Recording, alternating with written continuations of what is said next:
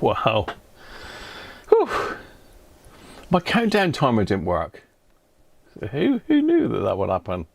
How are we doing? Oh, you can see my nice untidy bench here. Look. Oh dear. Should have covered that up really. Happy Halloween, everybody. I was going to mess about and do like a Halloween slide, and I had it all ready, but I just didn't get time to finish it. So never mind. Maybe next year. Oh dear. Saying that Halloween was Friday, wasn't it? So I can get away with that, I think. Hopefully everything's working. You can hear me. The speed is good. All the pictures are good. Did you hear the music on the intro this time? I hope you did. The intro and the starting soon slide. I'm hoping that's working and that you can see me. Maybe you can't. I don't know. But I can see me. And I can see my microphone levels going up and down. So, yes. Let's wait for everybody to come in and the chat to catch up. I didn't think there was much of a delay on it. So we'll wait for a few people to join. I've straightened this window up a bit this morning. That's one thing I managed to do. Music worked. Sound and vision good. Thank you, Tim, for that. I've got to look us up there, the camera. I haven't changed cameras around. That's something I was going to do, isn't it? So the music worked on the starting soon slide and the intro. That's great. Cheers for that, Tim. And unfortunately the countdown timer didn't work for some reason. I'm not sure why. Yeah, normally you just click on the refresh and it starts again, but it wouldn't for some reason. I really don't know what was going on with that. I mean, yeah, it just will not refresh. I'm just trying to refresh it now.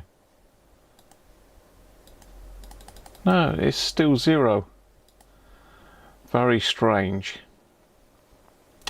Mind you, they have done a software update today. I haven't done the software update because I thought I tried it on my laptop and it killed the stream. So I thought, no, I'm going to mess with that.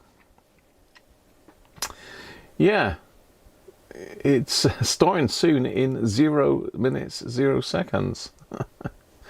It worked last week, but it's not working this week. How bizarre.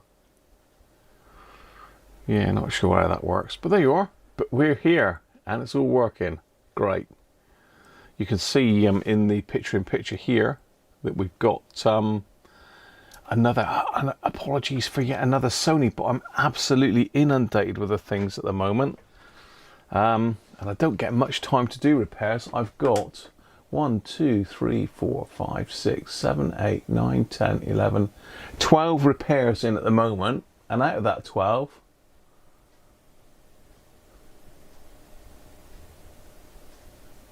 9 of them are Sonys. 9 out of 12. The only ones I've got that aren't is the Kenwood, which is a mate of mine's, that hi-fi amp, and the Dan set. All the rest is Sony. So, and I've got people sending them to me still, saying like, I need to send you this Sony. When can I send it? So, well, I'm still stacked out, but I want to send it. Don't send it. Right, let's catch up with the chat then, because everything seems to be working okay. So we've got Anthony in first, I believe. Then Aaron. Yeah, it's warm. How Mrs. Cruncher's put the heating on. I'm boiling up here. Doing some Oblivion, Aaron. Very nice. Tim's working on the theremin. I still haven't caught up with that, Tim. Apologies for that. Oh, that's a shame, Martin. Not joining us today. Joe's in.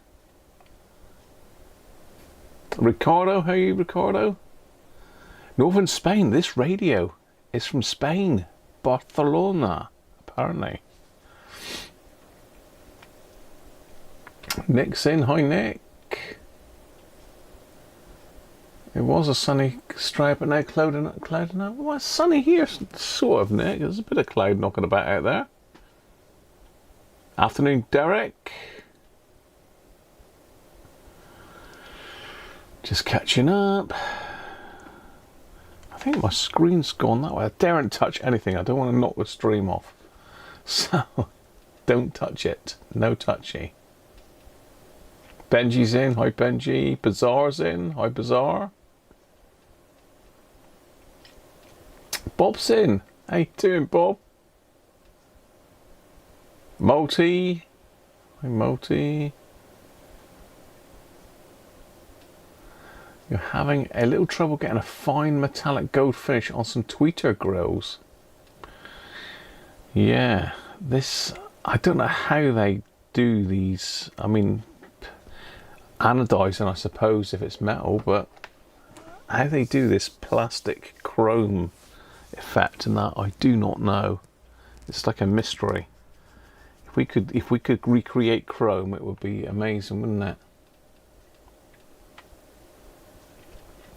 I think I'm up. Windows 11 updates. I'm doing every single Windows 11 update I can do, Aaron. Because it's like the latest state-of-the-art computer, I want to make sure it's kept up to date. I'm using Windows 11 Pro. Whether that makes any difference, I don't know. Tom and Susie, a dusting of snow.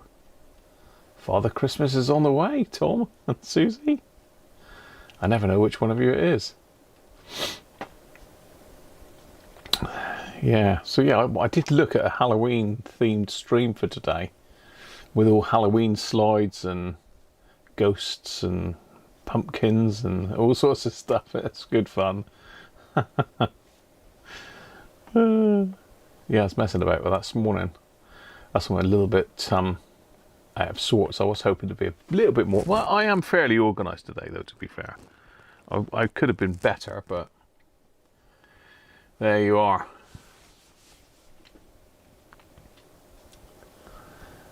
Decade box.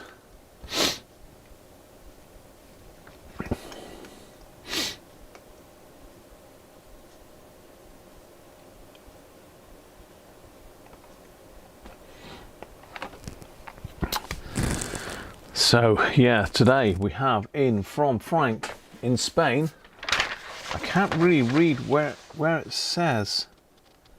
Valles, something San Cougar Valley. I can't read Frank's writing, unfortunately. But on the postage label it does say Barcelona. Sabadell, if that means anything to anybody. Sabadell, unless it came via Barcelona airport, I don't know.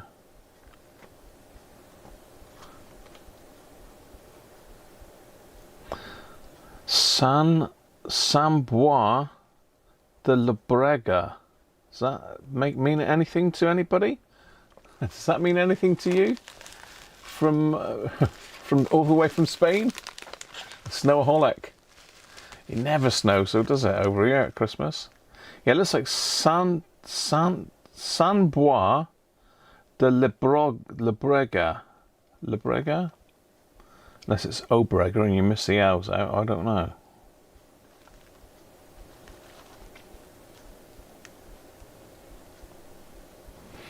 Yeah, pass. Anyway, it's from Spain, and it came with its little brother. It came with a little Pro 80 as well, look. So it's a 2-for-1 deal. Now the story is, I believe, that this one here started getting very warbly. I'll read you what Frank said. We all know the problem, but where are we? So I've had this in for a little while. It's not too long, actually. So the Pro 80 SW55 started motorboating. The Pro 80 is silent key, so that means it's dead, and the 55 is almost unusable. Frank is a fellow radio amateur, or radio ham. It's got a nice little competition call as well, by the looks of it.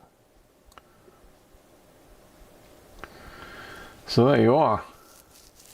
Yeah, you know it, Ricardo, do you? Sabadell?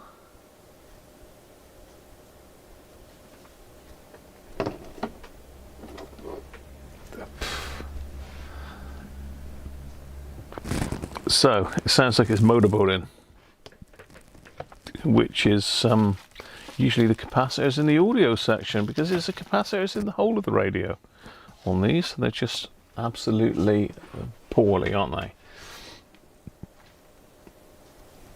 So let's have a quick look at what our main camera's set up like.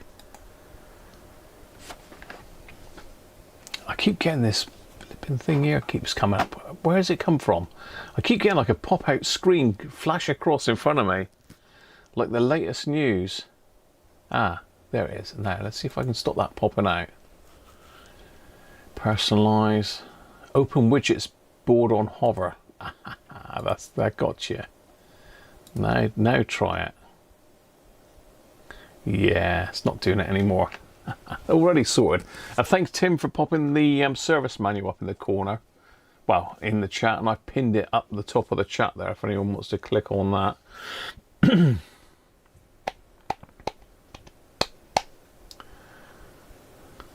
What's Benji up to? He's got...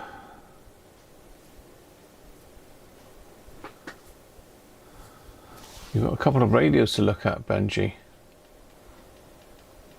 You've got Sansui 210, two B&O cassette decks. Those B&O cassette decks are a nightmare, Benji. Well, I looked at one for my neighbour. What a nightmare that is. Over-engineered to hell. There's a problem in the Dolby circuit, I think, that was pulling it down. But, yeah, all good stuff. Square supercap model, what, the SW55, I believe it is. Don't know. I can't remember off the top of my head. I have got a few knocking about here. I tend to buy them in if I can get them cheap for spares, but I've also got a new keyboard as well. Look, a nice new wireless keyboard, cheap, but I can come here and type now because it is wireless. It's got pretty lights on it as well. I'll probably knock the chat off or something. It's got all sorts of pretty lights on it. I don't know if you can see that or not. Different light modes. I don't know why it needs that, but it can do with a bit of light because it shows through the keys. So yeah, picked that up this week because my other keyboard was massive and it was hanging over either side of my little desk here that I use for streaming. Anyway, let's get on to the main camera and we'll have a look at this thing. I haven't unpacked it yet. This is literally how it's come in. It's come in its original box. There's Frank's radio amateur call sign, EA3 for those that are in the know.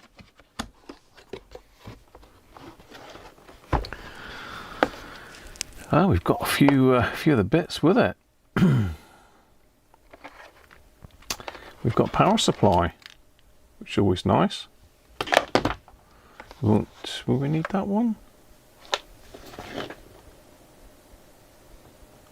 What's the power supply in Spain then? I thought it was 110. I thought it was 110 in Spain. I don't know, but this says this is set on the 240 position.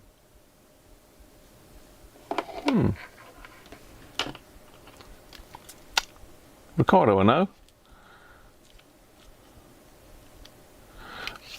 It might be 240. I really don't know.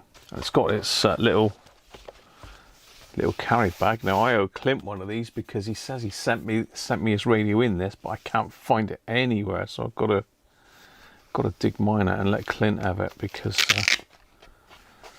yeah.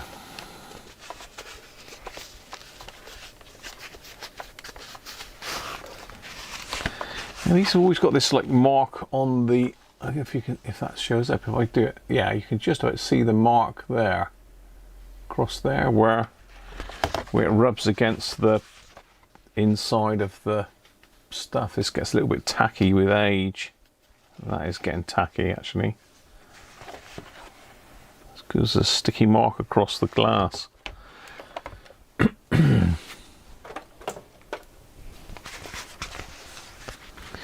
So So that's staying in the box. We've also got what we've got in the top here. So we've got the original operating instructions, and they're quite lumpy, that. Very lumpy. A quick reference for timer and alarm. Preset frequency list.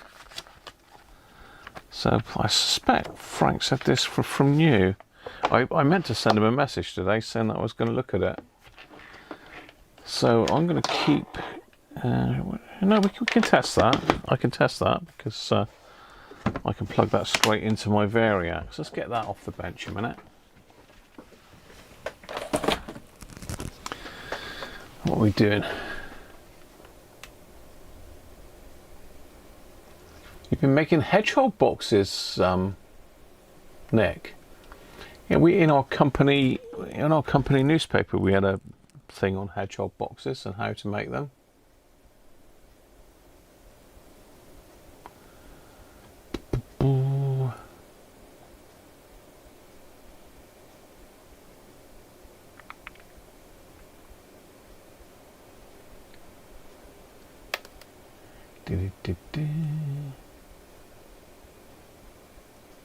It's 2:30, is it? Bizarre.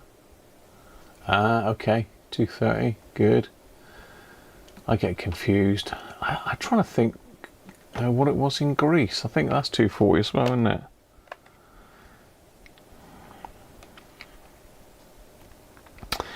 Right, let's have a look then. Let's see what it's doing.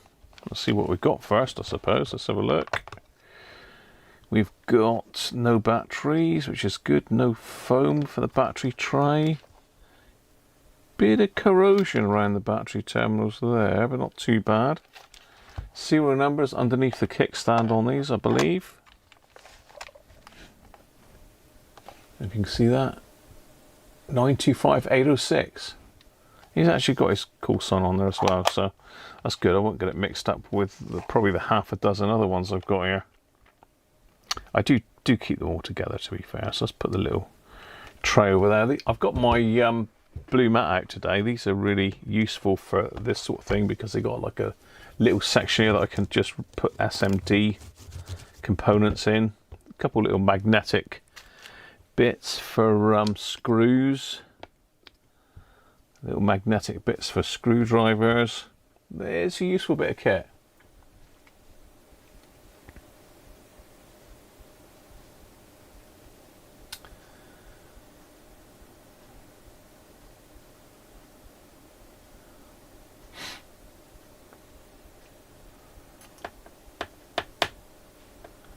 In my company newspaper, what's that, Joe? Oh yes, yeah, not my company personally, the company I work for. They give us like a, I think it's a quarterly magazine thing, and there was just a, what did I touch that for? It's all sticky. There was a thing on how to make hedgehog boxes.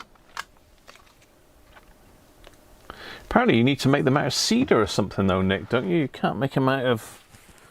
It's got to be an exterior timber. I think they said cedar or... I'm trying to think the other one that it was. Cedar or ash or something like that, I think. Or was it spruce? I'm not sure. But you can't stain them and that. They did say you can upturn a storage bin and just cut a slot in it for them as well. All for saving the hedgehogs. We used to have quite a few here, but next door's got a cat now, so I don't expect we'll see as many. Right, let's plug this into my Variac a minute, and we'll plug it in and see what this thing does.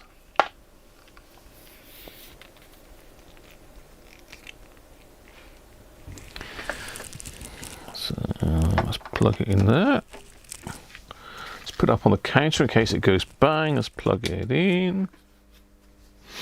My Variac's got like a two-prong cigar lighter socket in it, which is quite useful. So I can plug these in without having an adapter.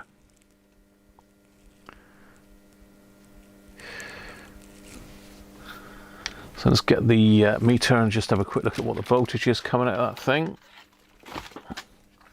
Don't want to kill something dead before we start, do we?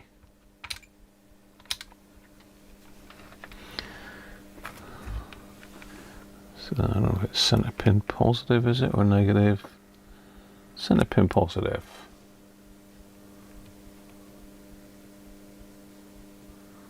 .448 volts. Well, it should be 6, so that's fine. We can safely plug that in.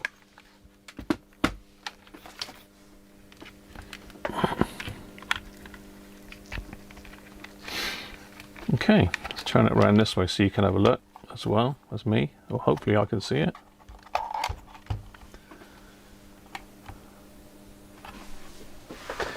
Let's get you in a bit closer.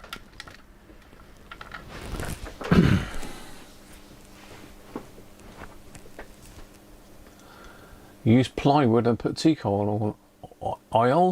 Teak oil. Yeah, I mean, you could get exterior ply, can't you? That's probably a better bet, Nick. So you can see we've got our clock display come up. So you've got to slide this thing up and then push the button. Then it does a calibrate.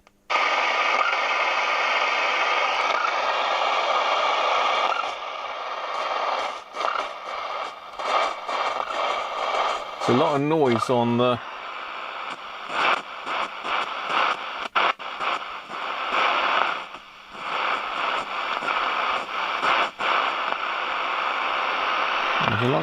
that. Let's try 198.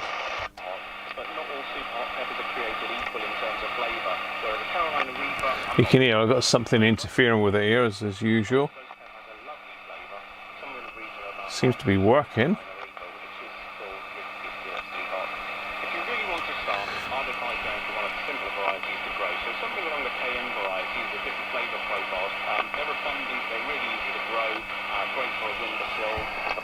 Yeah, there's a charger going. I expect it's this one here. You can, there you go. Yeah, it's my battery charger. LED lighting, you know, a nice full spectrum LED light above your plants will give you all of that light if you're not in a well-lit area that your plants need. I don't know whether it doesn't sound like a scratchy pot. It might even have some voltage on it. Don't know. No, it's still working, isn't it? Let's try FM.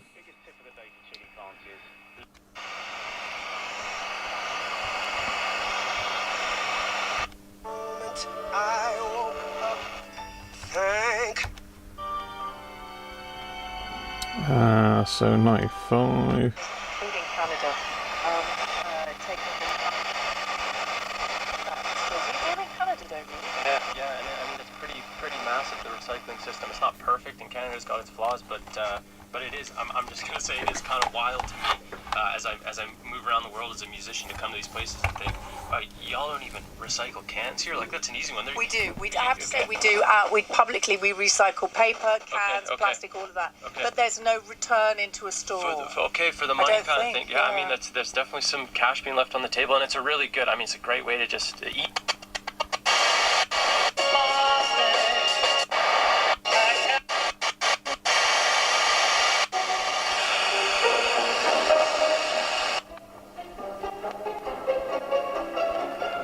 Well, it's on frequency anyway, so what we need to check is SSB. So what is voltmeters? Is it 5508? Hang on, I've got to go to AM. With the bird feeder, your bird feeder, it was really effective in keeping the squirrels away. But my guess is 5508, is it? Or is it 5505?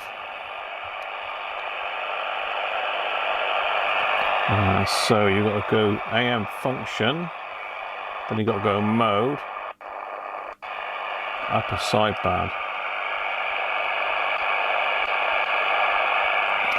Let's get an aerial and see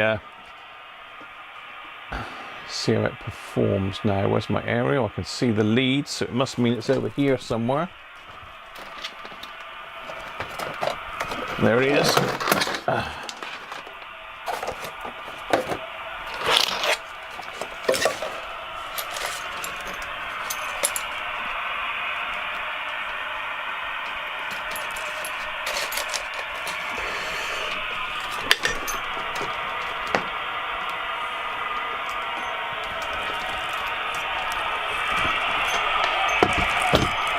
I can hear something.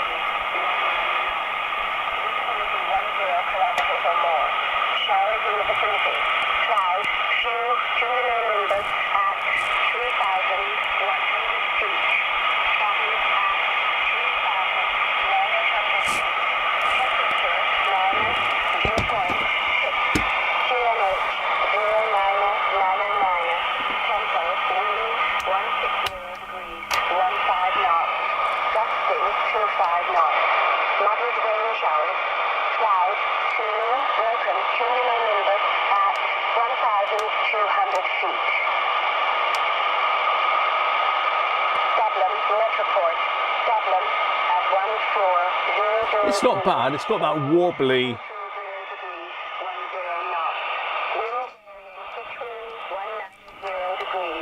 Oh. At 0 volume, it's still got. So as you turn it up, it's got no volume. And then you hit volume, and you turn it down, and it's got volume.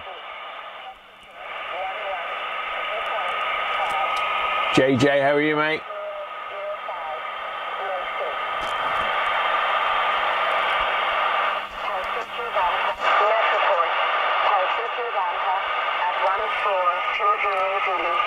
Well, let's try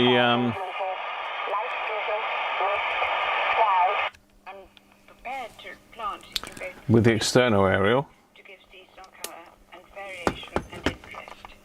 Okay, so enjoyment not just for you but for the passers-by as well. Yes. Very generous. It's doing some sort of weird thing there. It sounds like it's dying, doesn't it?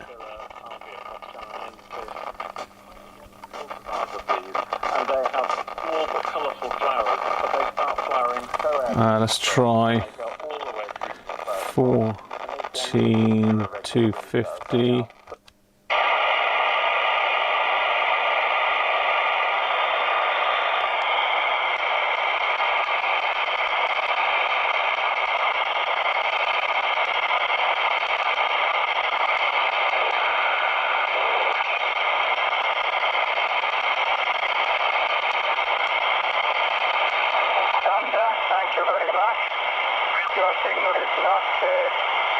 It's got that wobbly audio.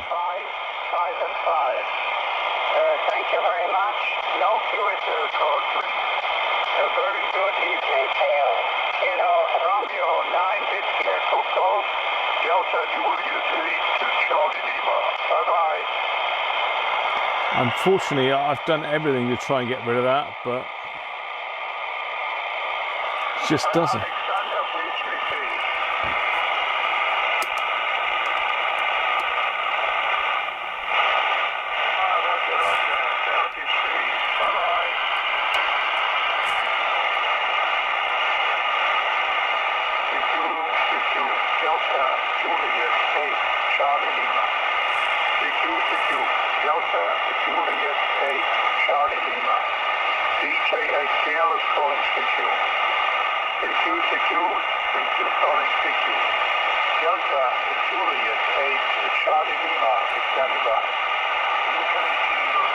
Delta Juliet, is that Germany?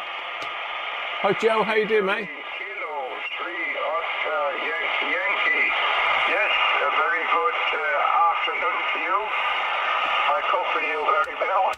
In Germany, I'm about 120 kilometers southwest of Hanover. See, on the lowest 20 kilometers southwest of Hanover. sensitivity, it's actually quite readable. Rainer, Romeo, Alpha, India, November, Echo, Romeo, Rainer, India, Kilo 3, Oscar, Yankee, Delta, Juliet, 8, Charlie. That's Italy, I think. It's working. It's actually working all right.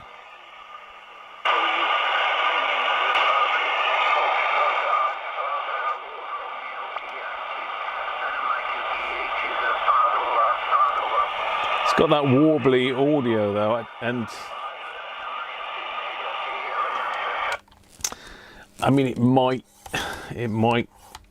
sort it, but it's going to need a recap if it's not been done. I don't think it's been done, but that's a good baseline. It is working. It is working. It's working on SSB. It's working on AM and FM. Let's pop that over with Frank's other bits and pieces. Let's just catch up with the chat a minute, and then we'll crack on. We'll get this done.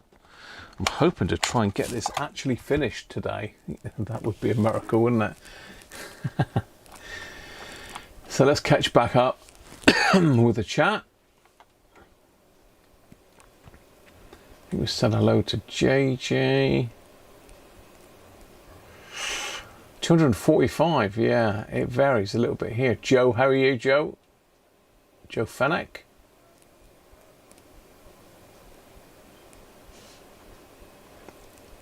Anthony's back.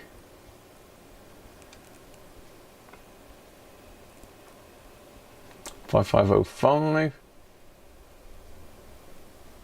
Someone been electrocuted by an electrician.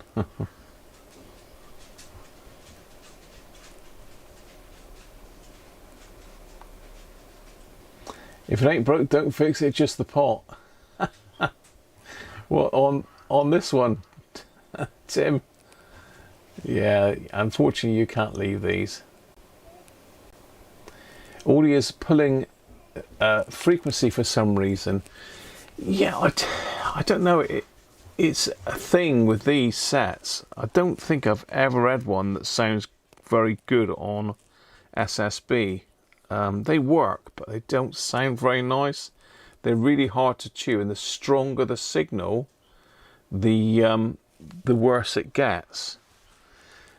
It's almost like it's overloading it. It's weird, but I spent hours and hours on Clint's trying to improve it, and I couldn't get it. Well, I got it a little bit better, but I just couldn't get it any better. So there's one other essential thing we've got to do before we start on this radio, and that is, of course, we've got to pop a finger in, haven't we? Because Mrs. Cruncher bought me one, especially to pop in today, look, for you. It looks like all of my stuff around the screen is all lined up a bit better as well. So things are going good with the stream. Touch wood, touch plywood. So let's pop the top off the finger. Let's get it in.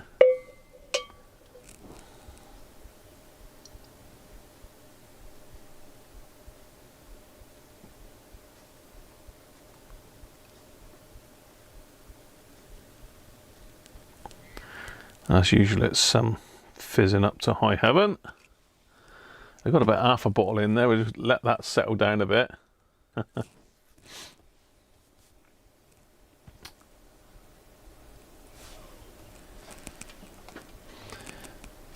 Okay, so JJ is saying that the AVC or ALC is kicking in when you amplify it. Joe's saying BFO pitch wiggling. I mean, Tim has popped a copy of the service manual up there. It's pinned at the top of the chat if anyone wants to have a look through. And to diagnose it, it reminds you of the Texan you got with Wobbly SSB. It's the worst ever one I had here was a Grundig. I can't remember which model it was now. It's one of the newer ones, sort of this sort of size. And that sounded shocking. I couldn't really listen to the SSB on it. You know the show's coming to life when the finger's applied. I've got to have something to help me get through, Dave. You know that. I need to get the finger in, and I'm on my way then. Cheers, everybody. Feels better already. Bit metallic-y, actually.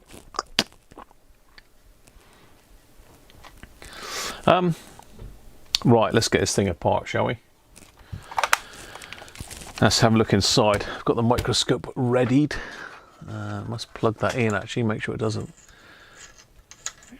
cut the stream off. Shouldn't have said that, should I?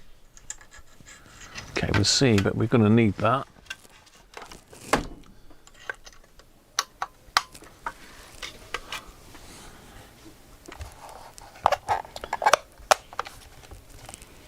Right, Japanese screwdrivers for Japanese set. These are actually quite easy to get apart.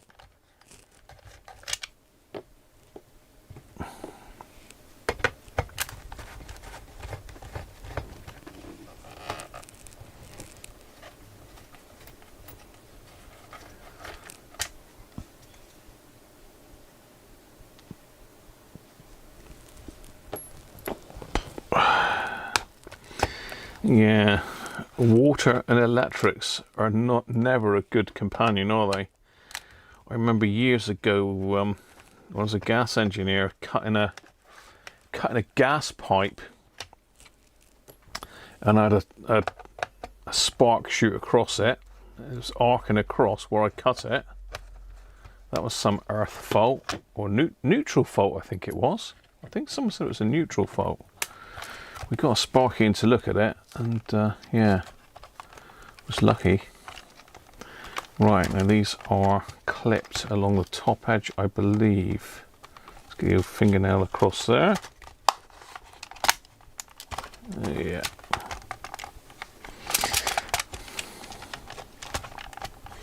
You're going to behave and come apart nicely? No, you're not, are you?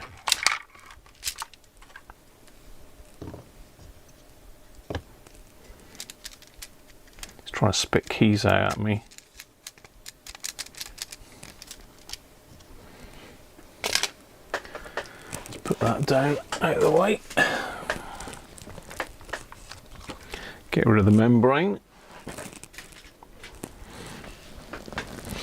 It should come out the back, but it doesn't want to.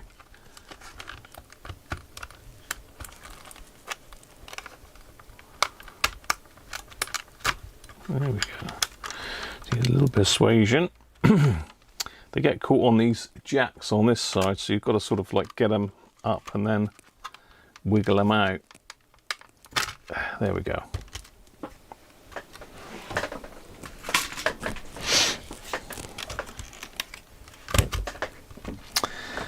Now, is this... No, this is one of the earlier ones. Right, looking inside. First impressions, it doesn't look too bad. There's a little bit of battery acid there. Let's get the overhead camera in. Seeing as you've got it now, we can get it underneath that for a, so you can have a close-up look. So somewhere I've got a button for overhead camera. There it is. Seems to be the same, isn't it? It's the same, isn't it? Elmo, what are you doing, Elmo? Let me just refresh Elmo a minute.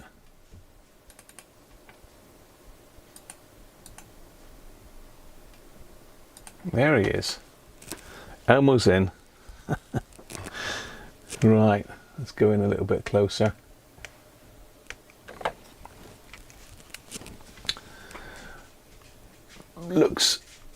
sort of okay, doesn't it? I've got autofocus switched on. There you are. Done it too bad. First impressions. No obvious nastiness knocking about that I can see. Doesn't look like anyone's been in here before because the aerial wires don't look like they've been unsoldered. You can't really get one of these boards out without doing that.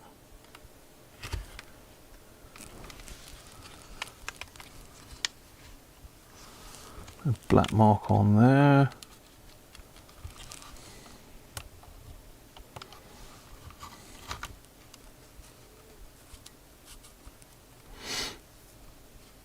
Yeah, it's looking all right. I don't think anyone's been in here. Just good.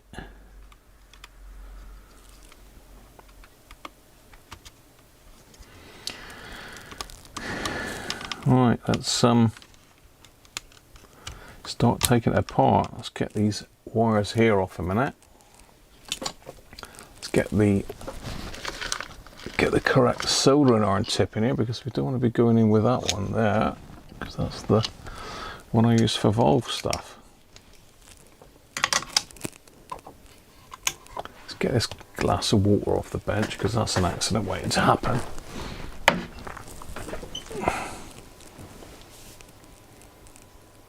Only 6 likes, JJ. No, come on. Hit the button. Hit the like button.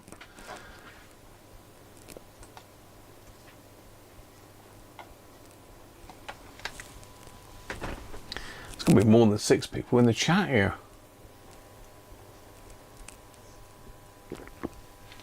Nice. Right. Get some tweezers, not those massive great ones. Where's my nice ones? Oh, we'll use these.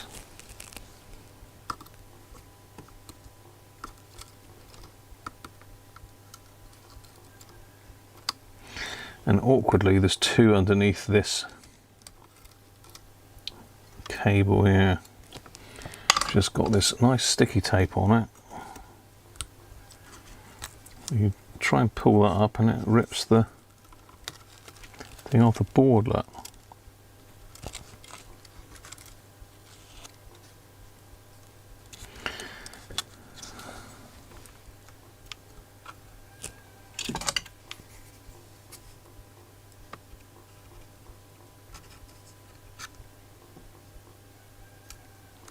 That one. And that one. There we go. That's them off. Let's go back to the main camera. So they're not screwed in, these are just on these plastic like claw clips.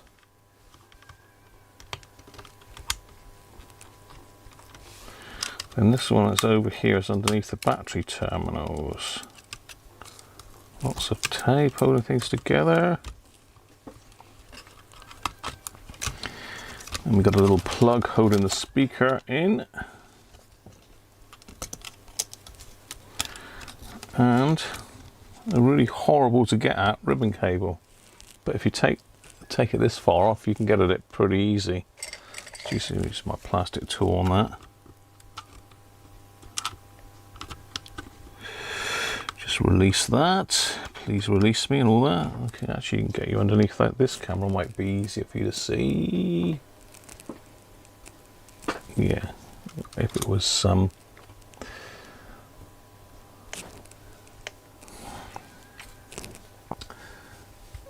so yeah, you've got this ribbon cable goes through the plastic here and over to this connector here. It's not going to come off, is it?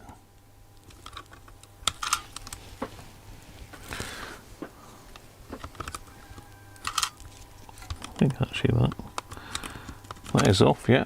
So it should just pull out. There we go. Boing. It's looking quite dull actually. Not a lot of shine on that, is there? So I might have to go over that with a fiberglass pencil. Maybe a smidge of deoxit. Anyway, let's put this one out of the way for now. I can't remember whether this has got a round, I think it's got a round backup battery in this one. I think someone was asking me just now. Yeah, it's on this side of the board anyway, underneath here somewhere. Let's go back to the main one. So that can go out of the way for a minute, because this is the bit that we need to concentrate on now. This is where all the fun is, and I can see, yeah, I can see where we've had some leakage here. Let's get the overhead camera back in just for a second. Can you see where it's all wet there? That's like green. It almost looks like it's melted the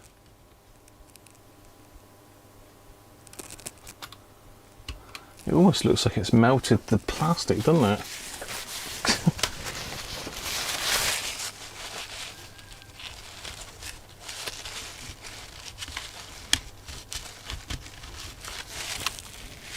Yeah. I don't know what that is.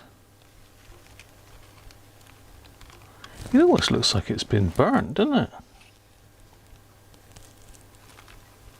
How strange. Oh well, we'll find out in a minute when we take the this underneath the microscope for a look.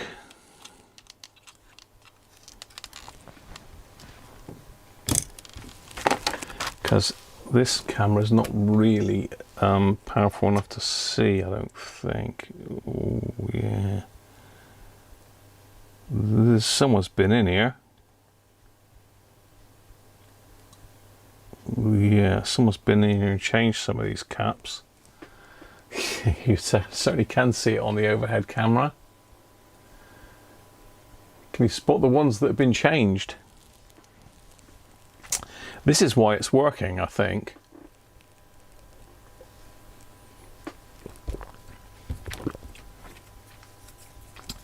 So basically these four here, 5 even, 1, 2, 3, 4, 5, have all been changed. They are not original. And you can sort of tell because they're burnt and they're not straight. Those two are original. These 3 are original, and this one over here is original. But those 4 have been changed. 5 even. Same over here. This side, again, that looks to me like it's all original.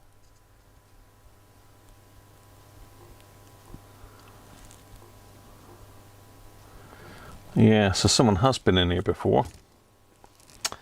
Oh well. Let's get the microscope down and we'll have a look. So I'll have a proper look now.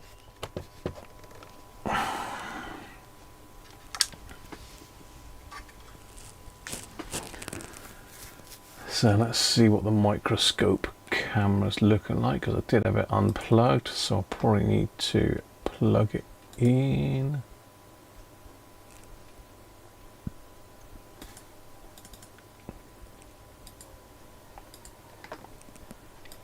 Yeah, there we go.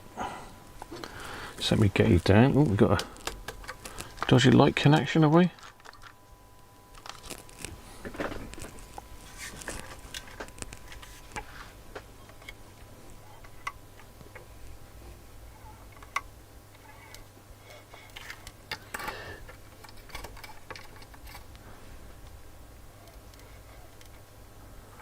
Okay, right, microscope.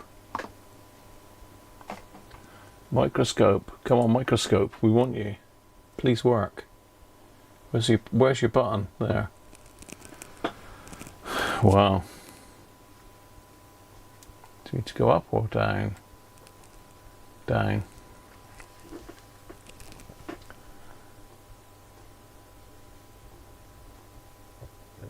Oh dear. So these are the ones that have been changed by the looks of it. No, yeah, they're in there. That one's a bit jaunty. I think maybe we've lost a trace on that one and someone's had to turn it around to move it up a little bit.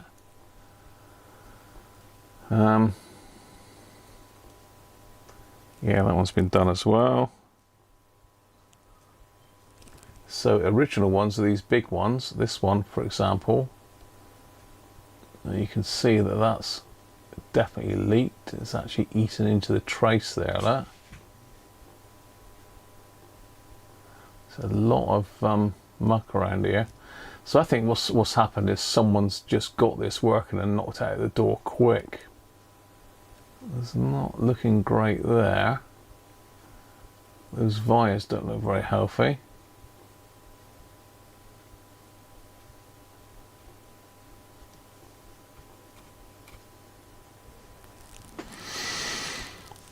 Right down here then.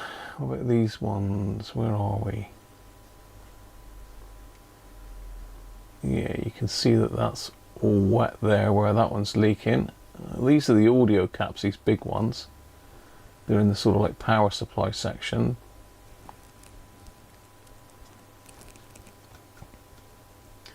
And this one's leaking as well. Look. So yeah, I don't think it's just a quick squirt in the... Let's just zoom out a little bit. Yeah, it's not just a quick squirt of switch cleaner in this one, I don't think. That is fairly bad. So I think this one here is going to be an issue. It's going to be an issue, isn't it? No. So I think we've lost a pad there, and yeah, I mean you can pretty much see, if I can zoom in, yeah, you can see the missing pad there, look, right on the end. You can see if I can point to it. There should be a pad there, but it's just circuit board. So that pad's gone, and they've attached it to this wire here, or this trace here, which looks like it's lifted as well. So that one's that one is definitely dodgy. This one, yeah.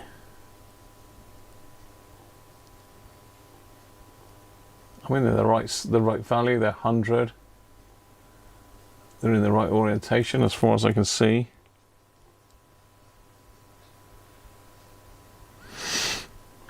How about these two here, the original ones? What are they like?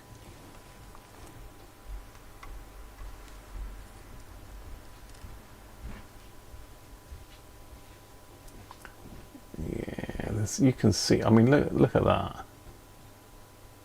And that's wet there. Oh dear. Right. Yeah. It's going to be fun. I've got a light out. Didn't turn my other light on over there. Oh well.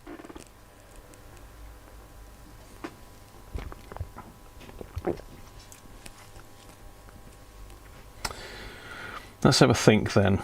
I can take all of those off with the hot air, no problem. It's only when you come across here you've got to be careful with hot air. There's one inside there as well, which is the DC to DC converter. I doubt whether that's been done, but definitely will need doing. Yeah, that's really, really dull, that edge connector there. Really dull. It's not quite as bad as Clint's though, but it is because someone's obviously had to go and lifted the traces on it. So let's pop these off here with the hot air then first. Do you want the overhead camera? That might be nice, so you might be able to see, and I can get in without my hand in the way then. Might as well make use of these cameras now we've got them back up and running. Shouldn't get in the way anyway, hopefully.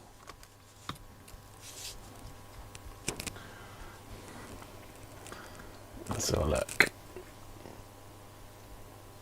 Yeah, you'll be able to see. Quite nice. It's better.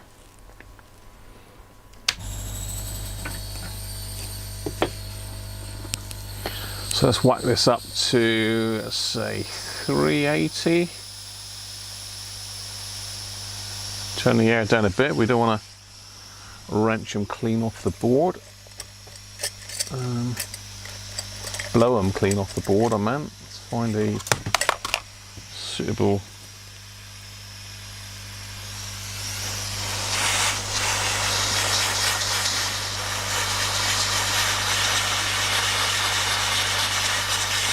going to generally heat the area up. Got loads of pictures of these, so I know pretty much which way around they go. The new ones should in theory come off easier.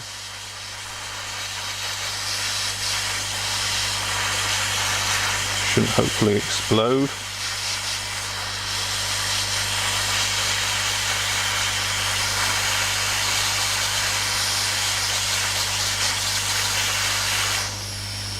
One.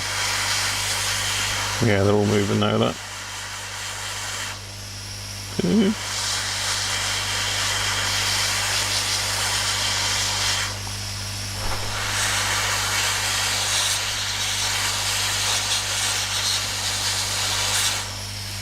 Ooh, that was nasty.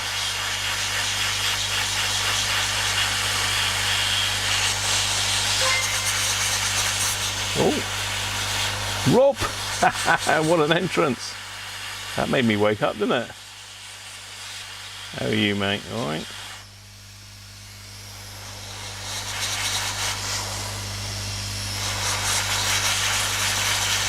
Again, we can get rid of these two. We'll keep those up. We're a little bit close to the plastics, those, so probably need to mask them up to get them off.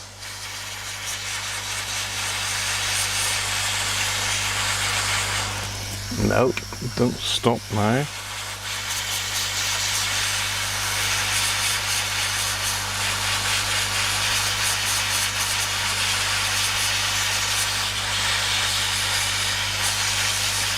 Come on. There we go. If you heat these up too much, they do explode, so if you want to have a go at this with hot air, just be careful. Until we get that one.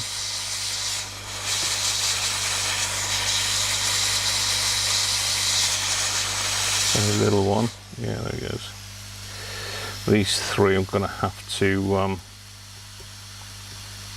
put some masking in between to get these off. I think that one might, but I don't want to melt the little plastic connectors here and the backs of these. So we should just put some protective tape on there.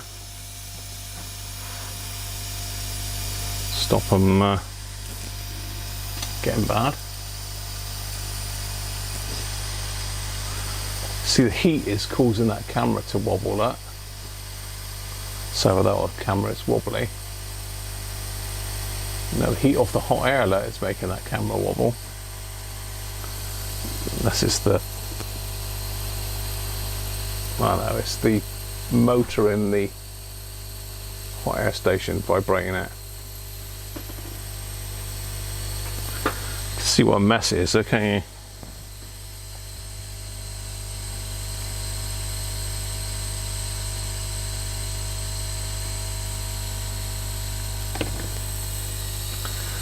Let's get a bit of isopropyl on that while we're there.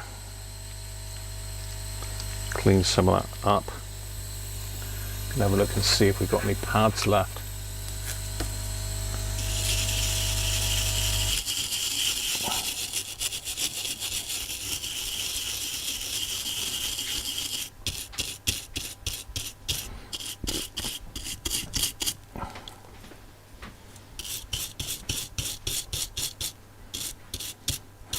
Well, I suspected we definitely have not got a pad there anymore.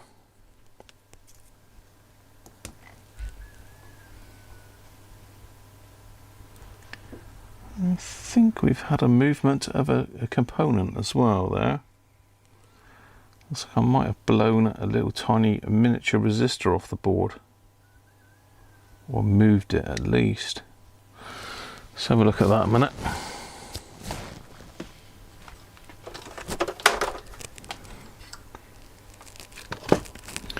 Always get those back first. Microscope.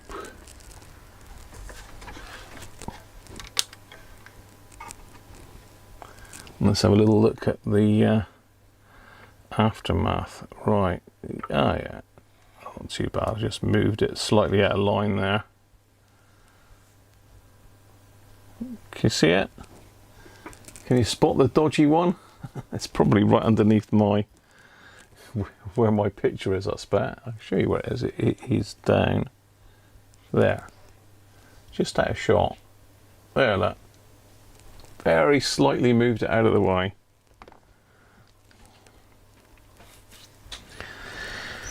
So I'll put that one back on in a minute.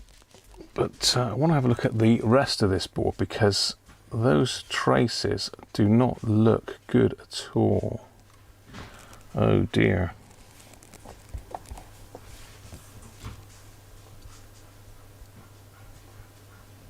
That one's hanging on by a whisper.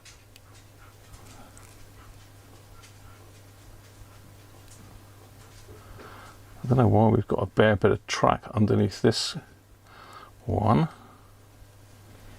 We've got some damage to the track there, potentially there.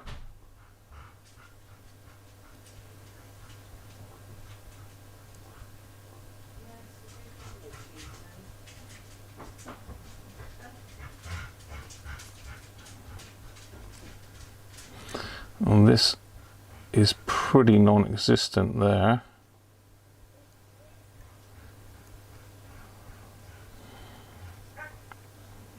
A lot of corrosion around this fire here, and that's really wet with electrolyte. So we're going to probably have to stick a wire through to the other side through there, because that, if it's holding now, it ain't going to be long. It's all that electrolyte is underneath that, so that's going to have to come off. And that's one that wasn't done, you know, but yeah, that's the worst track there. How's this? Because these usually get a hammering, but that's not too bad.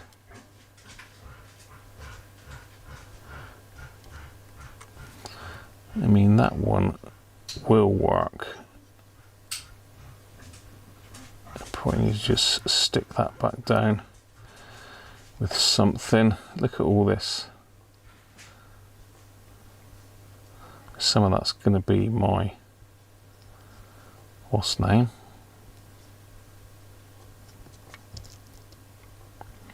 Yeah, damage there to the track. Soda masks come off there.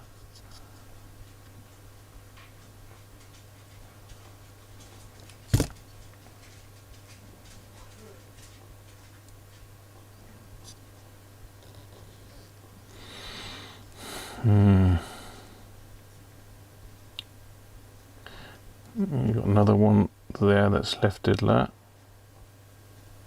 But again, that one should be alright. We'll clean all these up anyway and see where we are.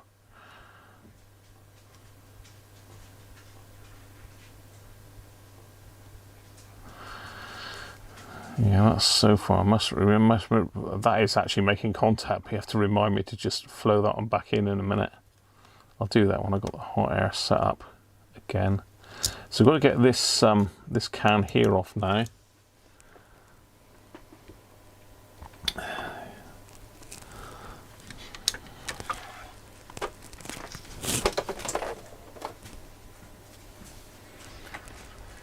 All right, how are we doing? How are we doing? You ran 7.5 kilometers, Rob. Very good.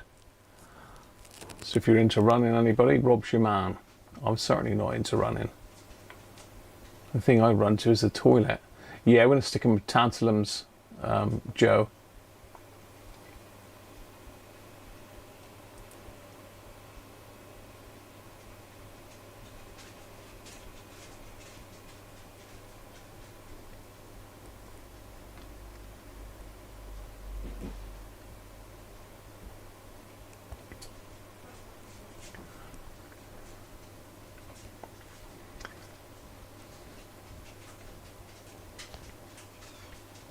Turning 66. Oh, actually, that reminds me of my birthday on Wednesday next week.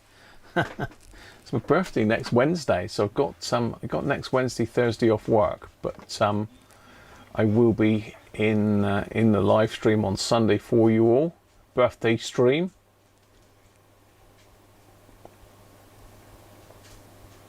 "62 hours to recover." I think you need to throw that watch away.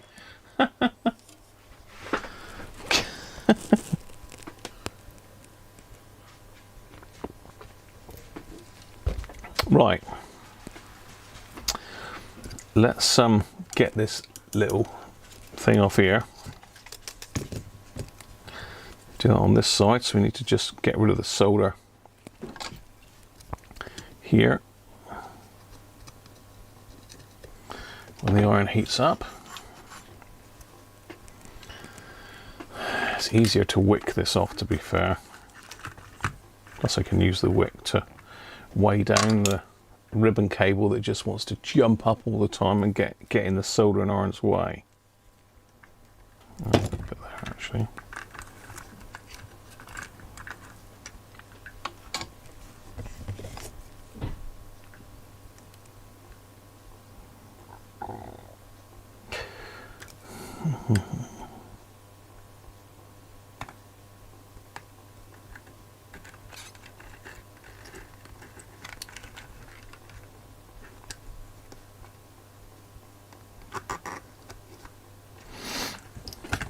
That side. See what I mean about that ribbon cable? It's a pain in the neck, isn't it?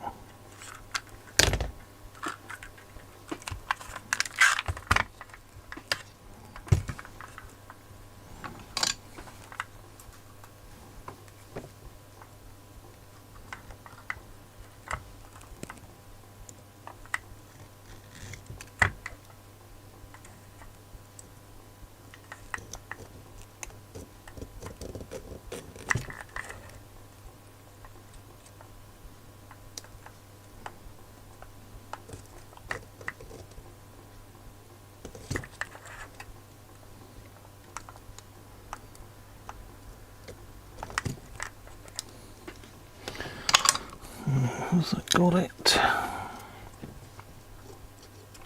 Yes, it's hot. It's hot, Graham. I always forget which way round these shields go, so I'm going to take a picture. It's probably the only picture I'll need to take for this. There, and there. What's that? Something's... Ah! That's crazy. The photos have just come up on my computer. Look, I've just took photos of my phone and they've jumped on the computer. Whoa, dear, oh dear. It's clever stuff, isn't it? That was rather hot.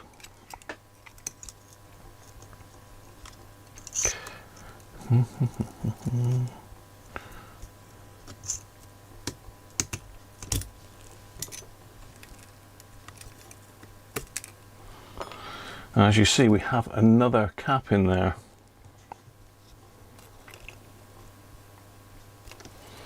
So another one to get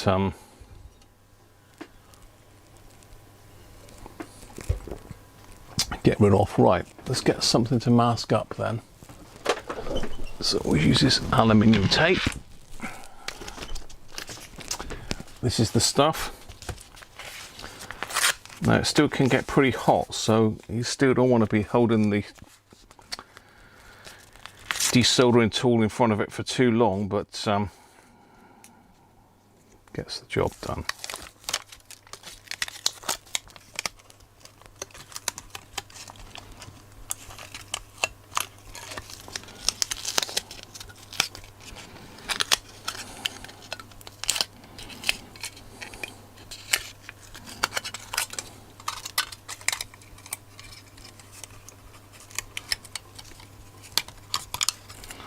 Make sure it goes right down to the board, covers all of that plastic up, like that.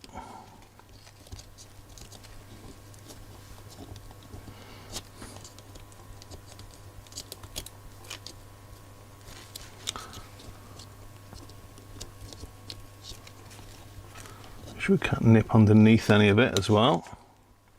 That's that bit. course, you could do the twist off on that, but these are there's a lot of corrosion on this board, so really you don't want to be twisting it off unless you've got no choice. Twisty. I'll use my big tool on it, as that chap said in my comments. It's a big tool. Oh dear. Can tell I've got no experience in any of this because I use too big a tool.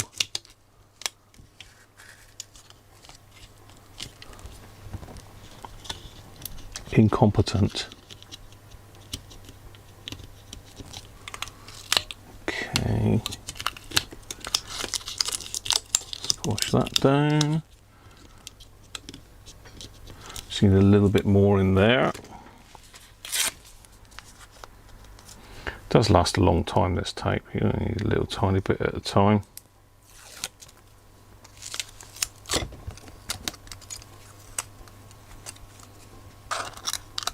So I could have twisted them off or cut them off with the pliers by the time I've done all this, but you get a neater job if it comes off like this, really, I suppose. There. All ready to go, and I can put that little component back on when we're in there.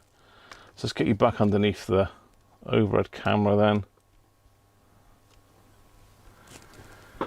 Let's give that a bit of an autofocus. Let's have a look what that looks like. Yeah, you can sort of see what I'm up to, can't you? Beep. Beep beep. Someone got a horn for Christmas. Right, let's get the light at a better angle. There, here, there, everywhere. Let's put this other light on actually as well. Oh, that's better. More light the better. Oh, hang on, I got some candles and cake and wine in there. Thank you, Derek. Good afternoon to you, mate, as well.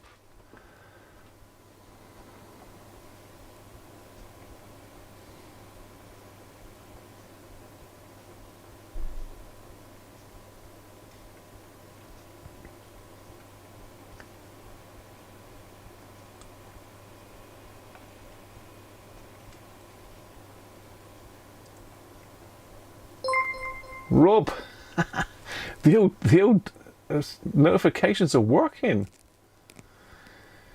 I think it comes up on the bottom here as well somehow, but yeah.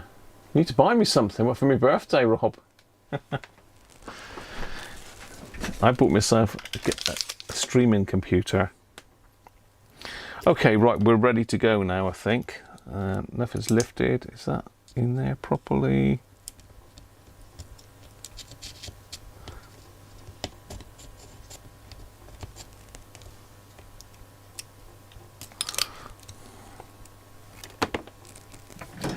Right, fire on the hole. Let's get going.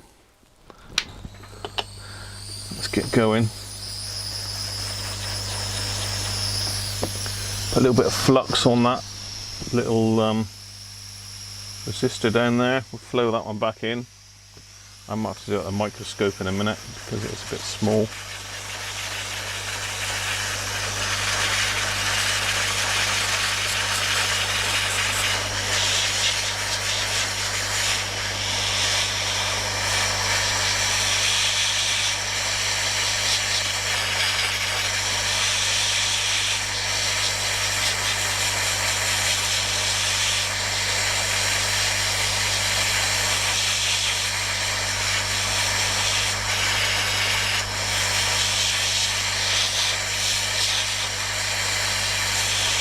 Come on.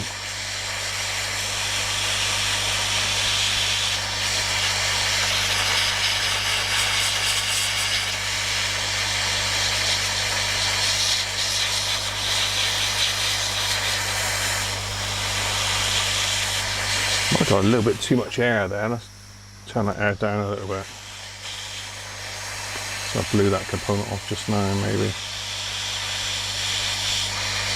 Come on. Cool, this one don't want to go. He's going. There he is.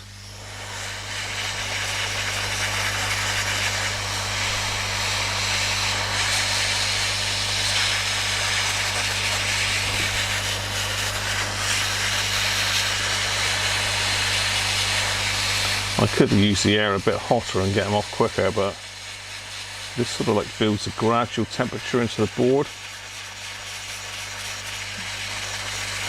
Saves shocking it too much, I suppose.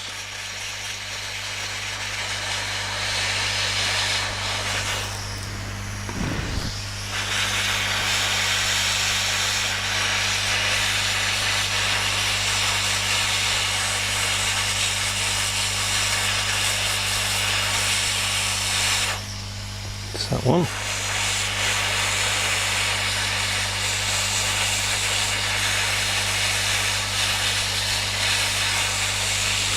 These are difficult to get off, these big ones, because they're quite bulky. They're quite a big thermal mass.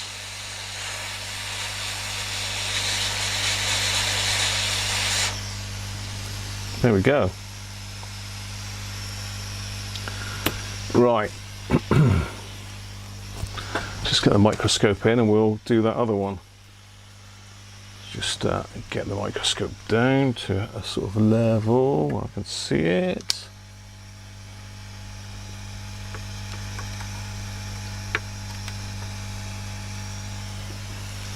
Switch the microscope. You can see lots of nastiness. Let's find my little thingamajig that I blew off the board. Where are you? This board's going to be pretty hot now. Surprising how hot it is. There we are.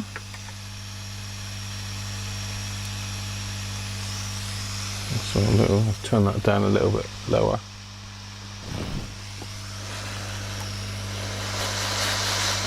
I'm hoping it'll just pop back on its own.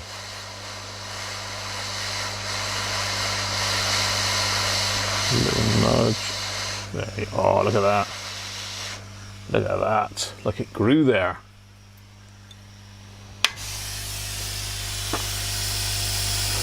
Oh, hello. It's glitching again. It's getting hot again. Let. Your microscope's glitching again. Microscope camera needed.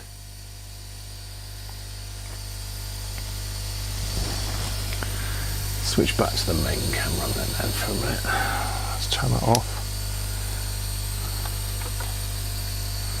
It might be the hot air on it as well, you never know.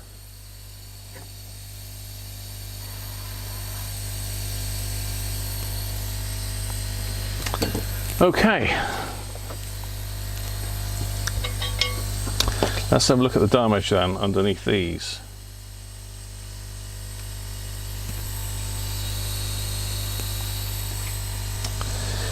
Let's have a look what we've got underneath here then.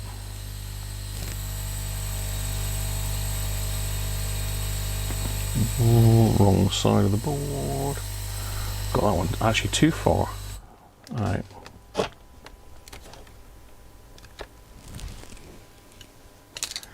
Yeah, that's pretty mucky, isn't it? That's pretty mucky.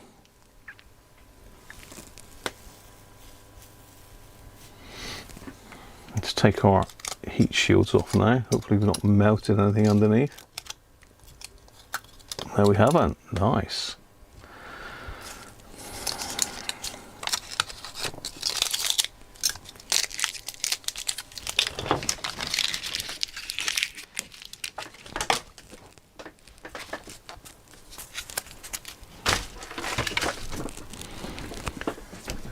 Right. Isopropyl, let's get rid of some of this muck, then we'll wick the stuff off the board.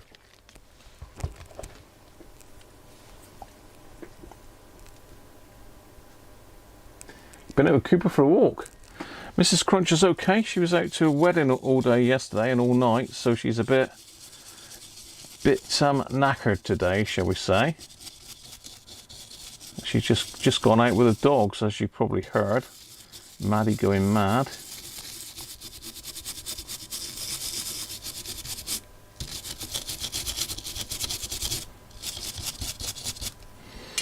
Yeah, it's quite a bit of trace damage here.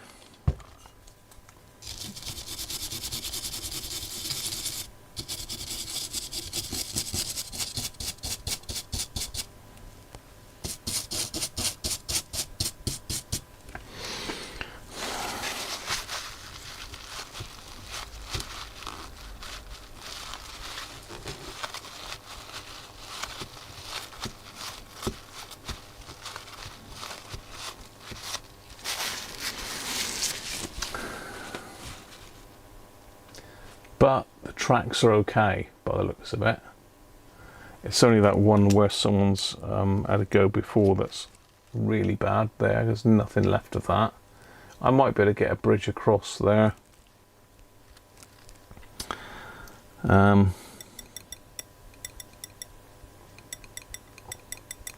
We need to check out some of these wires though, because what you don't want to do is put all this back together and end up having to pull all the caps back off again because you can't get to the wires. Some of them are actually underneath the capacitors on this board, which is a bit crazy, but you know, that's what they had to do when they designed the board, I suppose.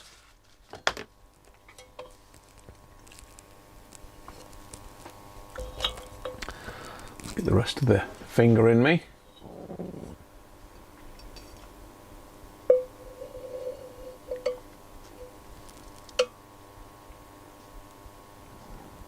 Part searches.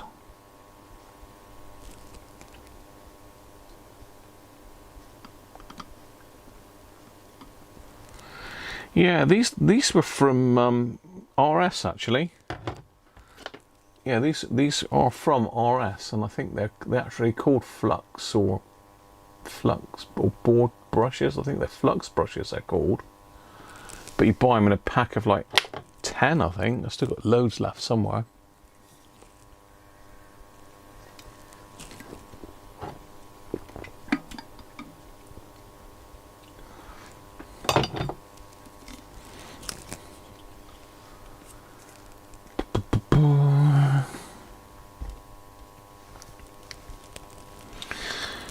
Okay, I do need to get the microscope back in because I need to have a really close look now and a good old scraping. A bit of scraping to be done now. Actually, we will wick. What are you trying to say, Graham? We'll wick all of the old solder off a minute just to see exactly what the tracks are doing. A bit light-headed there. Is it me or is it a bit dark today?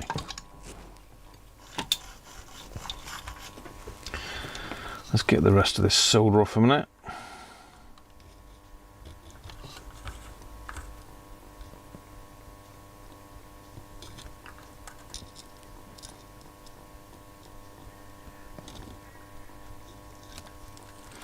That track didn't feel very good, that tray.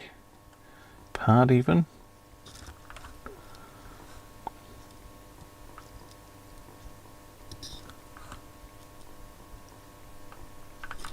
Oh yeah, that one's definitely gone. It's just hanging in there.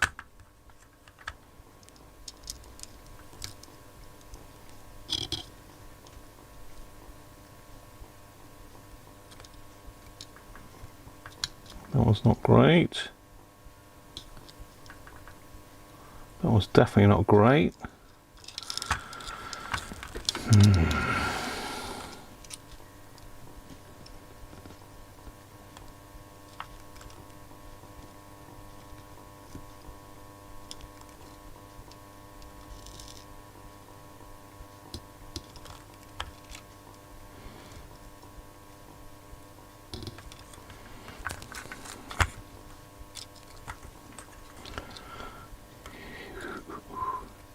Which one? Oh yeah, we're on the right camera.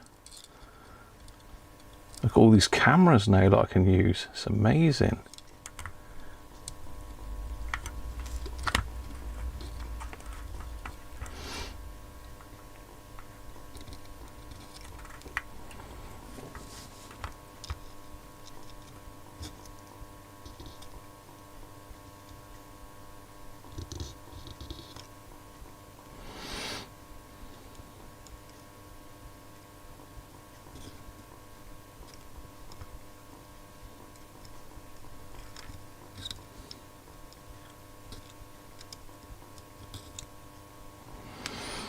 Okay, I tend to do this, I've always done this side of the board first because it's always the worst. Get the worst of it out of the way, isn't it? Then it's plain sailing from there in. Right, we need to switch to cotton buds now because we don't want to be lifting any of these pads. Now that I've got all the flux soy soda off of them. Let's get a bit of isopropyl and gently clean them.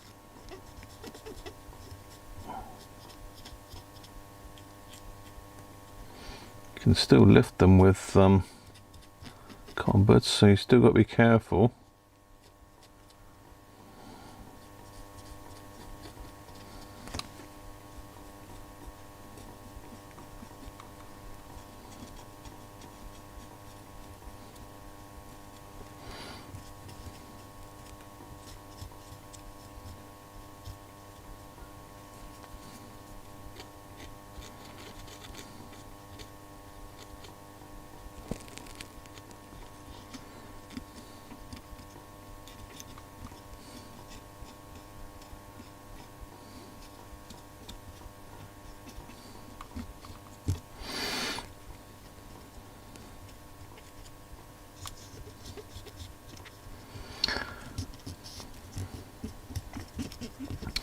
Now this is acidic, this stuff, so the isopropyl does neutralize it, whereas battery leakage is alkaline, so you need acid to neutralize it. Strange, I know, but that is the case.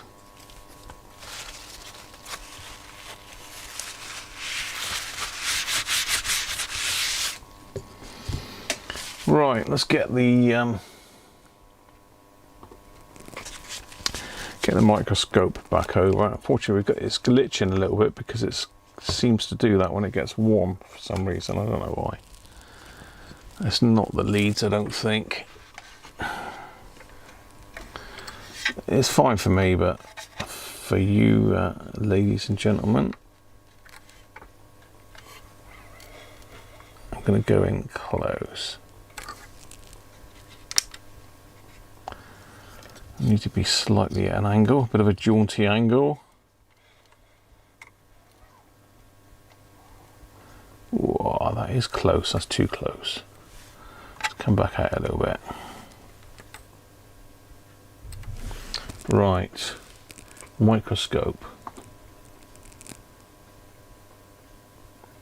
Our first pad of choice is this one.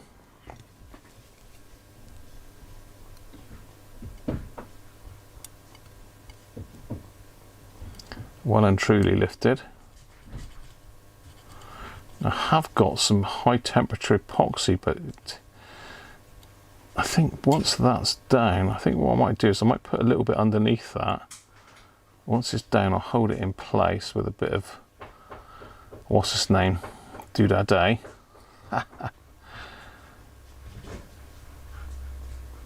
UV soda mask is the word I was looking for. I think mine's no good. So you can see this bit here, look. See the soda mask is lifted here. You've always got to just pop that off.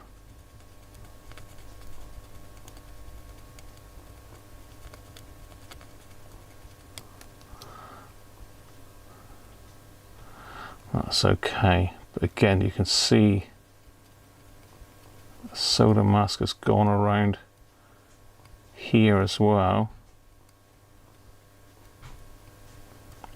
so you need to check continuity on all three of those vias, and there's also some vias underneath this chip, so I think we're going to have to pop this one off as well just to be sure, because you can see all these tracks here going in underneath this chip. I think there's 2 or 3 underneath there from memory. And I have had them go in the past. Okay, that's that. These don't look too bad. This one's bad.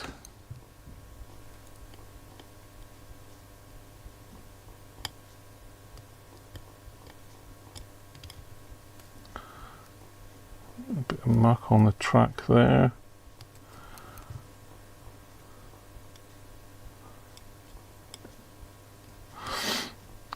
So what I might be able to do is do like a little coil of wire on there and just pop it onto that rather than attach the component to this.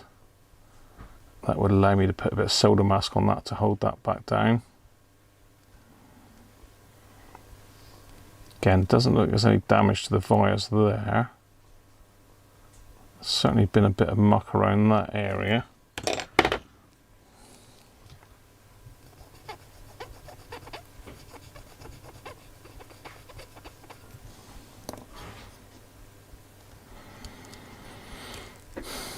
Let's go up this side of the board a minute. Let's get these out of the way. Actually, let's move the microscope back a bit.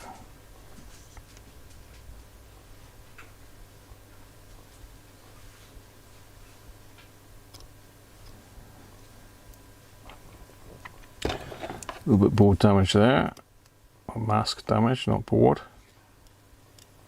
It's got underneath.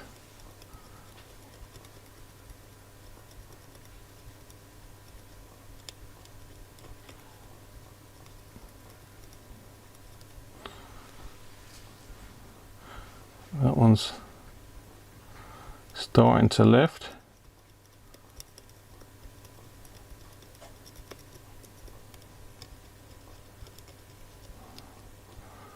Again, you can see that it's got underneath and there.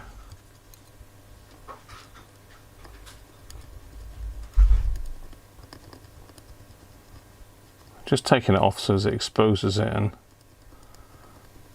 let's see isopropyl go in underneath, a little bit there. Pads are alright, that's the ones I took off. A little bit of, yes, we definitely need to check those wires there. That's probably a ground though, so I suspect that'll probably be okay. A bit crusty there, I need to just wick that off a bit better really.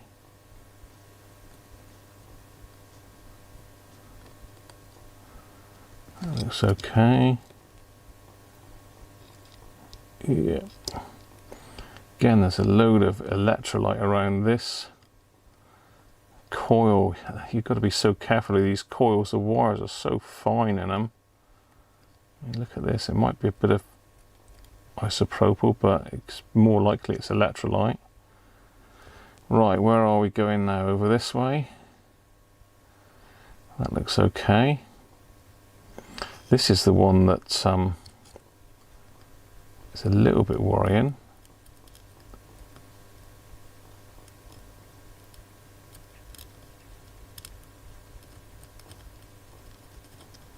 Yeah.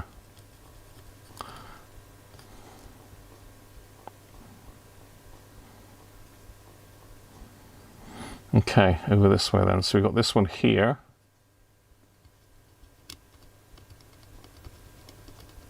Lifted, but looks okay.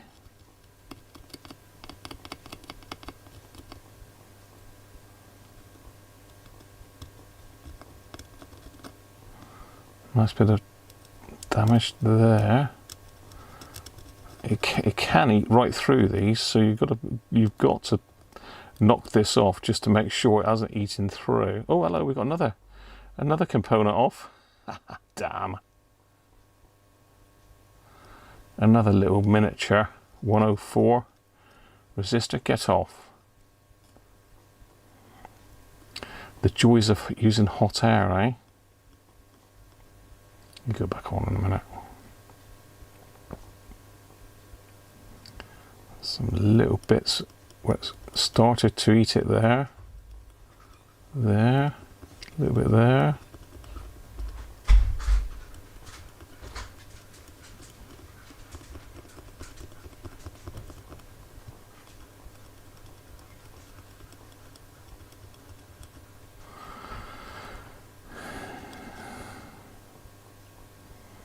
So again, there's electrolyte, but this is a nice big transformer there by the looks of it. That's not going to be a problem.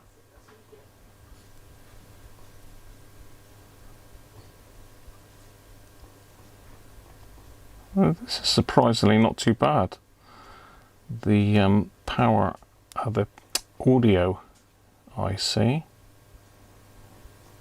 So it's a lot of muck gone down through there. Right, is that so? We need to see just over this way. So one of those there's the one I put back on. I think it was that one there, wasn't it? That's the other pads there, they're fine.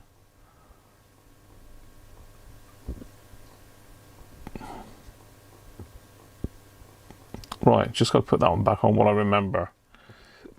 Otherwise there'll be all sorts of issues. Can you see that? Hopefully that wasn't out of focus all the time. But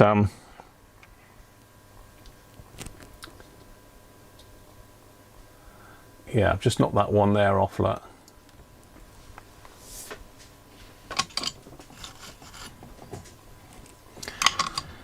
So I'm going to hold that with the tweezers because that will definitely blow everywhere.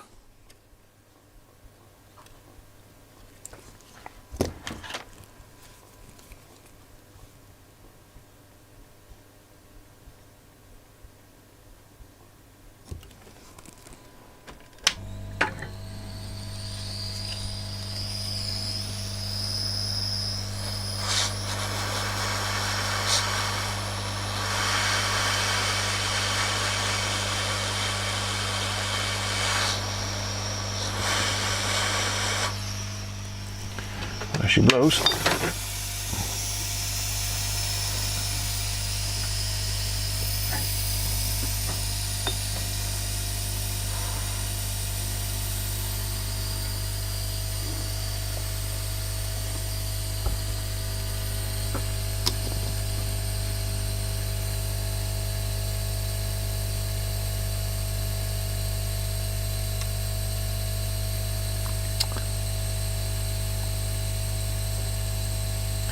Make sure we haven't knocked anything else off here.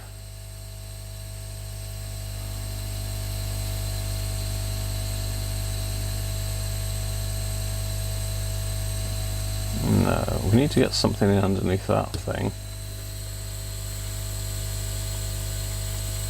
You can see how mucky that is in underneath there. To give that a good flushing through.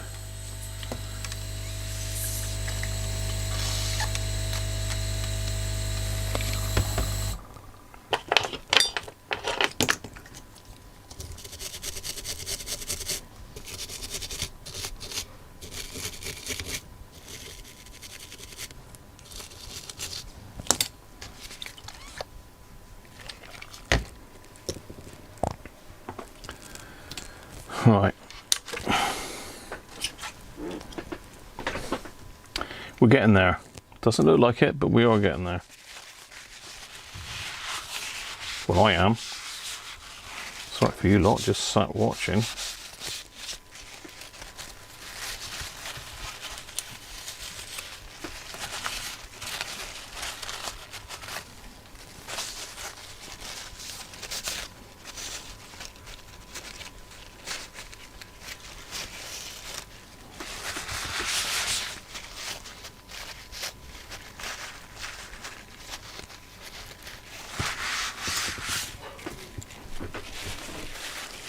Les, how you doing, mate? Down in Launceston again. Are you living down there now, Les? You've got to be living down there now. Paul's in. Hi, Danish. How are you? Anybody else I've missed? Shout.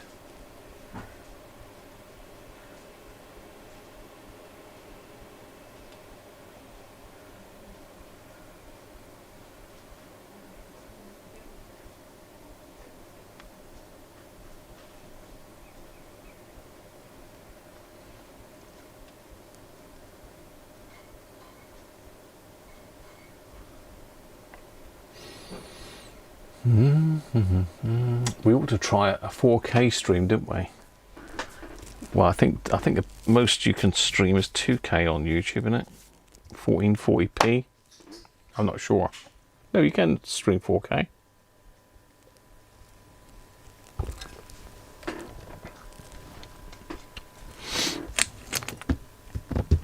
This is just the audio section we're doing here. Obviously, there's lots more fun and games. But we'll lift this little one here off that. what I'll do is I'll just run a bit of fresh solder on it. I just want to have a look at the wires underneath that, because they come out right underneath this here, which is an absolute nightmare.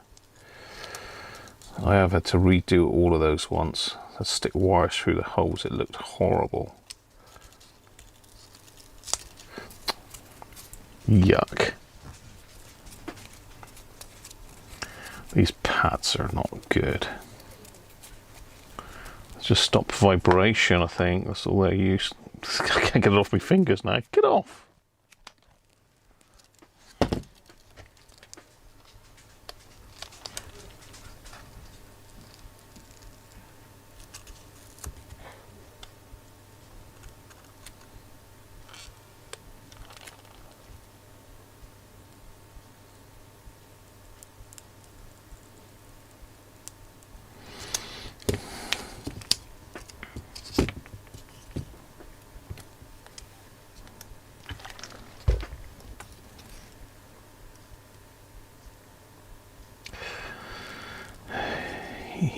Just want to look underneath this flat flex cable, that's called, isn't it? Not a ribbon cable. Flat flex. It doesn't look too bad, actually. I think we're going to be okay there. Let's get the microscope in just in case. But to me that doesn't look too bad. But that's the naked eye. The microscope's another story, isn't it? Where are we? Yeah, no, we don't need to take that off. Where's the microscope there? So can you see where all this writing is? That's those wires. I mean, that one there looks a bit crusty, doesn't it? But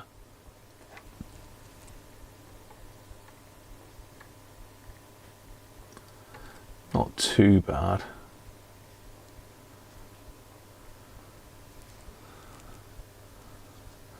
I think that's just paint, actually.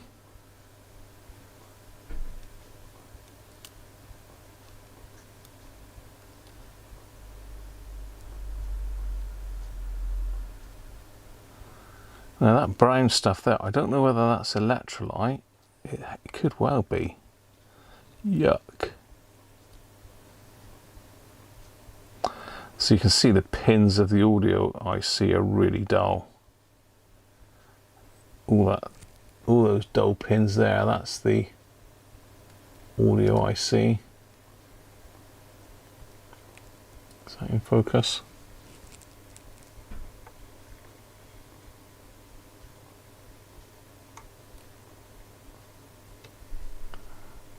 Yeah, there's a lot of muck come through there. But don't look too bad. Just zoom out. Where am I going here? Yeah.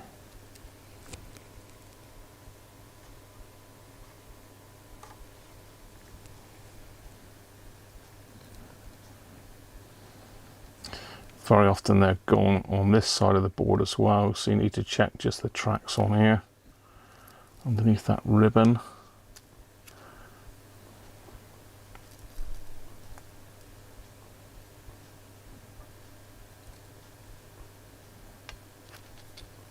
Looks okay though.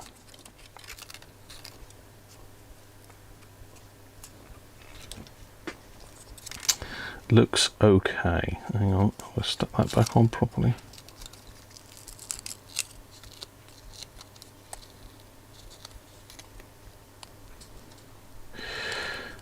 You can get the electrolyte underneath the ribbon cable, but I think we're okay on that one.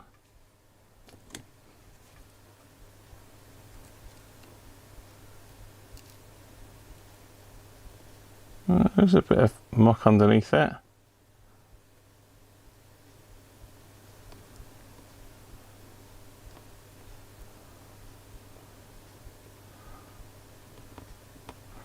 Just need to flush that through then with some alcohol as well. We've got a little bit there, look, where it's broken, the solder mask. It's under that bit. So delicate, these blimmin' ribbon cables. I hate the things.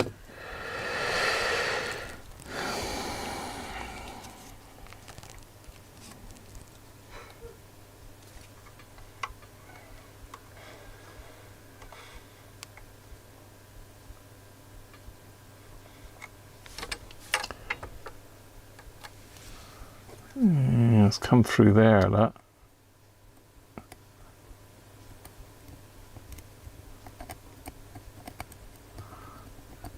It's definitely come through there and eaten away the mass. We need to check those two wires for sure.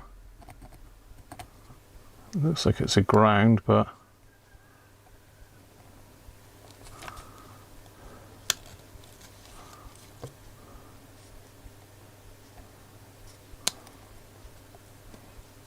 yuck.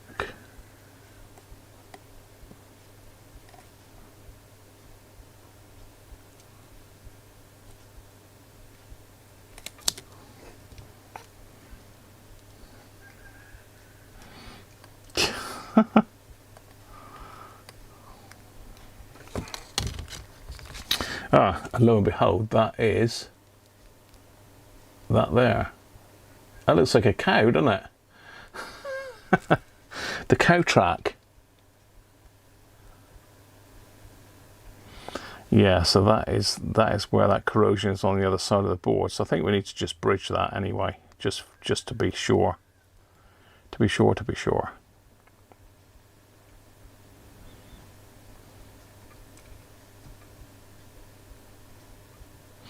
Right. Whew. A lot of work, more than I expected.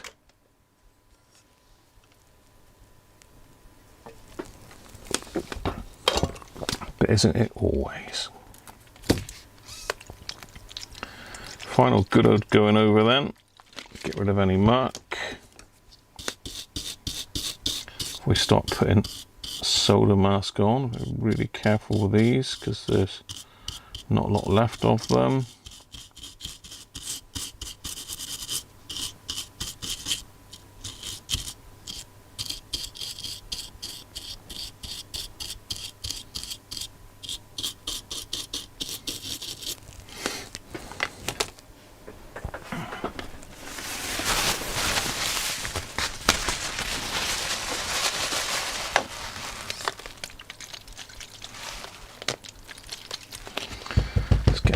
Contamination off. Nice clean board to mask up.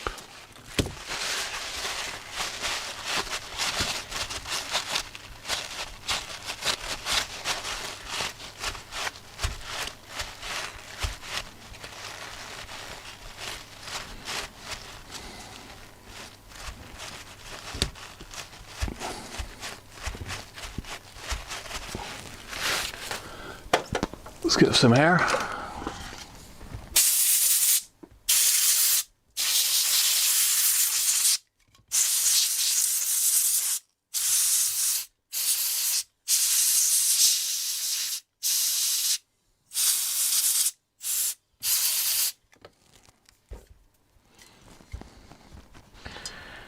Right, what we're going to use for that?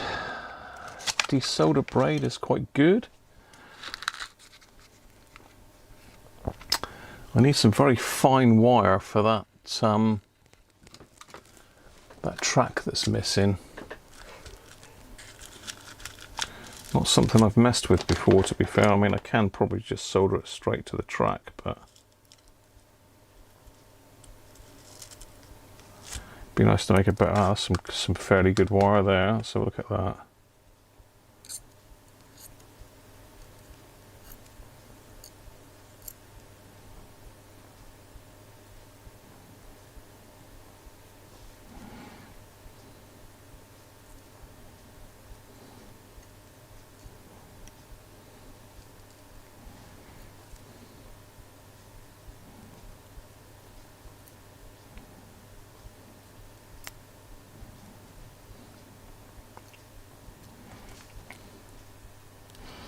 Will that give us a little pad to solder to?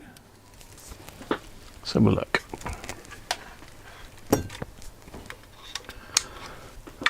Let's have a look if that will do.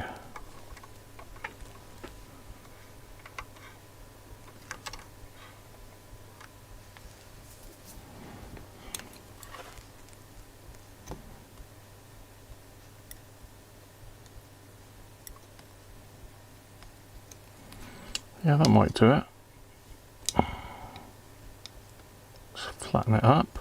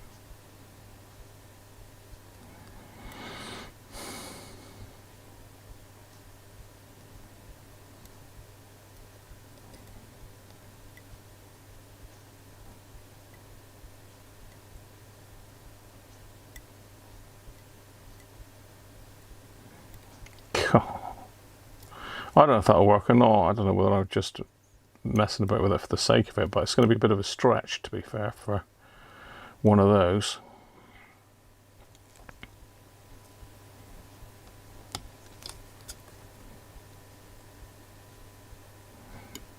What's it got a kink on it there?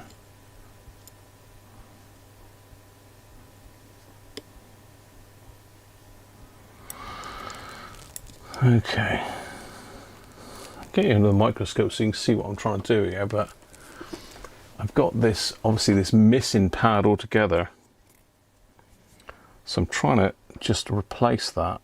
I mean, I could cut a little bit of copper, but I'm just thinking if I put a little coil there, not like that, but you know what I mean, sort of round that way a bit.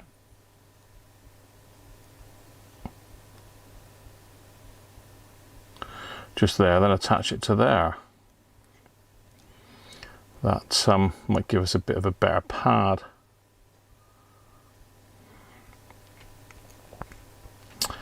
Then I'd have to stick it down with some epoxy or some solder mask. Let me just get 100 microfarad tantalum out a minute.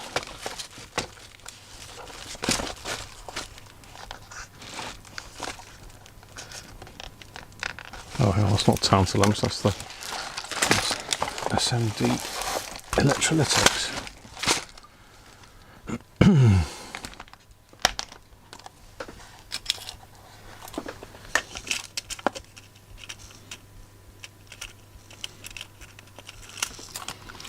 I wonder what size they were. 100 watt, 16 volt. Let me just have a look at the schematic a minute.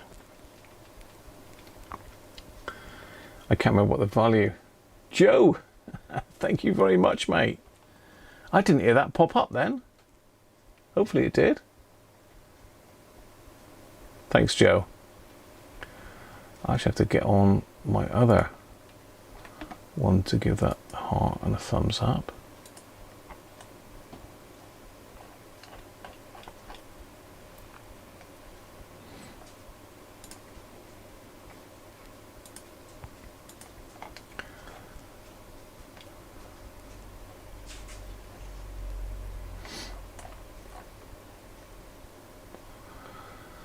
Right.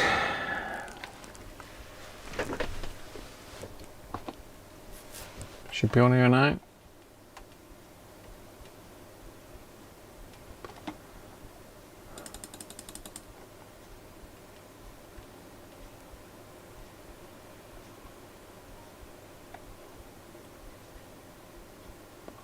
So the culprit is that one there, which is C.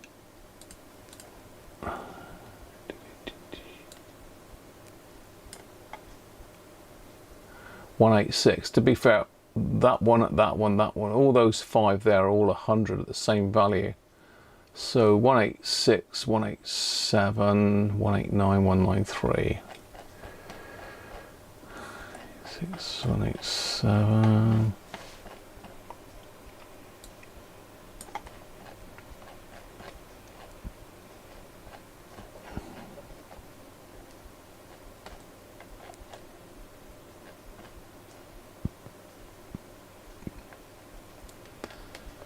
Yeah, 100 6.3 volts. Look, there we go.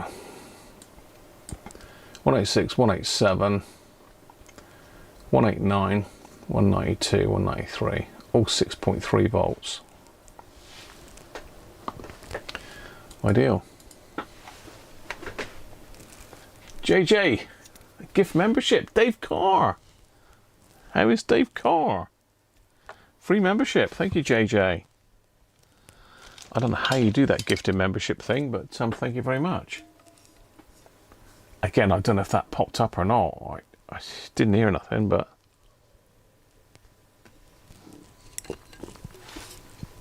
so they are all 10 at 6.3. How many have I got? Have I got enough? 100 at 6.3 even.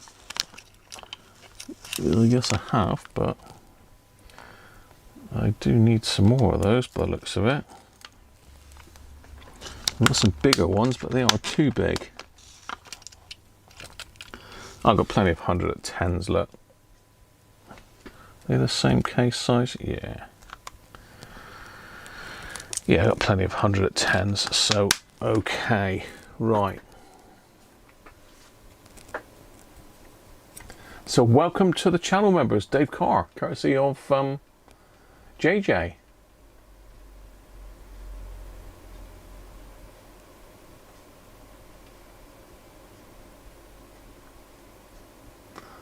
You did a cap replacement of a TS50. They use these as well, do they?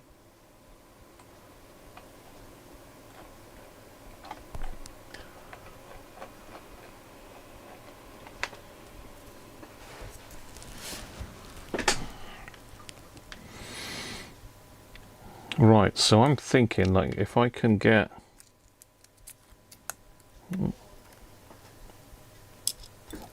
let's get you back on the microscope. I think it's glitching a little bit though, unfortunately, so you have to put up the glitching, but you will have a better view, to be fair. So I'm thinking if I can drop this one. Now the little line on these is the positive, not the negative, so don't get caught with that. Just thinking if I can drop that one on there like that, solder it there.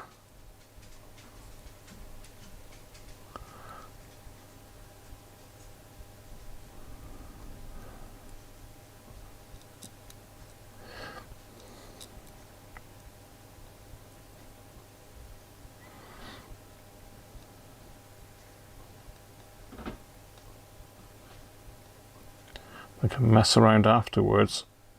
It's not going to stay there, is it? I can mess around afterwards and get that connected.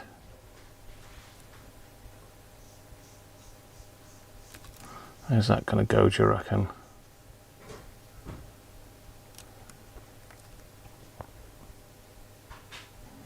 Let's give it a try. Let's give it a try. What's the worst that can happen?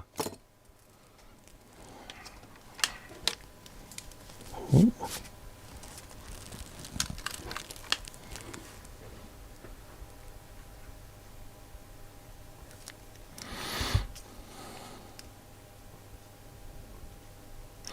Always do the hardest thing first, isn't it? The rest of it becomes easy then as you go along.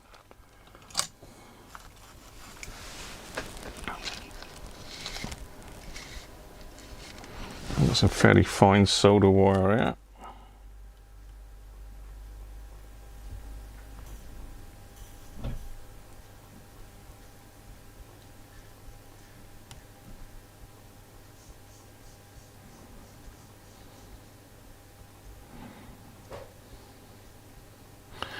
Doesn't look very soldered to that, does it?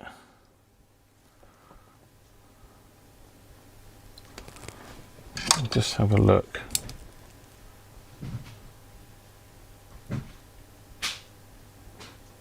It does appear to be.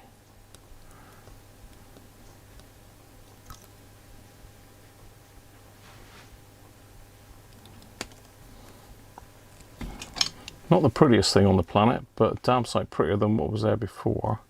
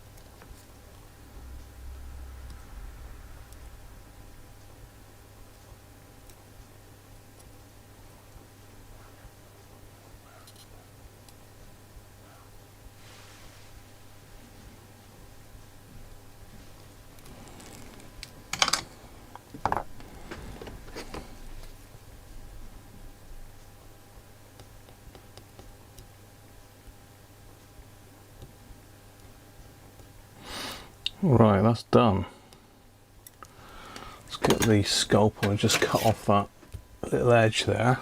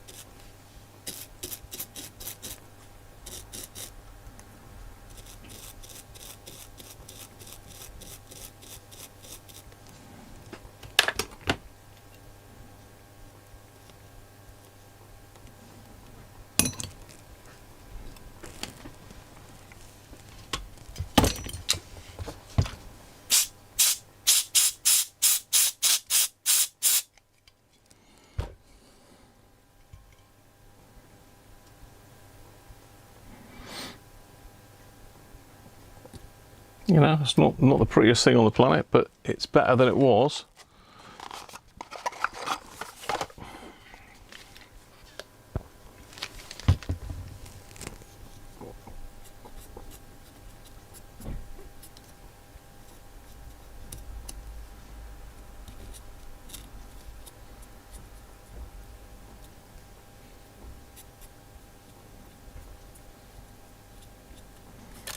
It feels fairly solid as well, which is the object of the game.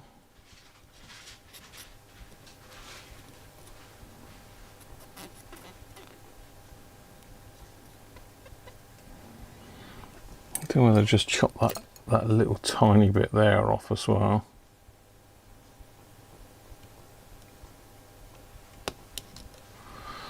Just in case, you never know. Might cause a bit of capacitance across it. How's the beer situation? Oh, it's looking dire. The finger has left the building. I've got it inside me now. Right, so we need to put a little bit of soda mask on that. I need to get a finer swab there, really. Ganesh, how are you, mate? Brain surgery is a bit, isn't it? I've got some smaller swabs here somewhere.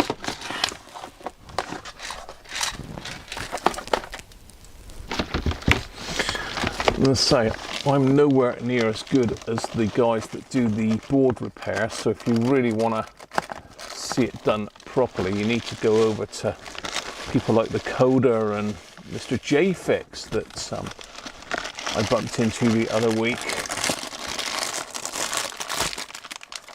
These might be a bit too big. I'm not squeezing there. Just looking for something that will squeeze in between that. Oh yeah, that's a bit better. Yeah.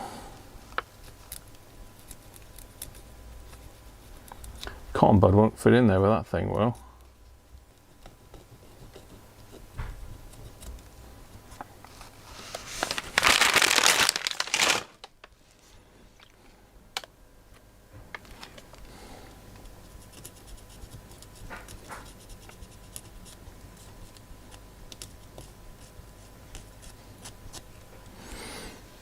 Right.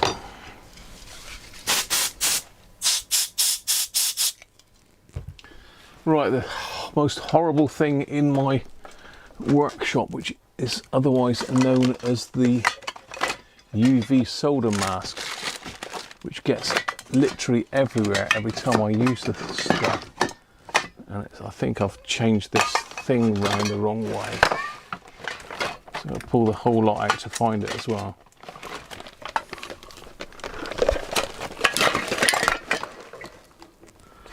My black soda mask pen. Let's get you back onto the desktop view for a minute. It's a black soda mask pen. And the UV soda mask I've got in its very own nasty bag. That's horrible stuff. Ernest, how you doing, mate?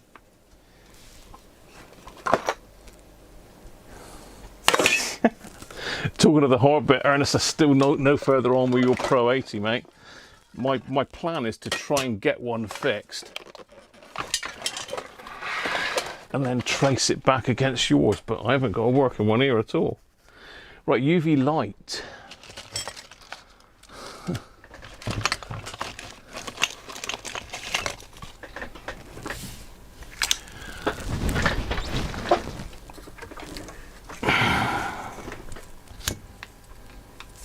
UV lights, UV mask, and toothpicks, or not toothpicks, cocktail sticks, same thing, isn't it?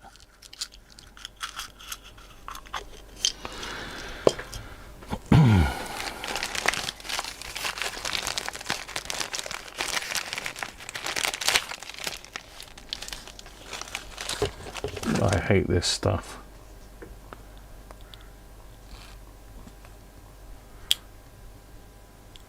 Blob of it on the bench. Nice. Yuck. Now this stuff, you really have got to put this on thin, because if you put it on thick, it takes like about a month to set and go hard.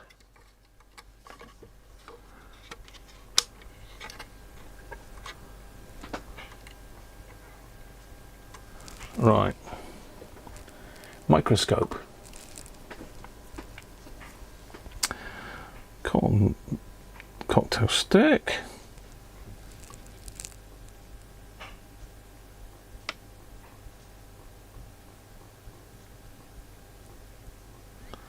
Try and get some underneath that.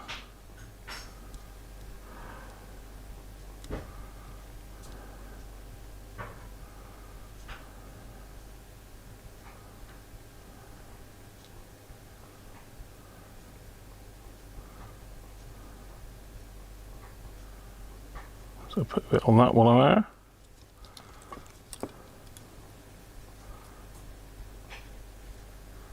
That should stick that down then.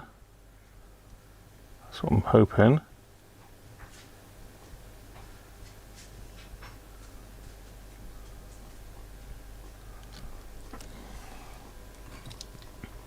Let's get the old UV lights on it then.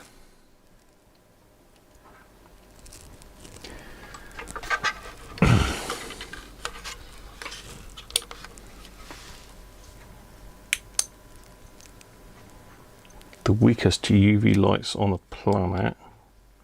That's a bit stronger. This one eats its batteries for a pastime.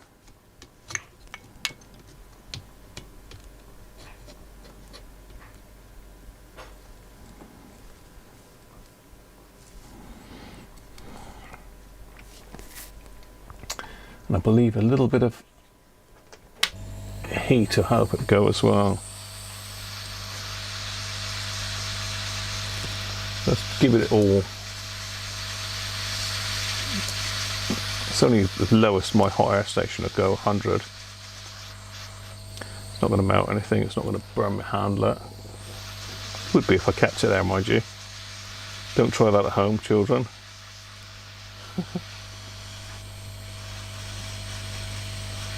Tidy up, Derek. Which tidy up? Oh, tidy up of the board, yeah. Just sorting out a missing pad.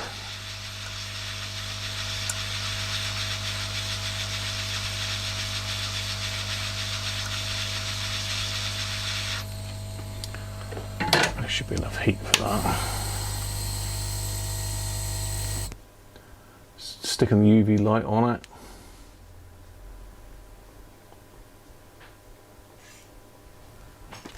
How's ganache anyway? Has that gone off yet? It can take about 10 minutes to go off.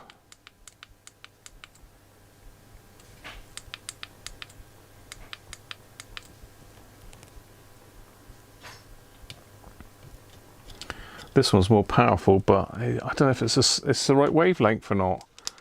Let's get confused with the old wavelength. So let's see what that looks like. Well, to be fair, that does look like it's gone off. Yeah, it's gone dull anyway, which is a good sign.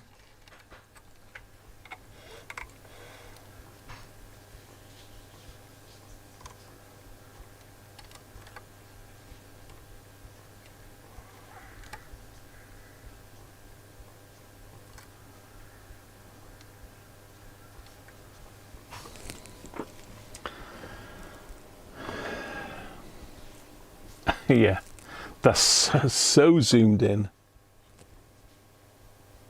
There you go. Should hold it, shouldn't it?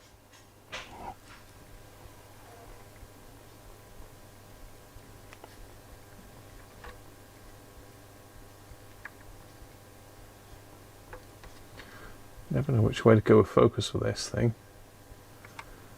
Yeah, that should hold it.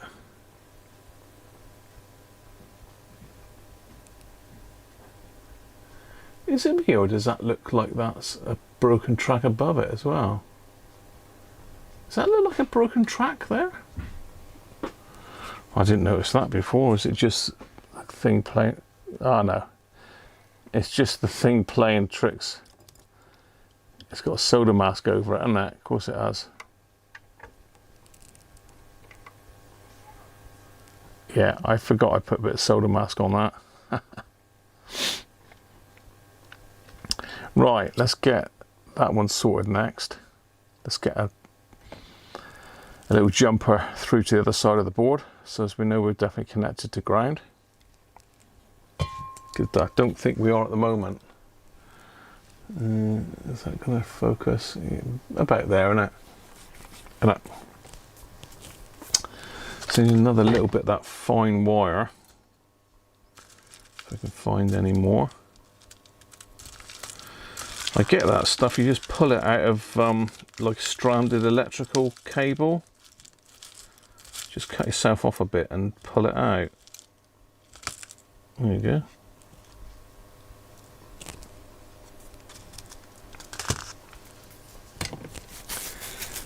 So I think we're going to need to give that a bit of a shiny shine up.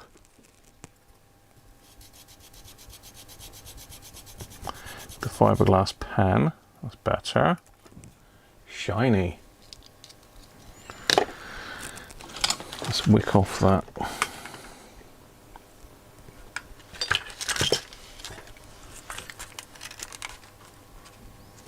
Bit of excess, stop it looking like a cow anymore. See, I was hoping to be over halfway through this by now.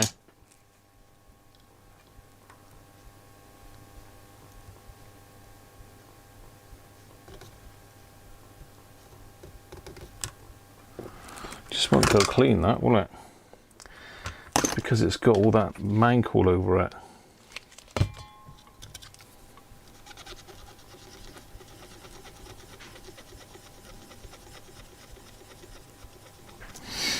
Right, that's that side. How the hell am I going to get to the other side? I've got to take all this off again. Get underneath there.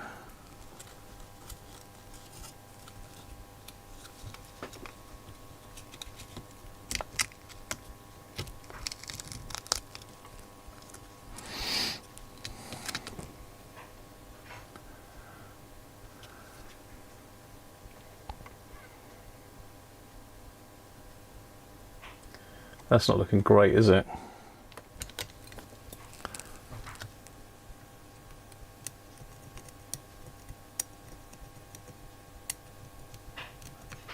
Right underneath the ribbon cable as well, which is a real pain in the backside. So the must have gone there as well, look.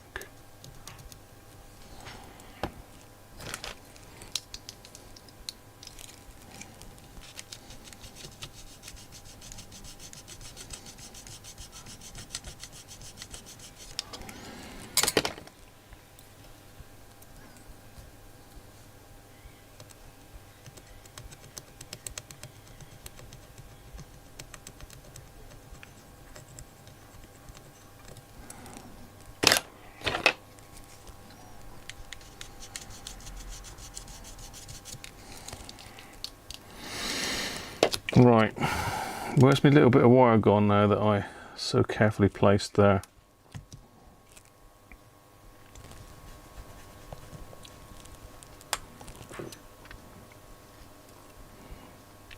I suppose we could sort of lace it up, couldn't we? We could poke the wire through. Probably easier to poke it through from the back. Can't even pick it up with my fingers, it's too small. Where are we? We're not even anywhere near there, we're over here, Graham. There's our bit of wire. So I was thinking if I poke it through from the other side, then wrap it around this side, because I don't really want to be going over here with a soldering iron too much. Let's just get you on the other camera for a minute. We'll get back on this one in a second. So what I'm going to do is try and thread this through those two holes.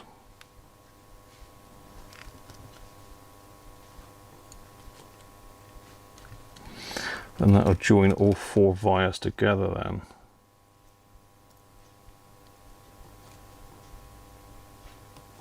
It's one.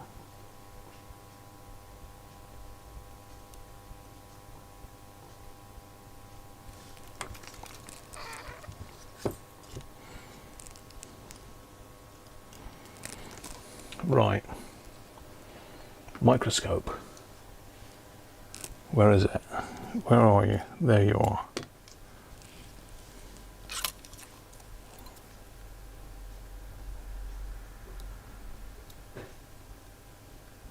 I need two pairs of tweezers, one to hold each bit.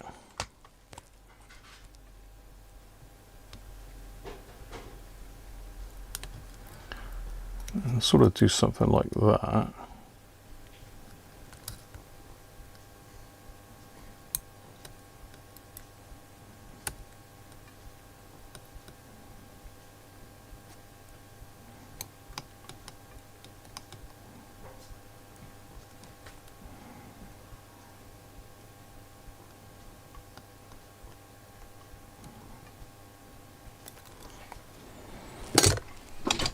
It's going to be a job to get anything on there after I've soldered this, but I am putting fairly low profile components on there, so I reckon it'll still solder up.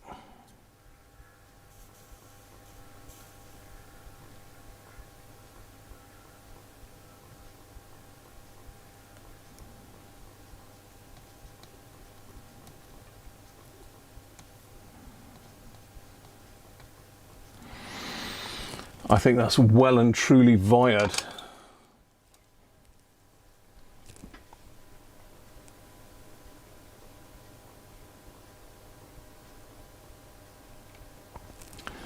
So I might as well finish off and just tin the rest of that track.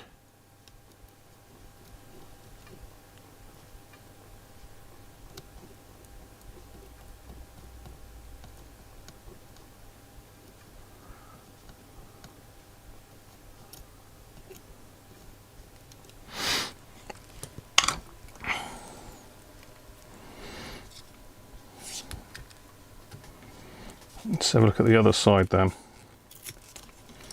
What have we got waiting for us here?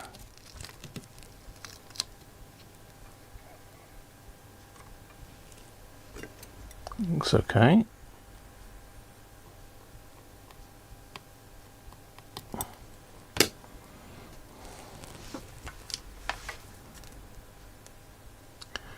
I mean, they might have been okay, but to be fair, it was such a mess that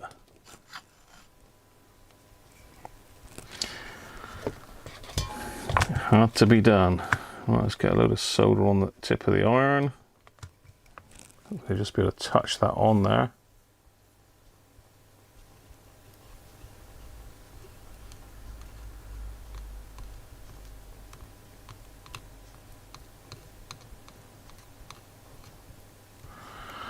There she blows.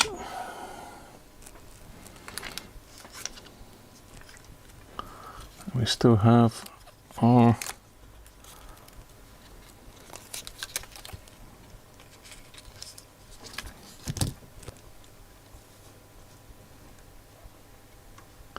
bit there. Ideal.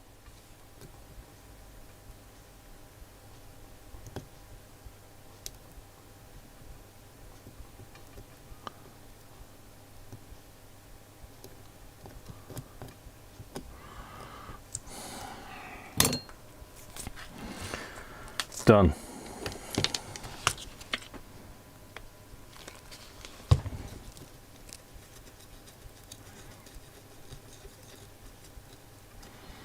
Don't look very pretty, but it will do the job.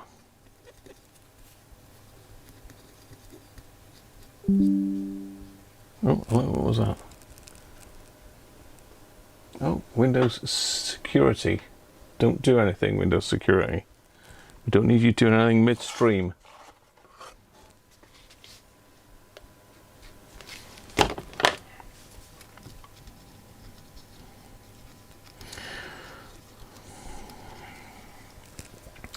Right, let's just see what cap was on there then.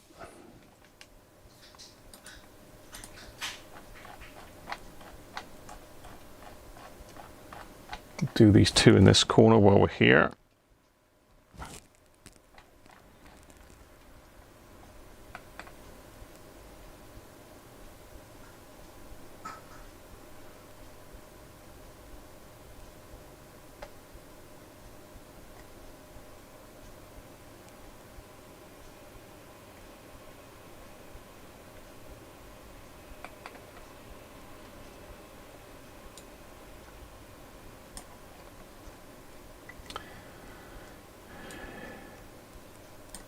That is 244 and 246. So 244 is the one with the dodgy wires.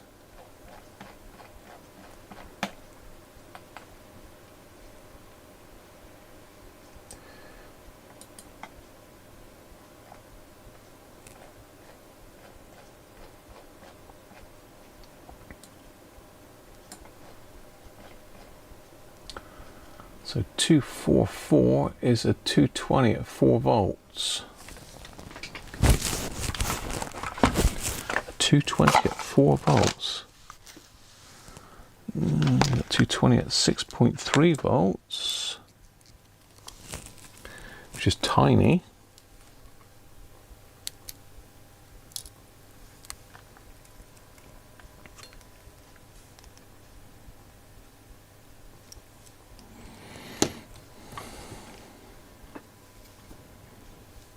No, let's have a look. It's round that way. Just about enough solder on there, I reckon, to cover that one. Can be careful I don't get a short on this though, so we need to nudge it over there a little bit more, I think.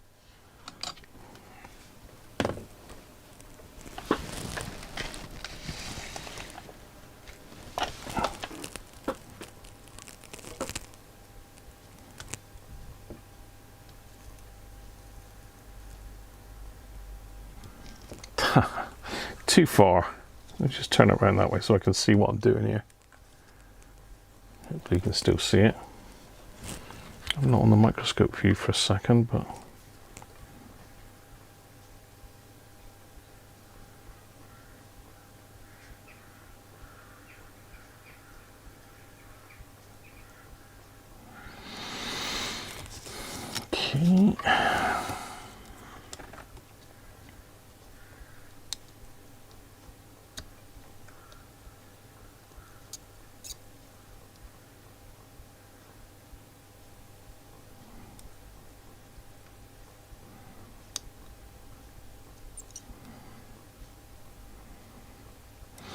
Just trying to be neat in my madness, you know. It's way too much solder on there, but you know, what can you do?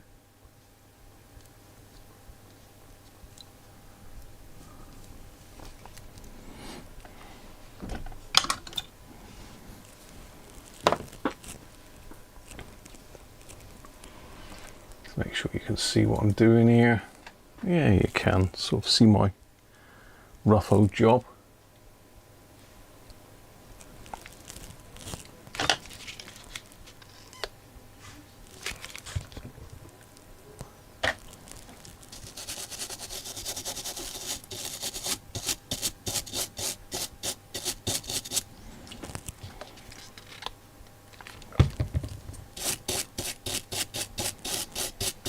Just want to make sure the solder has not flowed right across that underneath, you know. Just check that with a meter.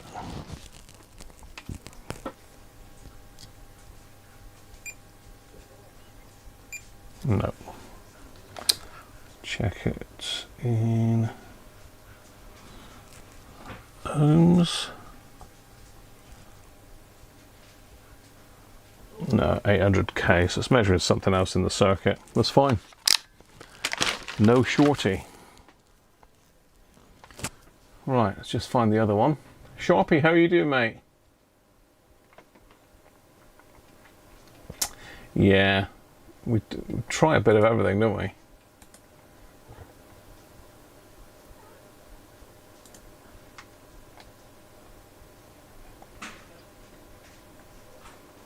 Carther, how you doing, mate?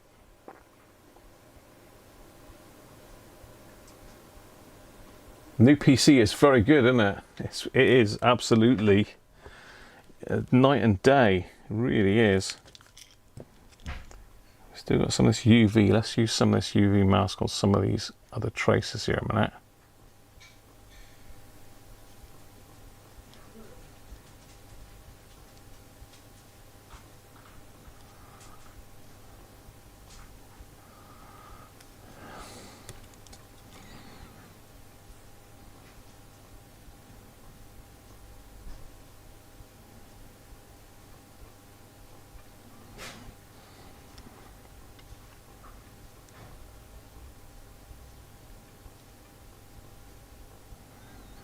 I'll stick that one down.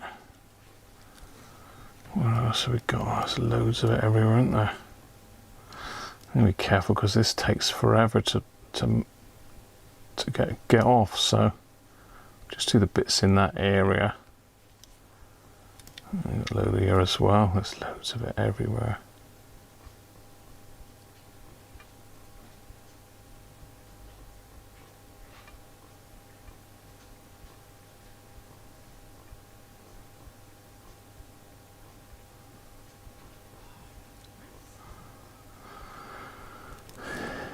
That's all the bits in that area done.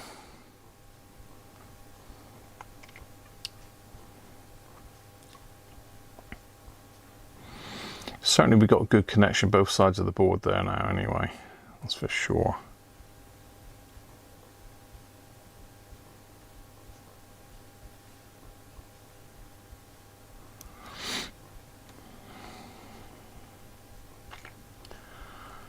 I'll just hit that up with a bit of UV a minute. Is that glitching again? It's glitching again, isn't it? Let's get back to the main camera. It's glitching again.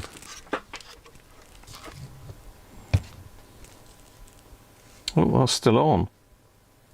Huh. Okay, so let's concentrate that one on that area. Where's my other one gone?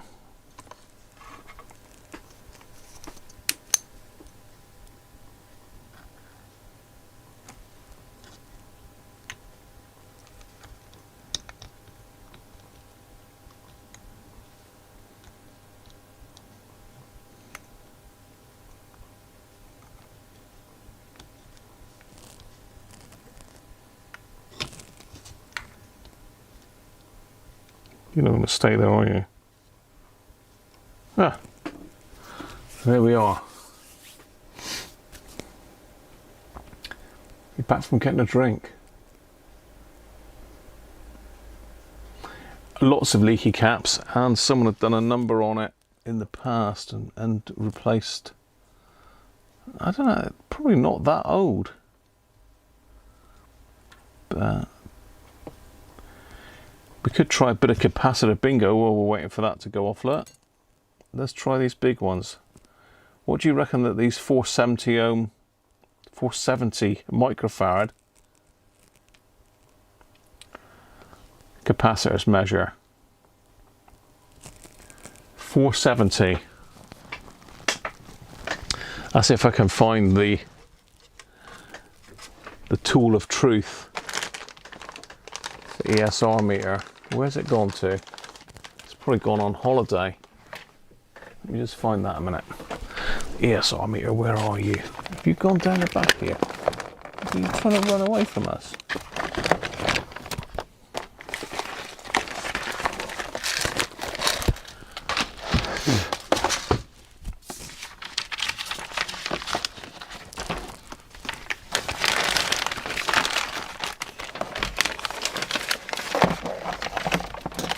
Yes, he was. He was trying to get away.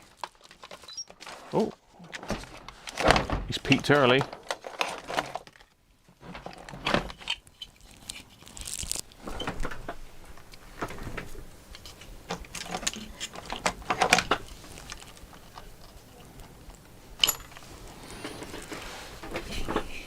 Any guesses? 580?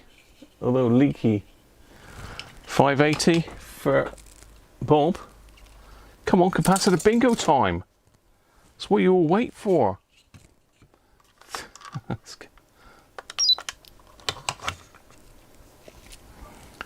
Let's just change this for the...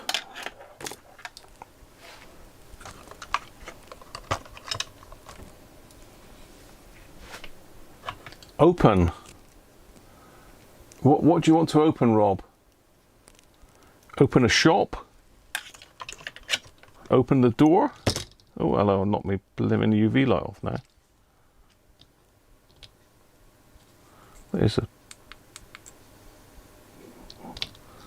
That's not the most powerful setting either.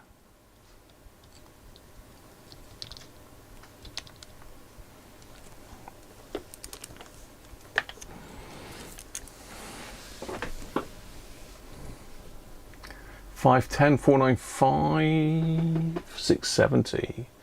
Open corset. Open corset.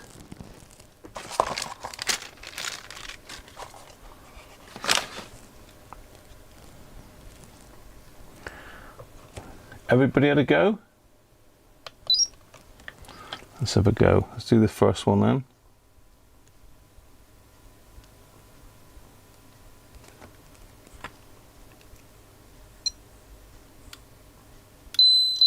$481, pretty good.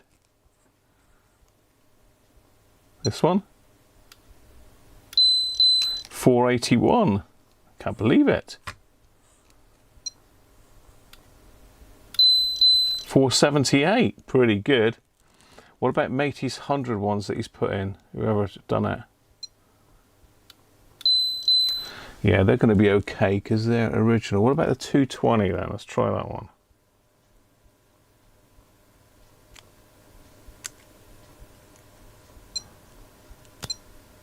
Yeah, the 220 is dead. The 220 is absolutely shot. What else have we got here? What about a 47 at 6 volts? Let's have a look at that one.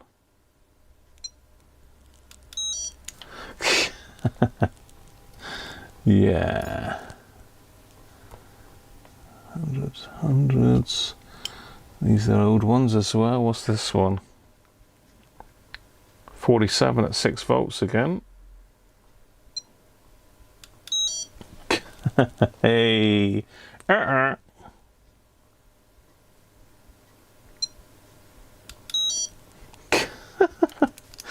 Over 40 ohms ESR on that one. 22 microfarads. Well, you can see the... Strangely enough, these big ones they're not usually too bad because of the size, I suppose.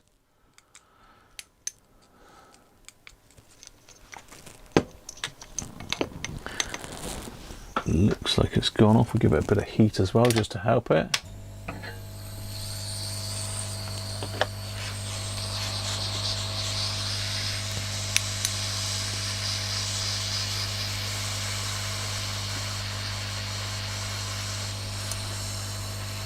Free bumblebee cap and carbon comp resistor.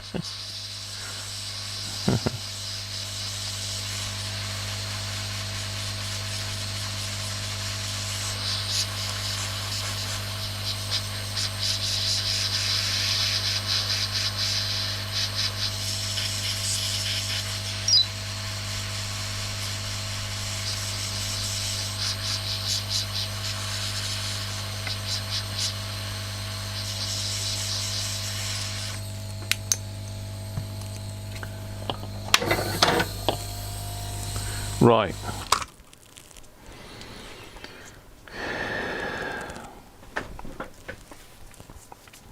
Let's get going. Let's put these other hundreds on.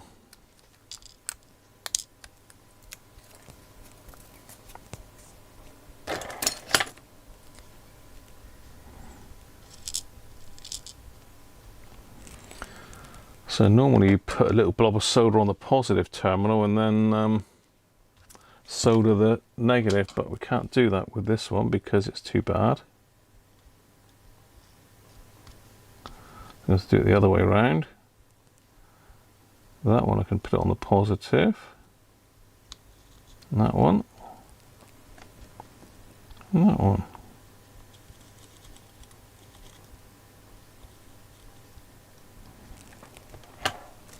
Well, that didn't look like it flowed very well there.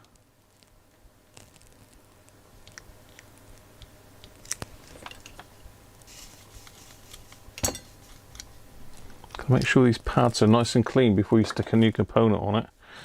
Right.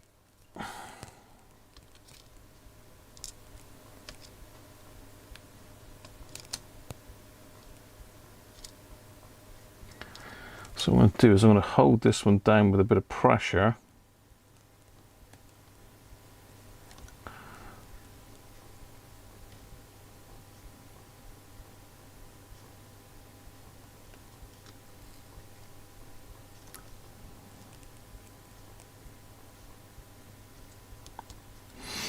That should stop it springing up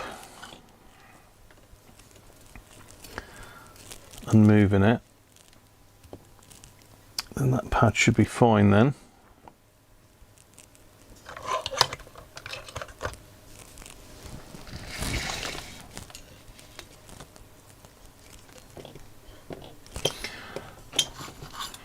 So I find what is the neatest way of soldering these is to put your solder on the soldering iron, then just touch the pad and the solder flows in. He says, I don't think there's enough on that one.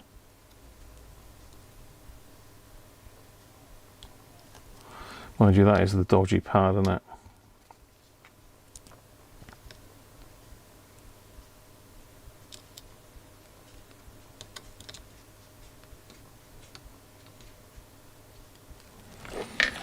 Do this one.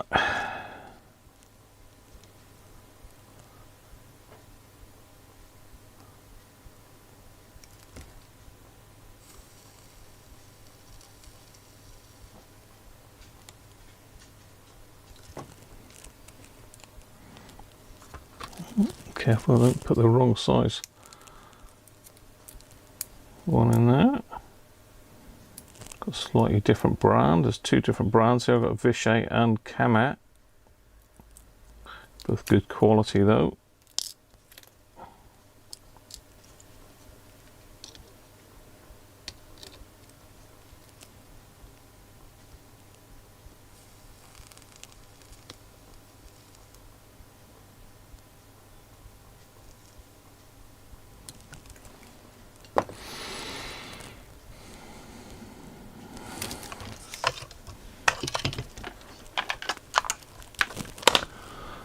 you under the microscope. We can have a quick look as we go in.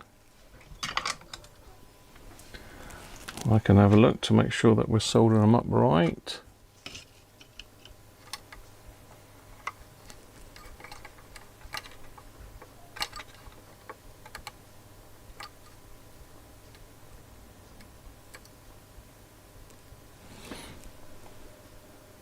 Micro.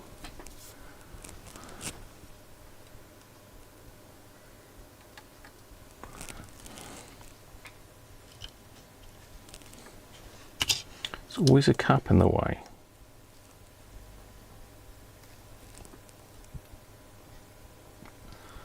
So again, I'm just going to get a little bit of solder on the iron.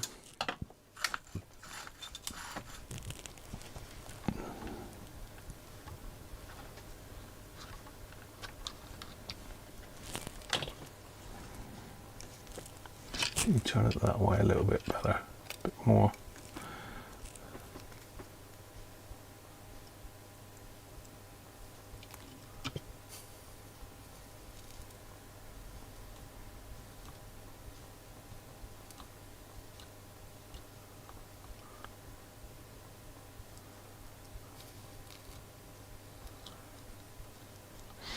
Yeah, you can see the pads are a little bit tarnished still, but that's taken okay. Check that one's okay. There we are, that's 4. That one looks a bit wonky though, doesn't he? Do I leave that? I'm gonna have to leave it. I don't want to mess with the pads too much. One more 100 just there. So let's get that one done. You're slightly out of shot. I can see it through the microscope, but you're a bit far away. There's one there.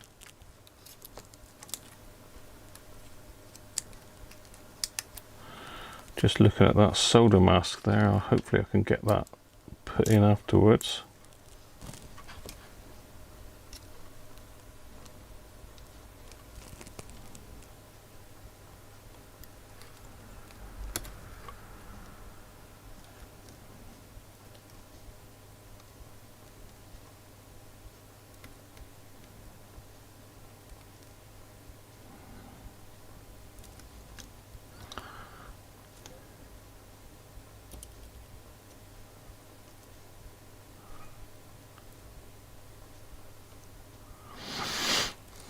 Let's turn around this way so I can get to the back end of it.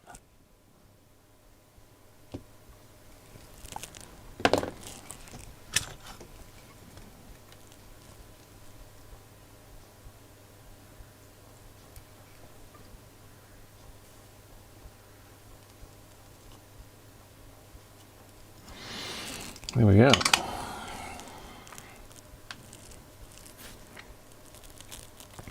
So that's all the 100s in. So we got our 4 70s at 10 to do. I can't remember what that one was. That was a 220, wasn't it, at 6.3? Yeah, there we go. Put them back in. 470 at 10s. These are lumpy ones. How many have we got? 1, 2, 3. 3 of the Vichy ones, so I'll use those for now.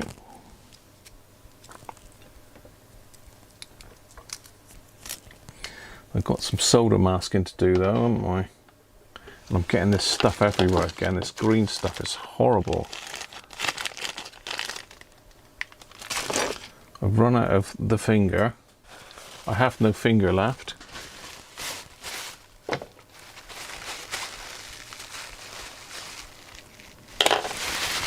Still thirsty though. I might go and get a can of Coors, you know.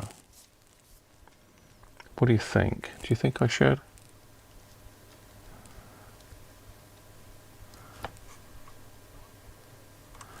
I'm just going to clean that off there, and then I'll put a little bit of this black solder mask on.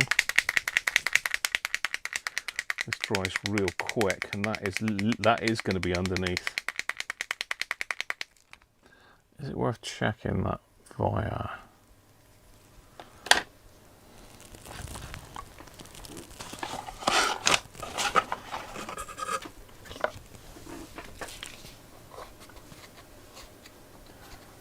course.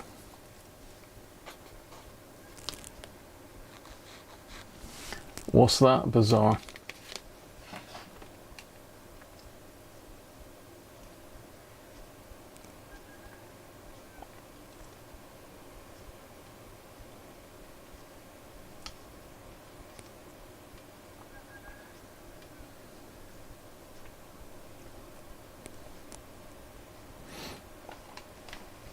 Adam Zale. Who's Adam?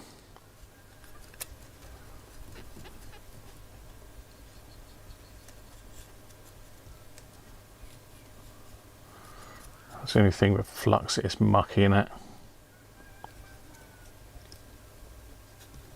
Can you hear? It's like a zoo here. We got a rooster going and a donkey. It's our new neighbours up the end. We've got donkeys and roosters. God. It's a proper farm. Cruncher's farm, not Clarkson's.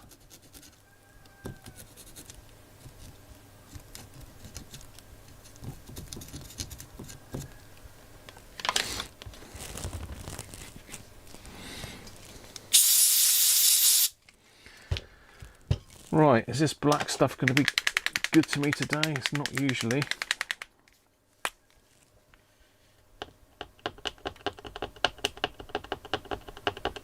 Oh, just coming out. Let's give it a try. Yes.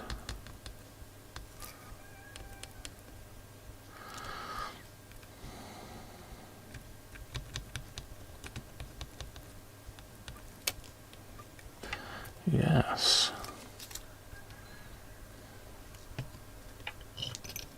It does set pretty quick, this stuff as well.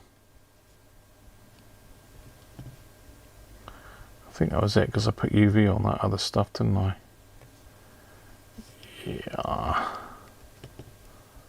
It's not going to set now, is it?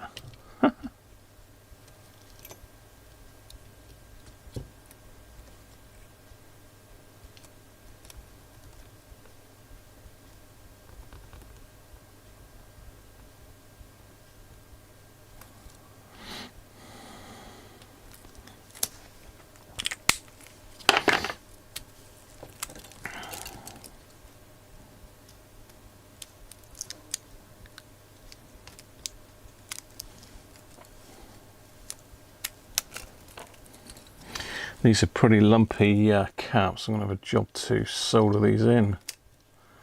Let's have a think about this strategy. That one's going to be tough because we've got that right there. We might be able to get a soldering iron in on that edge. That one should be okay, and that one's going to be really hard there as well, because can't get anything in from that side. Got a little bit of room there. Have to shuffle that one over that way a bit more.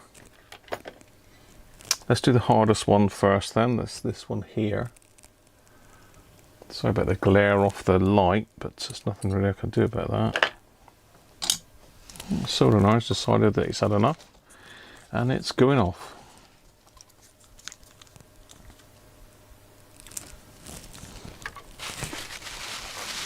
So I think it might be advantageous to solder the back one in first, because that's the hardest to get to.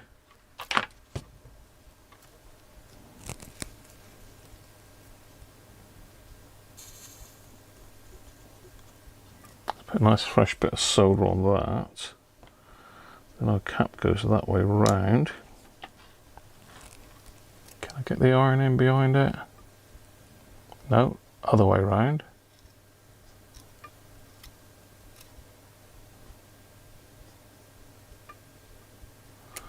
Yeah, just like that.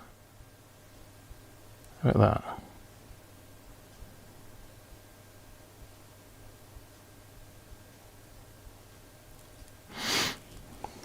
Nice.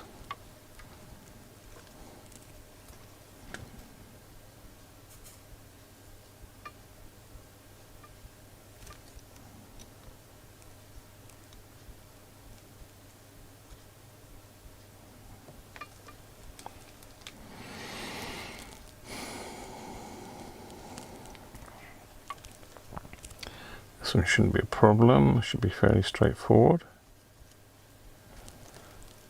This one, yeah, you should be able to do that one alright. Right, I've got these two here now. If you can sort of get, let's do that one first because that's in shot. We need one of these lights that comes in at an angle, don't we, really?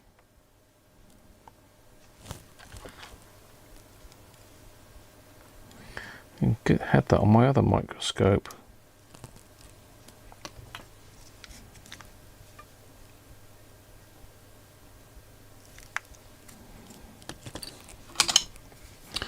The idea of this is you don't dwell too long on the component.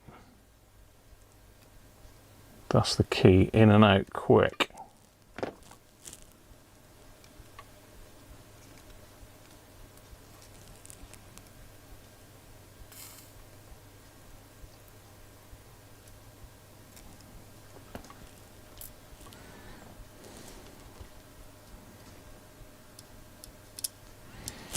And the next one, now we're motoring.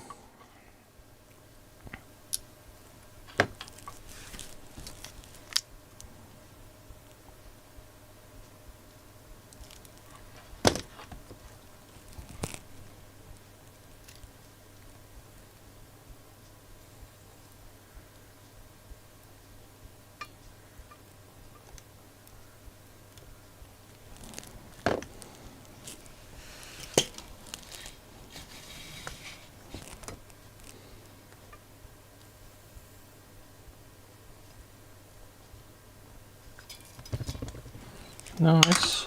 Right. 2 to go.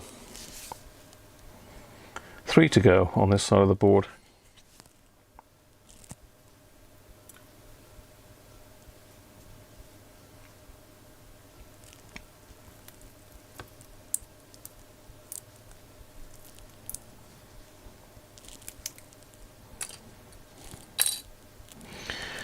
So we've got our DC to DC converter cap, which goes in there.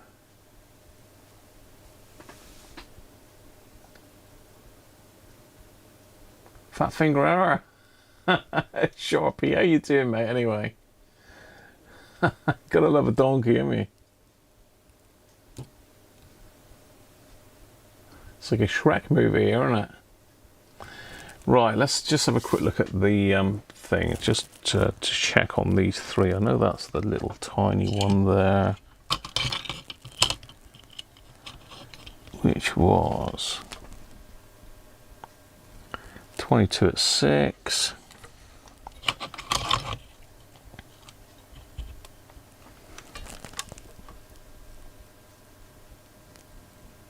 And these are 47 at 6. So 22 at 6 and 47 at 6. Or 247 at 6 is even.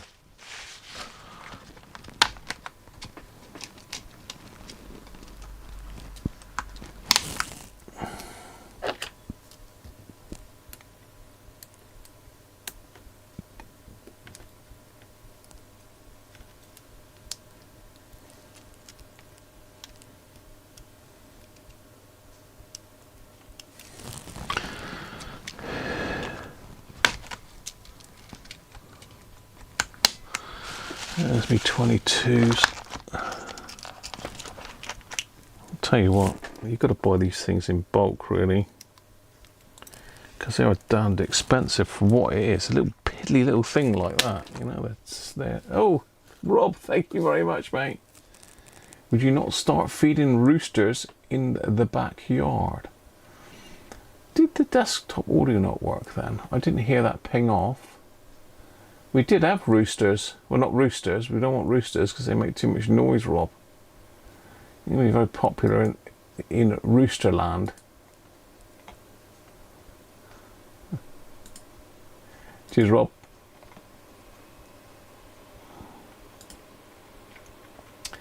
Yeah, not be very popular in the neighbourhood with roosters, really.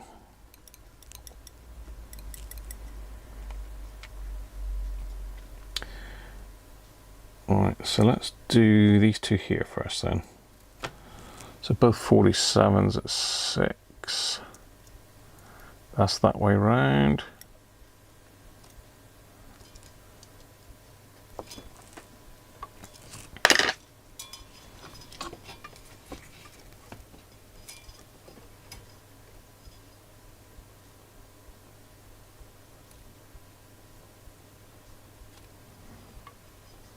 Didn't tin very well, did it?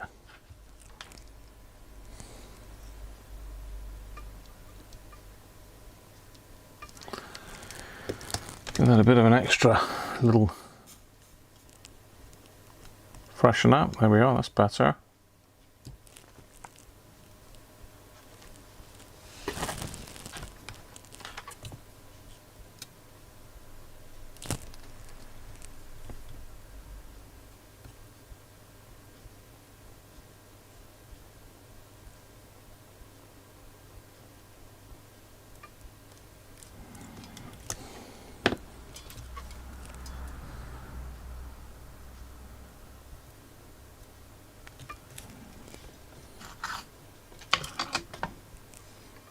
That one. We've got this one.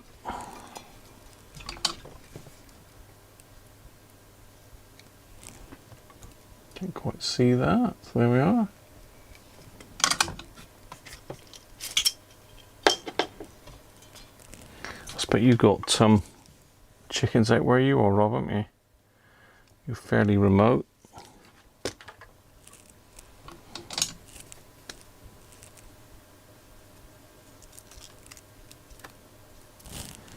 Grab the other one. Oh, that one nearly escaped. Starting to get flux on the tweezers now. When you get flux on the tweezers, everything sticks to them.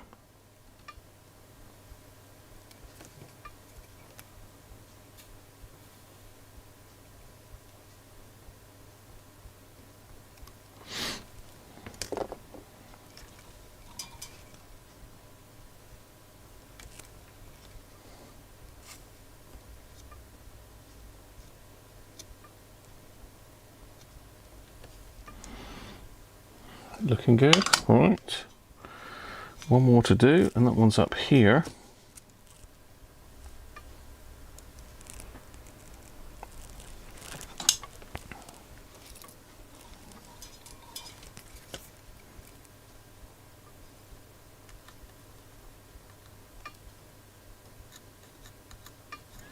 Got a bit of solder on that back pad now. I don't want that because it won't sit flat else.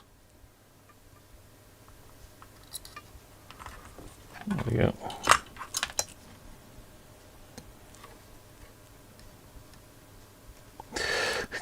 Time to clean the tweezers off again.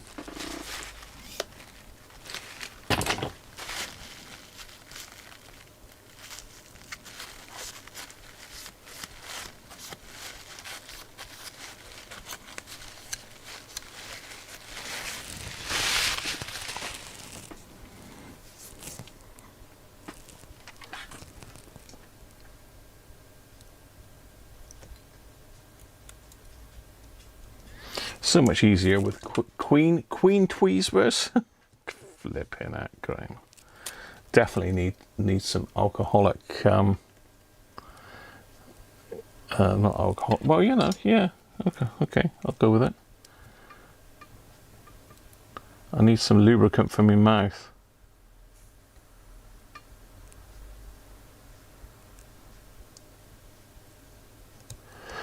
Oh, that was drunk a bit, isn't it?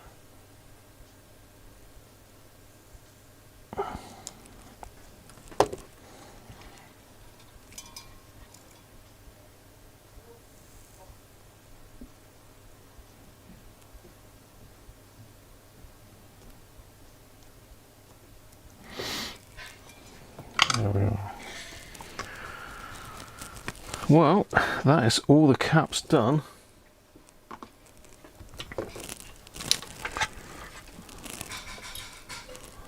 All the caps done on that side of the board. When I say side, I mean just the side. Where's our overhead camera? There we are. So what do you think then? A bit of an improvement, isn't it?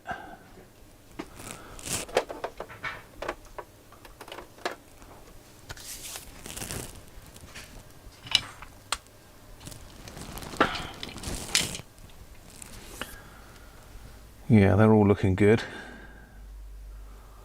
Tracks are all nice and solid.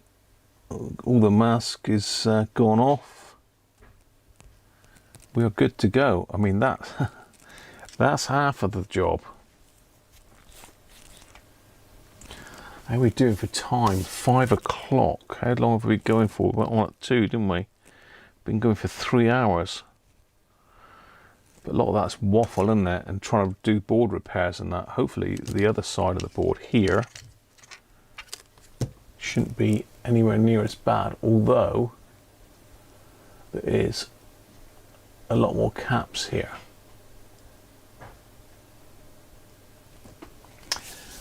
So you can see how many we got here. We got start from down the bottom. We got 1, 2, 3, 4, 5, 6, 7, 8, 9, 10, 11, 12, 13. You notice there is already a couple tantalums in this one. I suppose it's just cost-wise that they decided not to do it for all of them.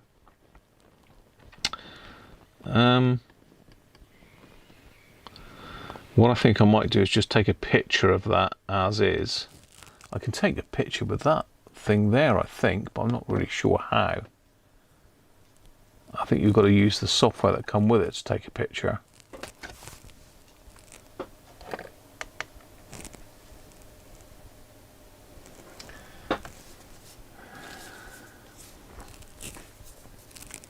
I'm going to take a picture of that. I'm going to go and get myself a beer, have a quick comfort break, and I will be back with you in a minute, hopefully. And we'll crack on and get this second half of the board done. Excuse me while I get in your way.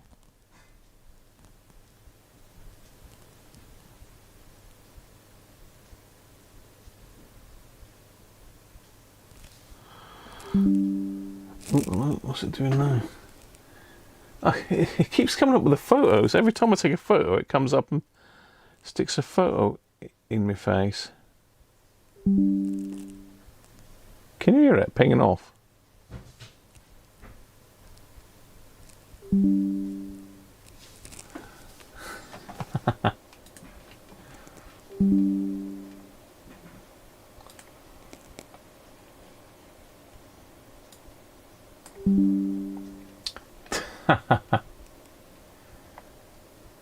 It's clever, isn't it? So I've got the photos are on my desktop immediately. Look, if I go to screen cap, you'll see my phone is on the desktop already. It's clever, isn't it? Hey, Christoph, how you doing, mate? No, I've used the hot air station on this.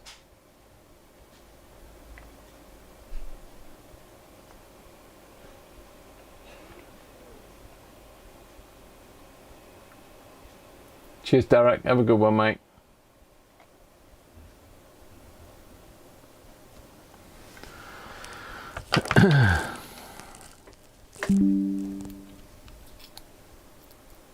I think it's just took, yeah, it's just took a picture now as well. What is going on with that? Oh, and again. Dear, oh dear.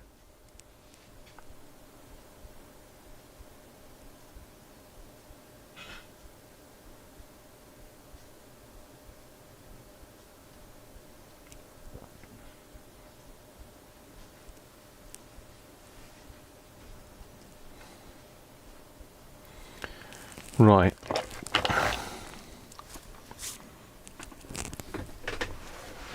Let's sort the beer and the PP.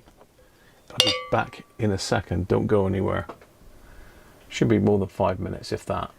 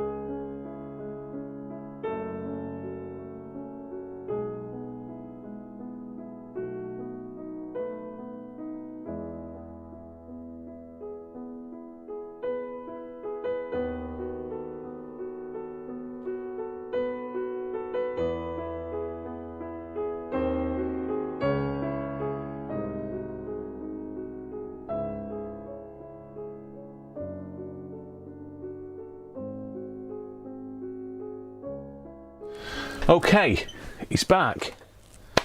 Whew. Screen is still too saturated. I really got to do something. Well, you can't see it anyway. Aston's in. How you doing, mate? What have you been up to?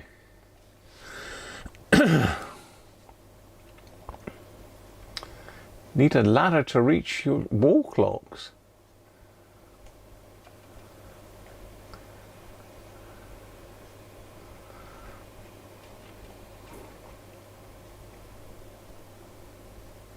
Rather cultured. Yeah, we're in the new world now, Sharpie.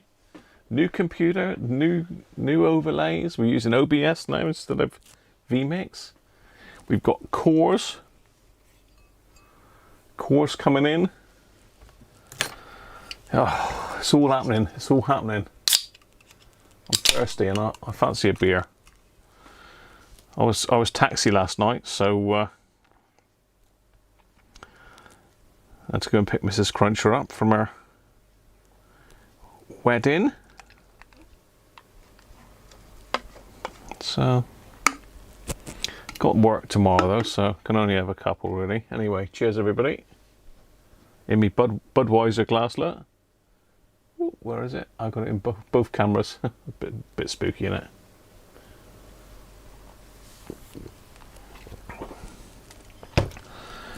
Oh, right. I sort my chair out because it's gone back down again. Okay, so where were we? We were on the overhead camera looking at this lot, weren't we?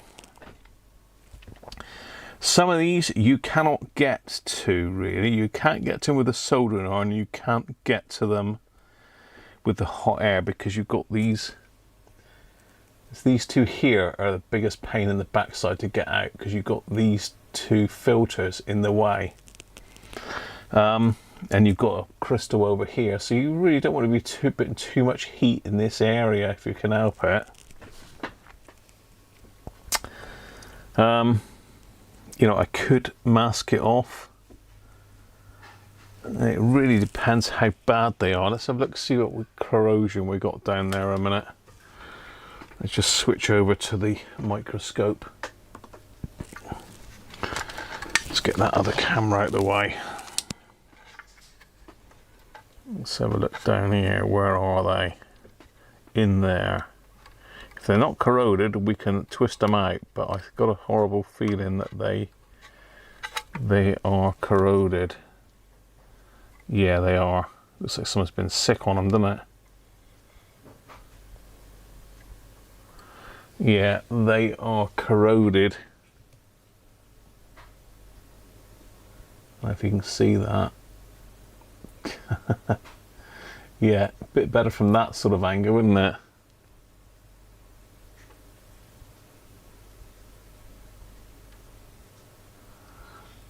What can I do?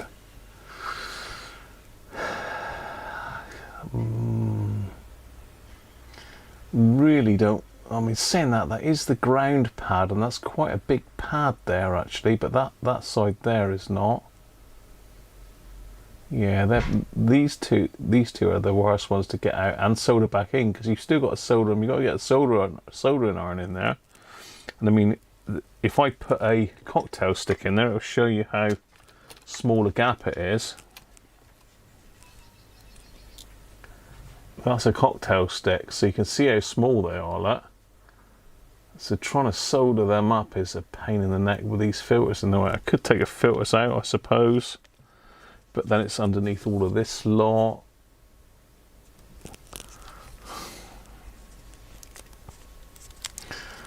Yeah, which is the best? Oh, I've just got to put my finger in that green stuff, am I? Yeah, so the filters are in there where it says wide and narrow, look. That's the filters. Again, you take them out, and no, we're not going to take those out. It's too risky. I've got that stuff all over my fingers.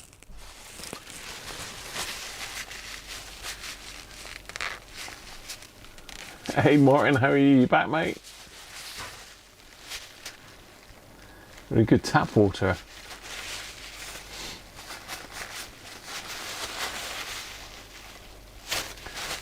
cold. Yeah, it's been in the fridge. A Colorado beer, is it? Not an El Dorado. I mean, look at the state of some of these caps. We didn't have a look at this side, did we? Ah, this is bad as well. Now, these are the audio caps down here with the, by the audio section. This is in the sort of AM filtery stage. What else we got here? That's just wax on that. That's leaked a little bit by the looks of it. So it looks like the worst ones are these two here. Those don't look too bad. These are okay. So it's these two here and these three here, or mainly those last two there.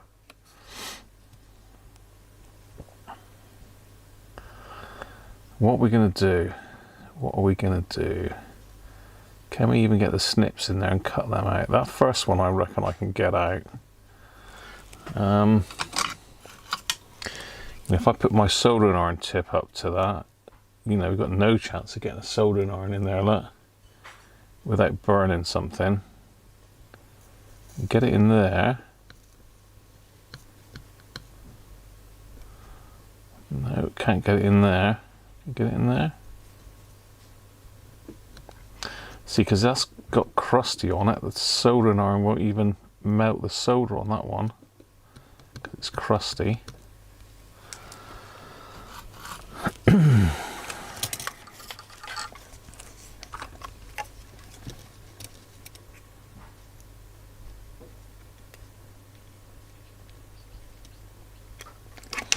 What can we do?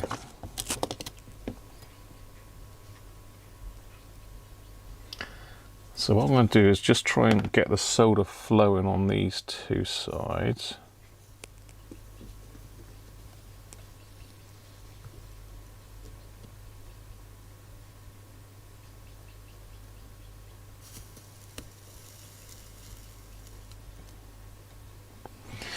Yeah, that other one's really bad.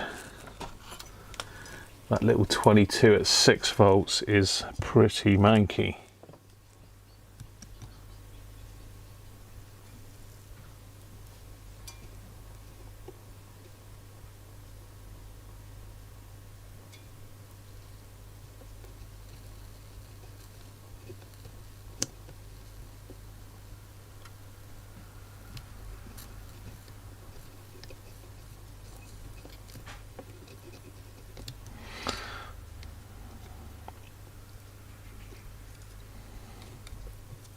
Get off.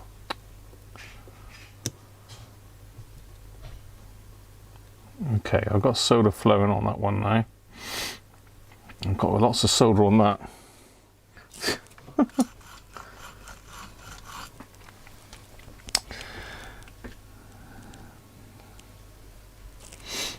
We're going to have to use the hot air to get them off. It's risky. Saying that, I mean, it's just a plastic cover on those filters. Let's cut it fairly straight.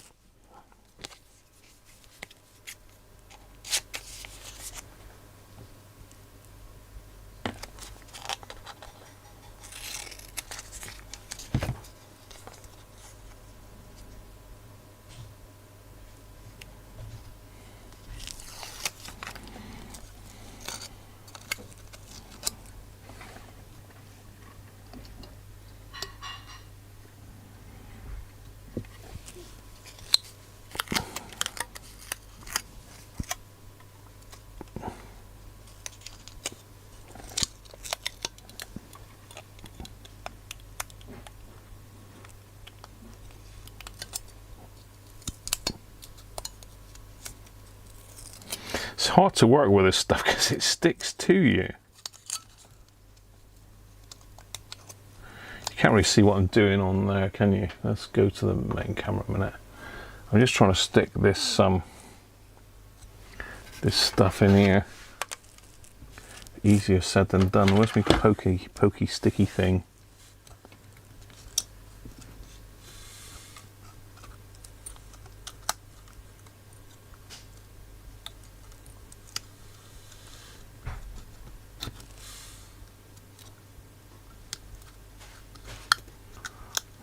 That's in there.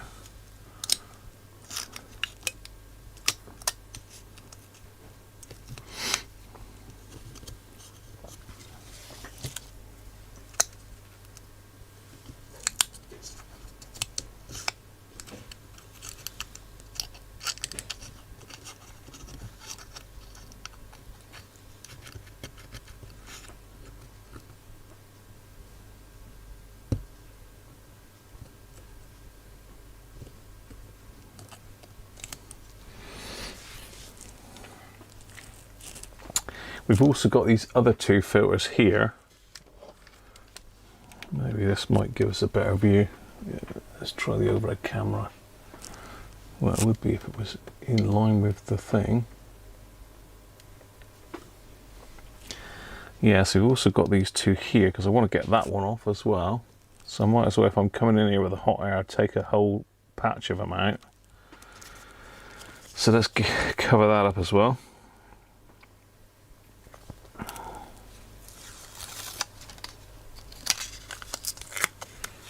I'm also going to cover the volume control over. That'll let me take the other ones out down there.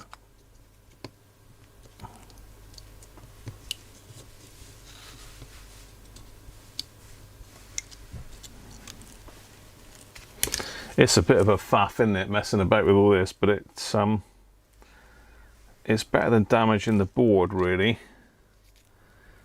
Although I can fix it if I damage it, it's just not ideal. It just takes longer, prolongs the job, really.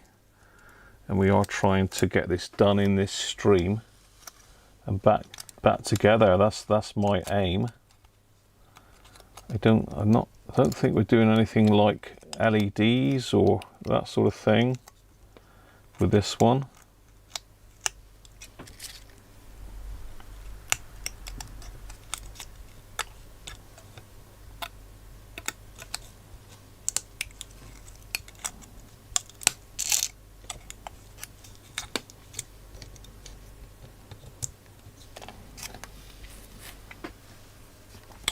Yes, we've got like a nice little nest now, look, that we can fire some hot air in.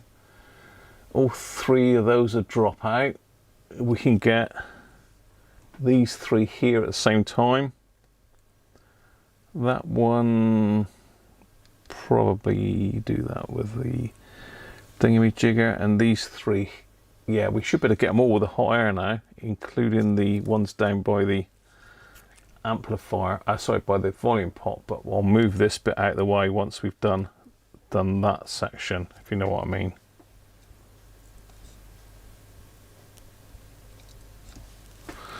Right, fire in the hole. Let's have them out. Let's get some temperature going there. Another swig of the old cores.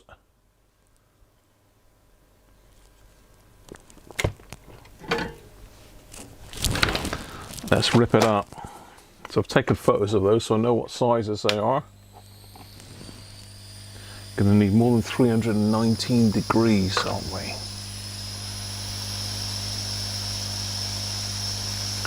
So I'm gonna go with 380 again, that seems to be about enough.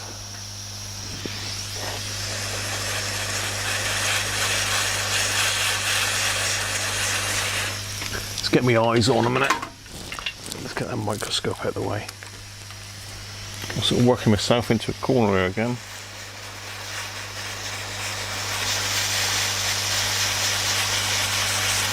So I have refreshed the solder on those two, so they should come out nice and easy.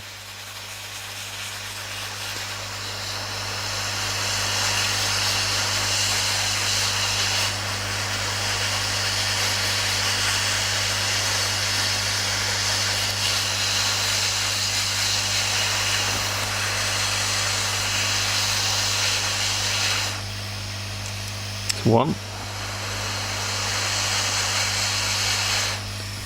two, hopefully you can still see this. Oh, that's terrible, that pad underneath that one. Three.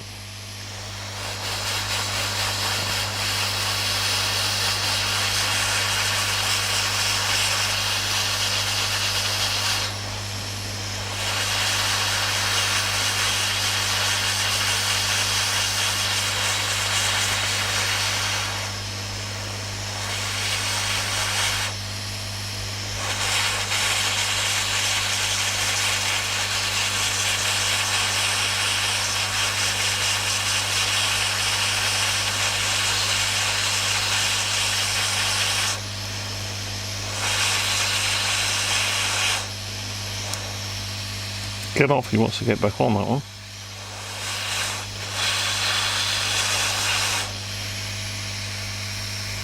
That one. Look at this one. Well, the board's hot. It's hot air doesn't shut off on me.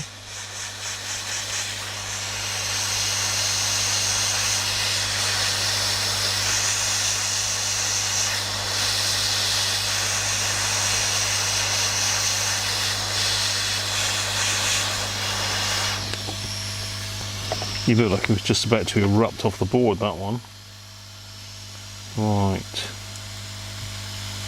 Let's get these by the audio board. By the power. By the power? What are you talking about, Graham?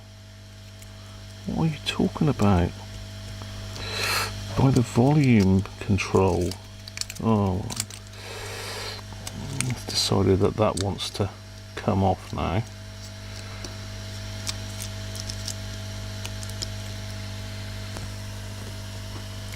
Get these three as well then, while we're here, while we're on it.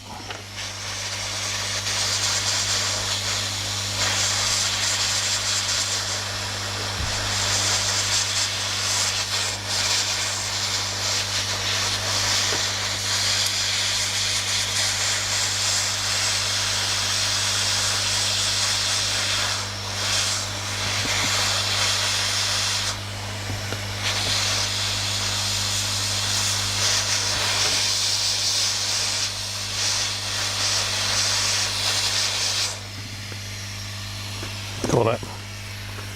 Whew. It's a relief. Whew. All off. What a lot of caps.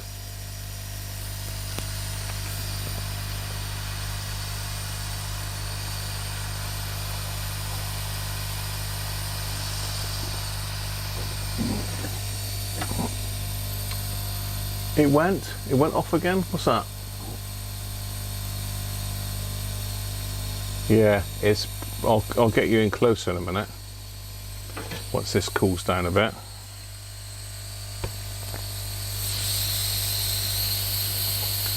Crusty. All the flavours leaked out. We'll have a look at it under the microscope in a minute. That's cool enough now.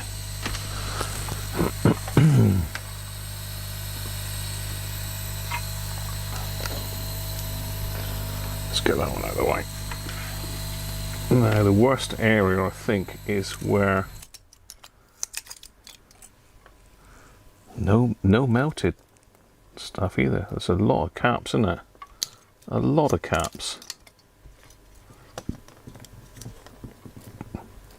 Hope we got enough to replace them with.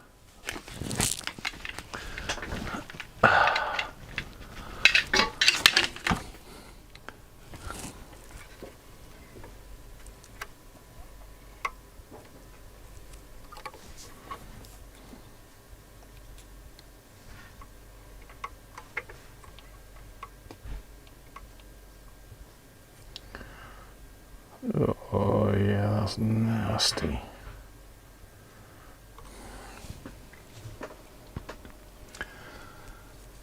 You can see this, but where it's brown is pretty much where the electrolytes leaked out. Chris, how you doing, mate? I mean, look at this. The worst area is down here. That was that one that I was worried about. That quite rightly. There's not much pad left on that.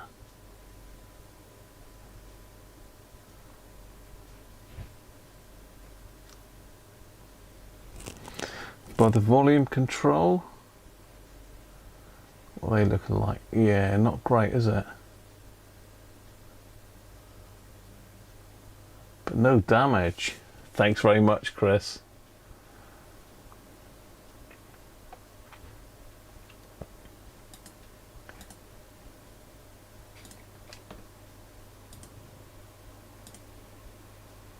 Well, let me give it a thumbs up.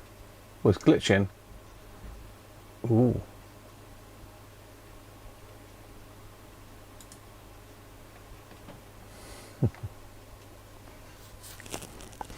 Yeah, so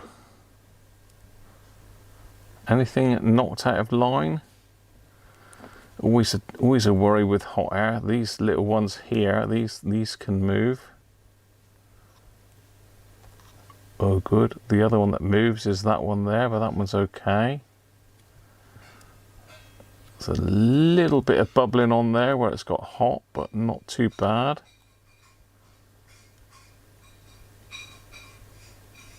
Gotta get well, I've got that solder on there, but it's not a shorter to anything, to be fair, so it's not gonna hurt. But yeah, that's gonna be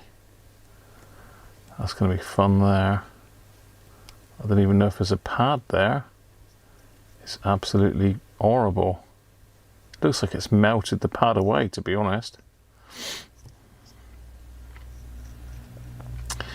Right, let's get cleaning up then. Why won't you focus now? You're gonna be down there, don't you?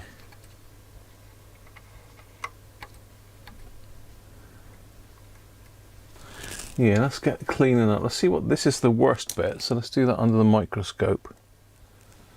See what we've got underneath that. Whew.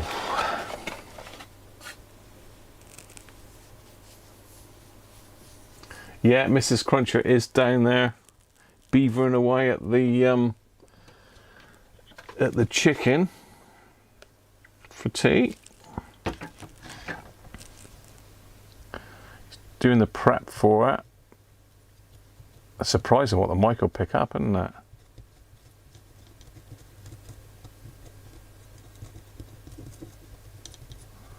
Gotta make sure we get rid of all this old electrolyte everywhere.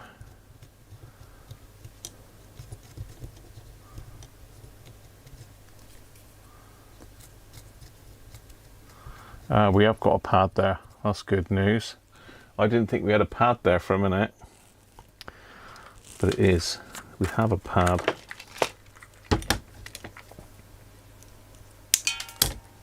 Ping!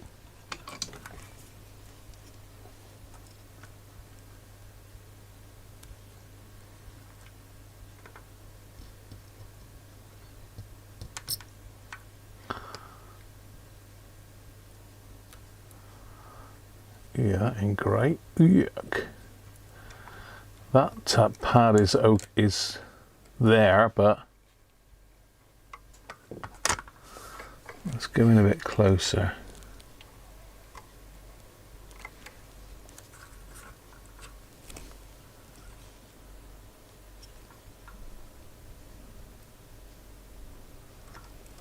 Let's focus you a bit.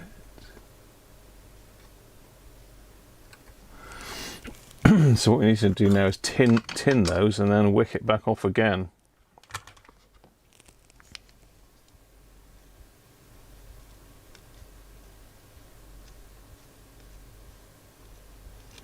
That's definitely the worst ones. My camera's glitching again, isn't it? Or is it just me flashing my arms around in the air? Right, so by tinning it, you tend to get rid of the old stale. You can see all this brown stuff coming off. Look,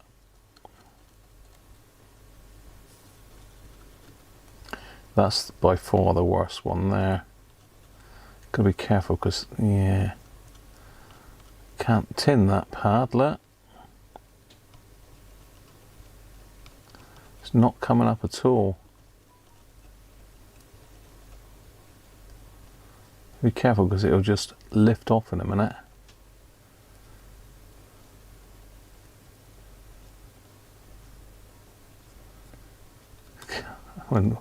I got solder on that can there.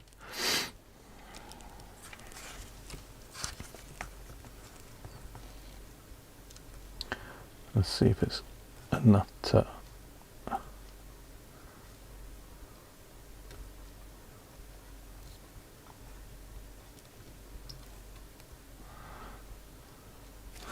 Yeah, just that one's not great. Let's keep going at it.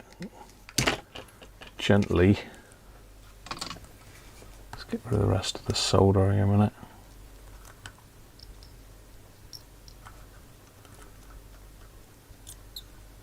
Those 3 pads are perfect. Let's have another go at this one. I think it'll be alright.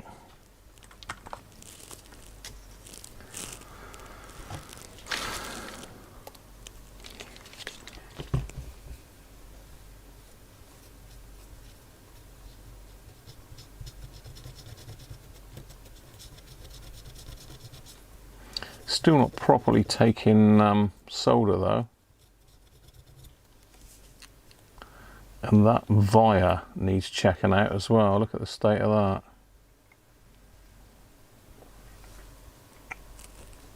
that. That via does not look too special, does it? And I'm on about the one right by the pad there. Need to check that out for sure.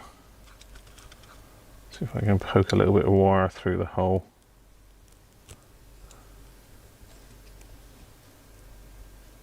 Too big?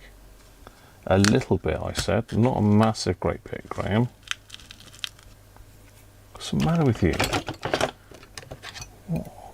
What are you doing, man?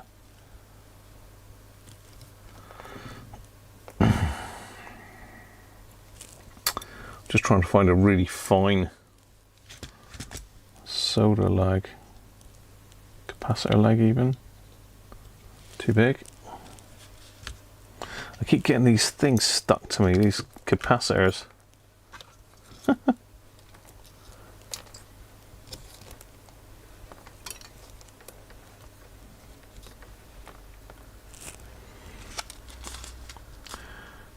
Right.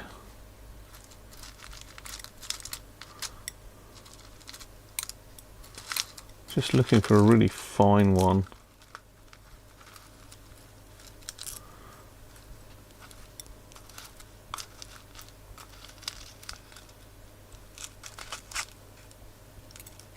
Looks pretty thin. Go through that. Oh, let's drop that. It's still quite thick.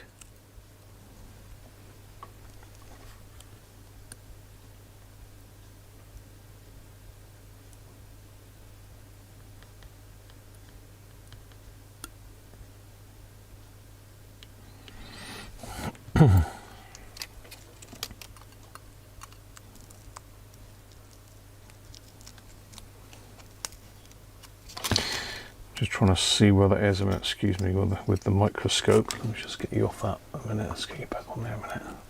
I'm just trying to see where the other side of that is.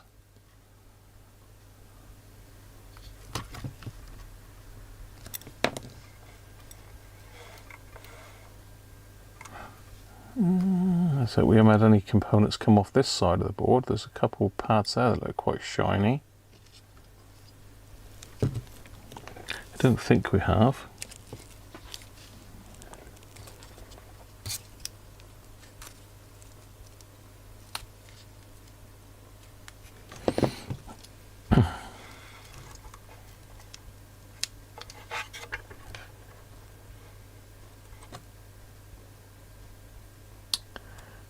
Where is it?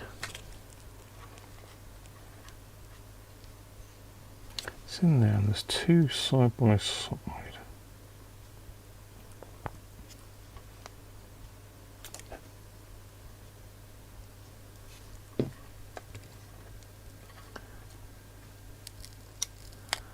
Aha, I see it. Yeah, it's not looking good. And this is on the AM second local oscillator. So if I get the microscope back in, can you see it? It's right in the middle of the screen there.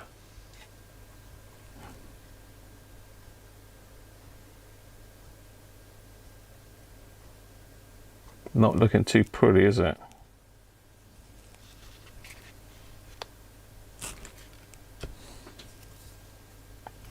Just in there. All that crustiness has come through that hole. It's gone really hard. It's like baking powder and what's the name? You can see the soda mask has gone off there where it's leaked through.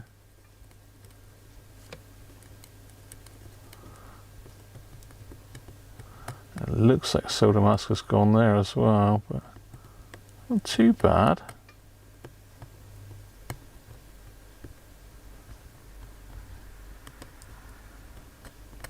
It's all sticky and horrible.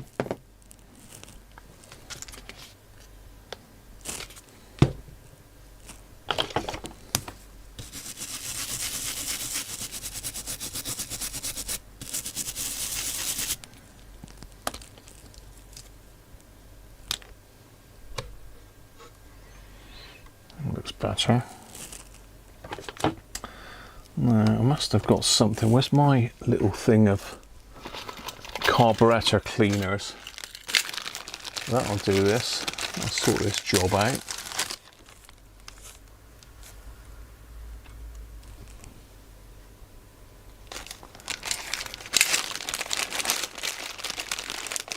Pull out both or nearest filter when you've got space. What's that?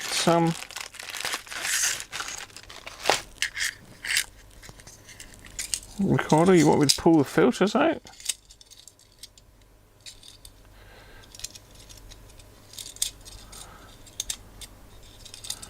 Right, these little needle things are really good. I don't know if you won't be able to see this, but let's get you on the main camera a minute. So I've got this set of carburetor cleaning set off of Amazon. The link for that's in the description of this video. It comes with all sorts of little brushes which are great for valve stuff as well, and some spiral cleaners, but it's carburetor cleaner really, but it's perfect for this. It's a really fine one there. I reckon that might go through that hole. Let's have a look.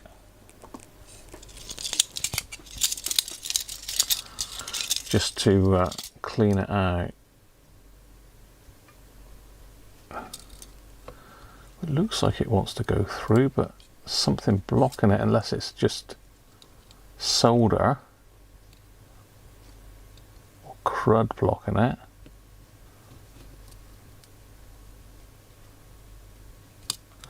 It's definitely the right size to go through that hole. It must be soldered through.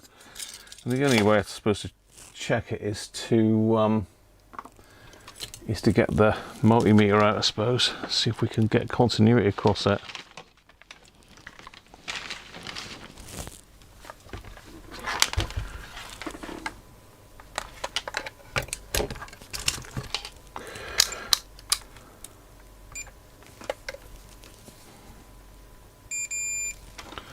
Right, so we have got it on that transistor there to that pad there. Or I could just touch the wire there. Where is it? I can't see it now. Typical, there. Yeah, we've got continuity. Yep, okay, so we don't need to fret about that. That's good news. Just put a bit of solder mask on that other side.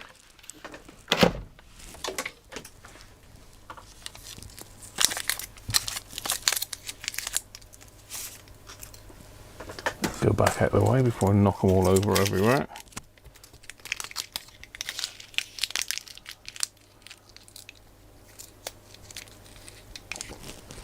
All right. Yeah, I mean the microscope, can you remember when we were using it on the other setup? It was, the frame rate was shocking. You'd move it and like about a second later the picture would actually move. But they're handy little tool, that, isn't it?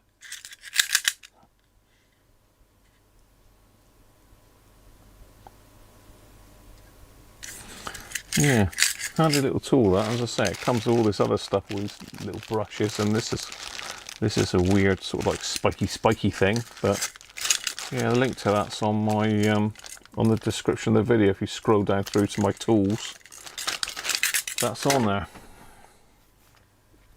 Well worth picking up if you're doing this sort of work with boards. Right, that's those cleaned up. I only cleaned up those two. I've got all the rest to do yet. There's me thinking we're like smoking, but we're not. We are not. There's loads to do still.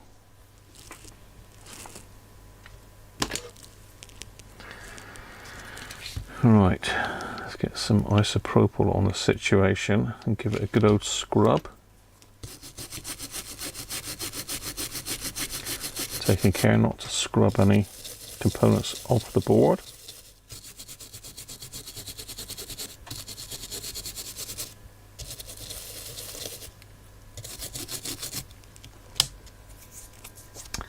Let's do a bit of wicking away under the microscope for Sharpie, because he loves a bit of wicking under the scope.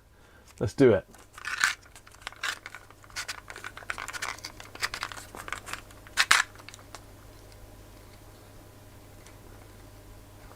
No worries. Catch you soon, Paul. Cheers for dropping in, mate. Always good to see all of you in the streams. Keeps it going.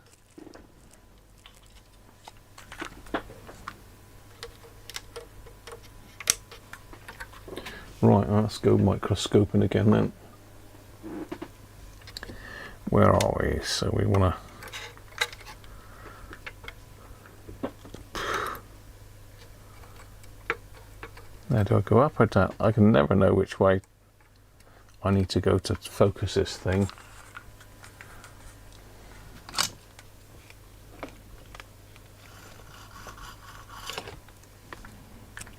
Right, so we are there.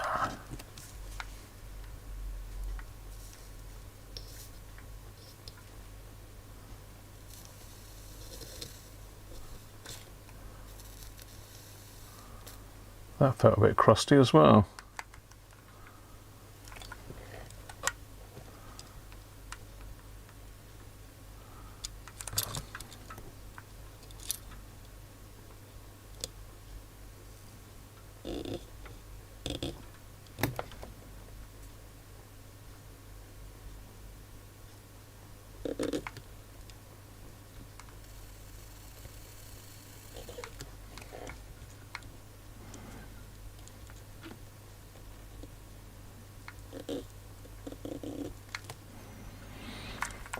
I don't want to drag them too much when you're doing this, because you can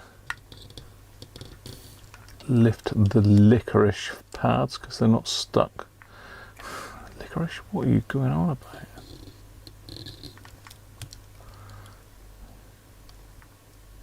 Yeah, it's like they're stuck down with jam and not.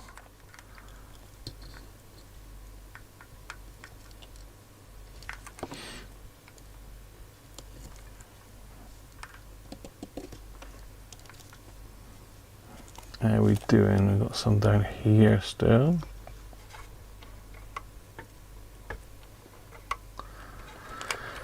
Let's go in a bit closer.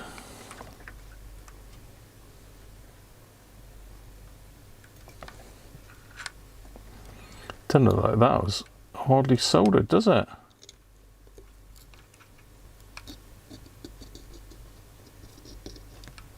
That one's crusty. You can tell that straight away. It's not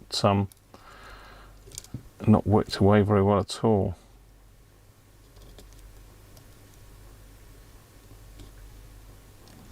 And that one's crusty. Yeah, that's our next worst one then, that one there. See what it cleans up like.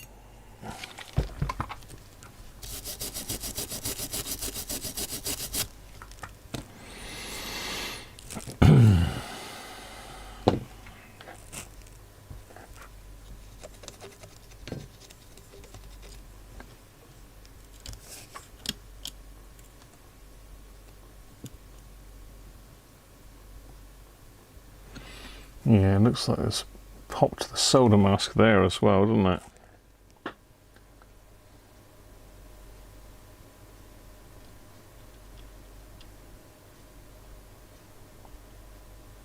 Aaron's off. Catch you soon, mate. Tokyo Matilda, is that a gamer, Aaron?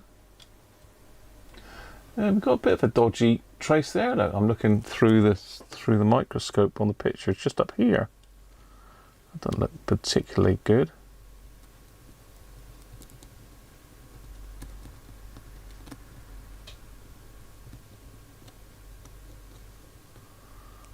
I think we lost a bit of solder mask there.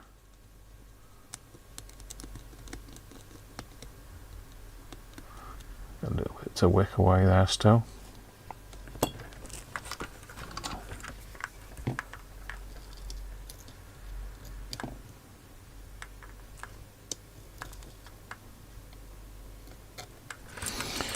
Right, let's see if we can get those a little bit better.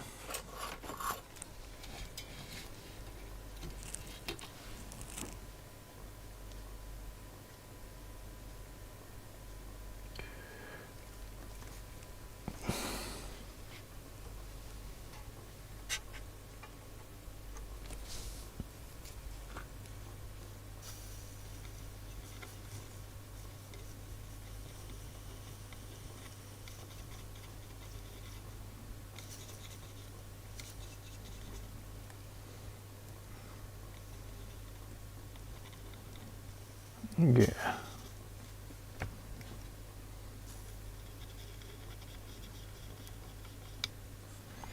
Not great though.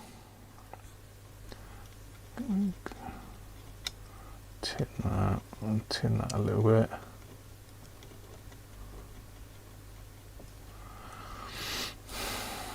Where else was bad? This one here wasn't great, was it?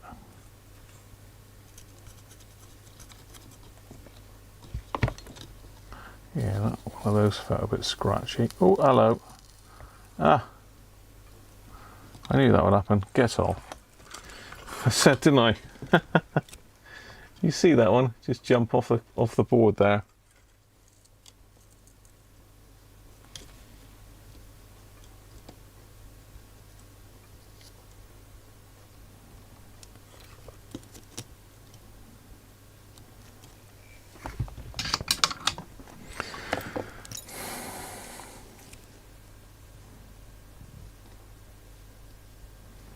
Still on there, so we just give it a bit of hot airage.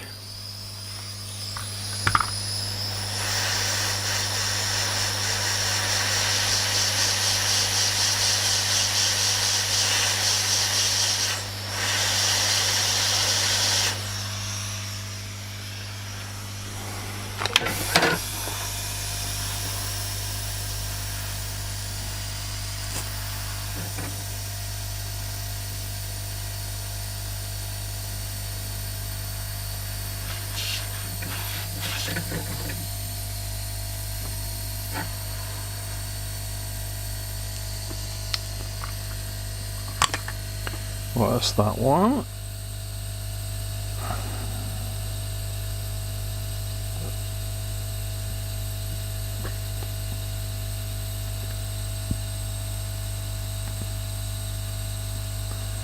Rest of them look okay, to be fair. So let's just wick the solder off those.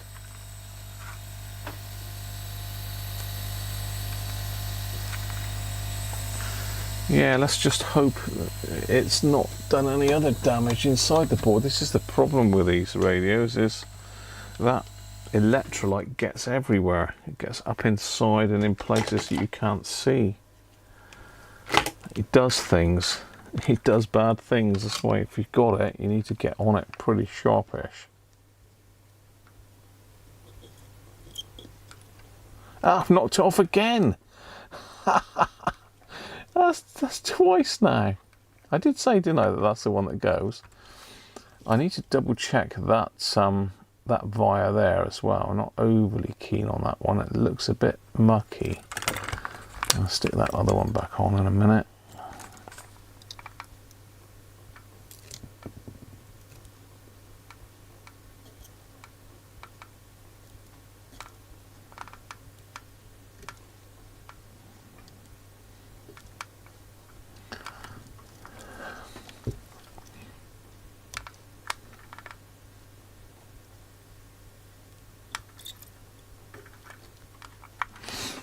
Right, they look all good now.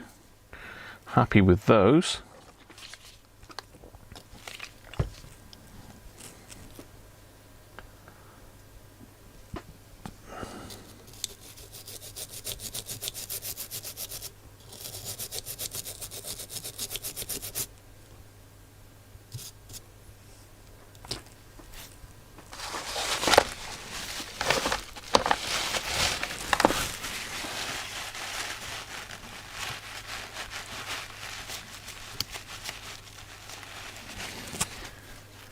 Yeah, they look pretty good.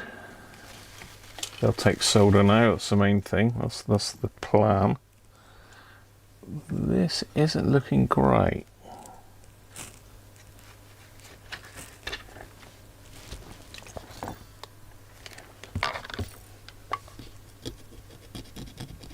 It's gone real hard and crusty. Oh, there goes that wherever it went. That resistor, where did he go to? Is he on the end of mine? Where did that go to? I think I need to change that one. Hopefully I got some. Yeah, it's really hard where the electrolyte has reacted. It's gone like glue, let's see it. It's like really crispy. It's like varnish, it's gone. Really hard. And where did that damn resistor go?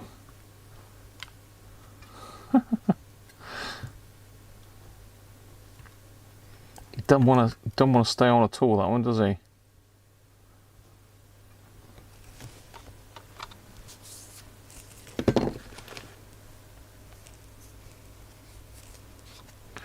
Trouble is I don't want to find it later somewhere else. Oh, there he is. I've got him. Found him. You naughty, naughty resistor.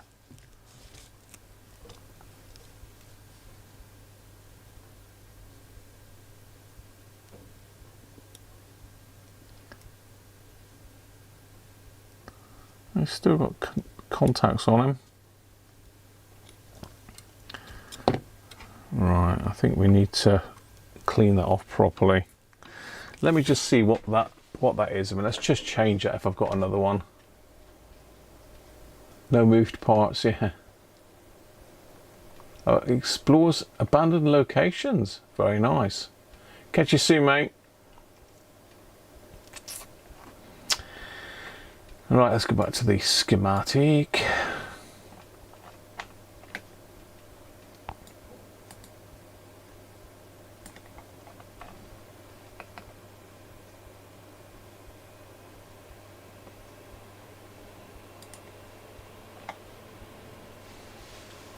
Let's go over to the screen cap. Okay, so we're over this side of the board this time, and it is that one there, I believe. So double check. Yeah, that one there. I can't really see that, can you?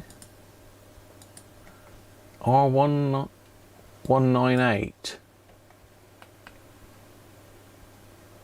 R198. So let's go down to the list.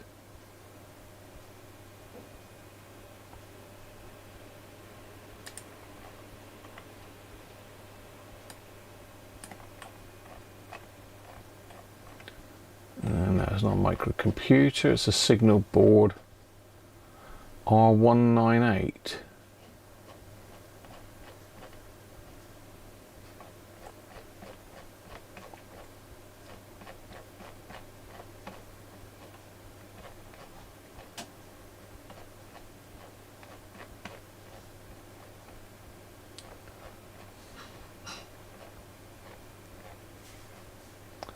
R198, where are you? You're over there. 27 ohm, what a crazy size. What a crazy size. 27 ohm. What's the chances of me having a 27 ohm resistor? Although I got a feeling I bought some in. Let's have a look. I got a feeling I didn't have any and I bought some in.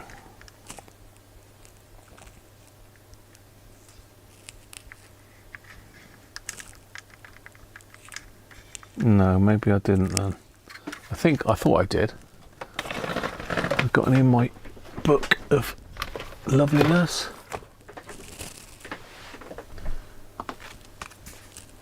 I've got this book off of Amazon with all these resistors in.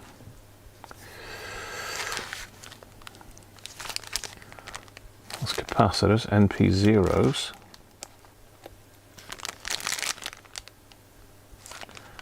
20k. 27, I have got 27.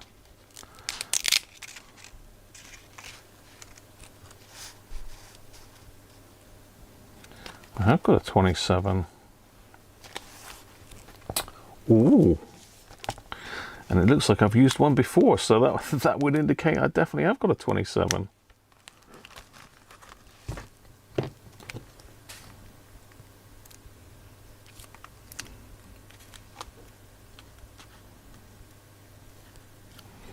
How do you pick them out of here though without... Come on, get out of there.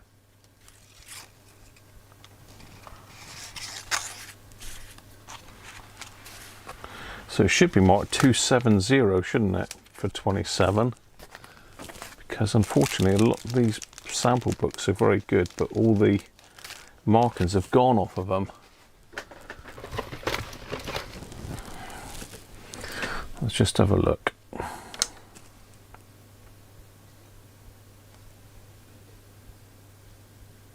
Yeah, it is.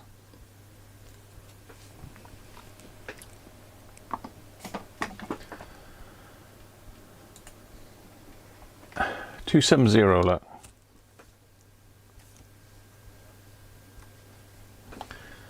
So let's get rid of that old one. He's had a lot of heat on him. Slightly bigger package. I don't know what size that one is, but there's plenty of room for that one on there. Try not to hack it off again. That one's pretty manky.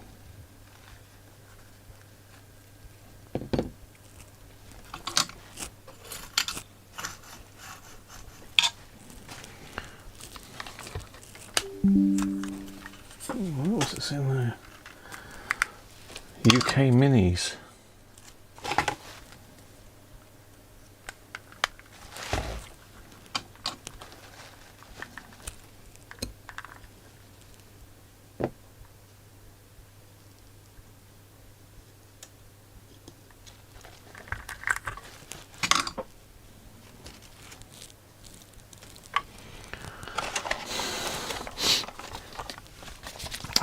Got to start cracking on and getting some caps put on this thing, otherwise we're never going to get it done.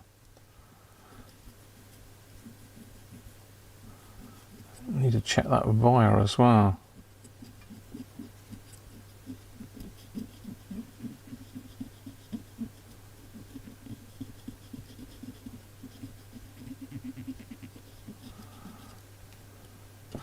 Yeah, I need to check that wire out. Let me put this resistor back on a minute. I think what I'll do is I'll just put a little bit of solder on. I'll just flow it in with the hot air. I'm saying that it's easy enough to just put it on with a soldering iron. And let's just put it on with a soldering iron, shall we? So I'm going to put a little bit of solder on one side.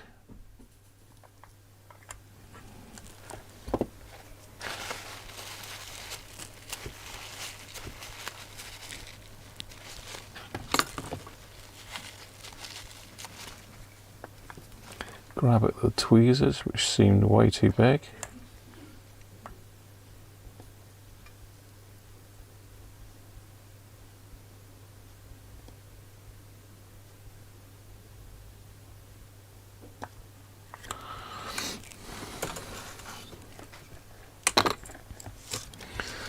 Move the board around. I've lost track of where it is now. Oh yeah, there it is.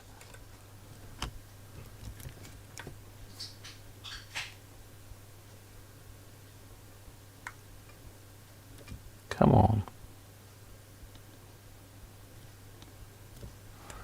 There you go, that'll do. Nice new one. Shouldn't jump off the board like the other one did.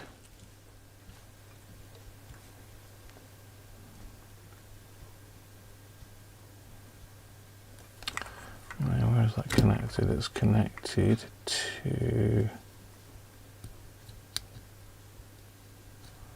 Let's make sure it is soldered on there properly.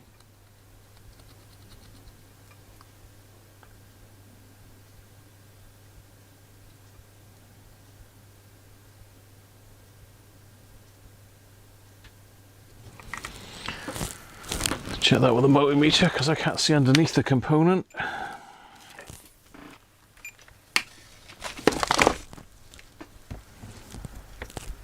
Let's go first of all from there to there. Yeah. And there to... Yeah. He's good. It's good. Right, okay. So I need to check that via. You can see it doesn't look too healthy, does it? Does not look healthy, that via. You can't really see it that well, can you? You see it just doesn't look good, does it?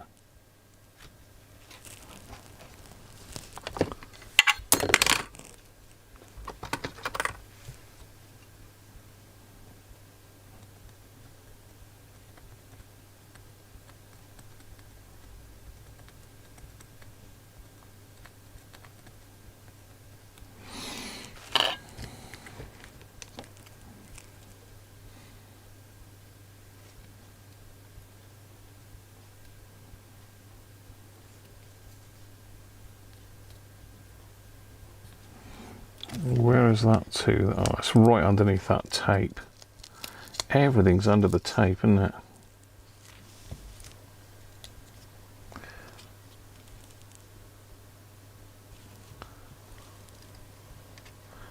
It's actually underneath. Is it underneath the... I think it's underneath. I think it's underneath. Where is it? I think it's underneath there. I think it's underneath that one. Yeah, this one here.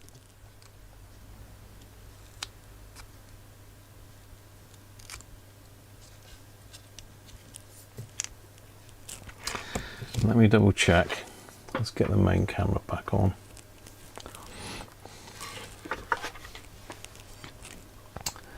Double glass of the motion stuff. I'll catch you soon, Sharpie.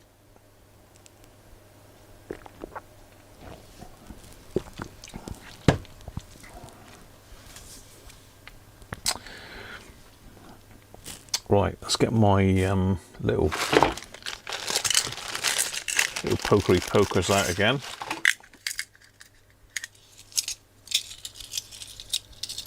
Let's go with the smallest one there. Poke Izzy down through the hole in. If it hits the back of an IC, we're in trouble. Yeah, it literally is right on that IC. Okay, that's not the end of the world, we just need to trace it now. I'm not going to skip this because if I do, it's going to come and bite me in the backside, isn't it? Let's go back to the schematic. I'll tell you, this computer is so fast. It flies up through here. Right. We need to come back over here to this side, I think it was, wasn't it? No. No, it's on the right side to start with. So we're looking at that via there. smack bang underneath C215. Where the hell does that go?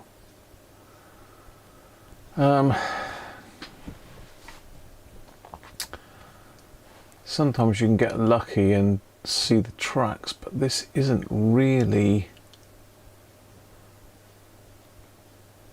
It looks like it's connected to that end. Can you see where I'm looking? So here's the footprint of that IC underneath, and it, although it looks like it goes past there, doesn't it?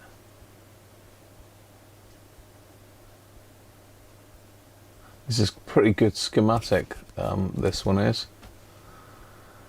I don't know. So it's the negative side of C215. It's difficult to see. I mean, it does look like that pad goes through there to that one. But is there a big ground plane under there and it's connected to that, I wonder? I can't, unless that first leg is connected to it, because I can't quite see that one. Because that could come across there underneath this pad and up to here. Let's try that a minute. I'm just going to beep that out while you're sat on that page looking in wonder at what the hell's going on. So let me find it. It's there then. And we're coming over to here. And we're coming to the first pad there. Yes! It's connected. Wow. That's a relief. Yeah, so it's connected to that first pad there. So you can see there's one there. There's another one underneath this trace on top. So you can see the second pad there. The other one's up underneath here. It's connected to that. That's a relief. Onwards. Let's get some caps put back on it. Both. Well, good morning, good evening. Derek, catch you soon, mate. No moved parts. Yeah, let's hope no more moved parts. The Sindel Hacker. Welcome to the channel, mate. Not seen your name pop up before, but you're always welcome. More the merrier. Right. Now, what am I doing? What am I doing?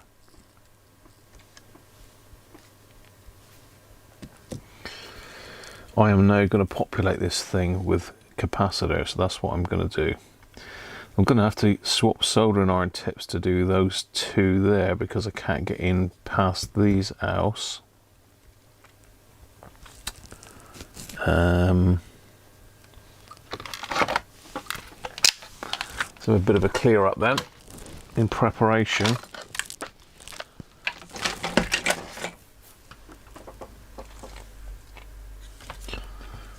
Did I put solder mask on? Did I need to put solder mask on that? Just double check and see if I put some solder mask on this bit down here that I did. No, I don't need to. I soldered it. That's okay. Bro. What a game, eh? What a game. So I think we'll start sort of here and work our way around. I should be able to do it just by eye. I'll get the overhead camera in so you can see what I'm up to. My hands shouldn't be in the way then, hopefully.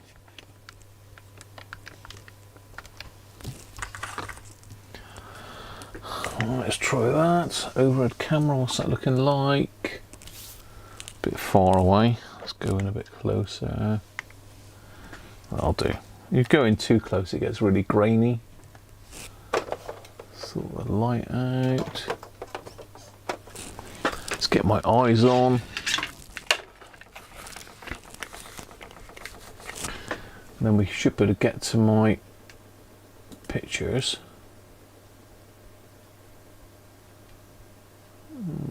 Nope. I wonder where they are then. They got transferred, didn't they? Definite.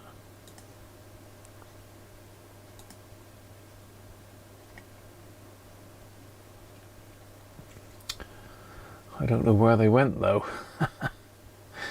I can see one of them because it's still in front of me. I wonder if it's gone into... Bear with me a minute. MSS 24 Ultra. Storage. CIM. Camera. Oh my god, there's hundreds of pictures on there and nothing that I want. Oh yes, there is. Aha, there they are. Right, where's that one there I want? Okay. So we've got a 22 at 6 volts, two 22s at 6 volts and 47 at 6 volts.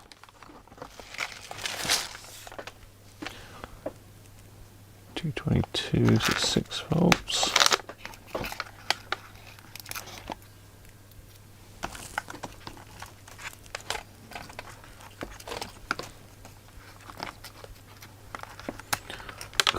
Can't get them out. Oh, ow.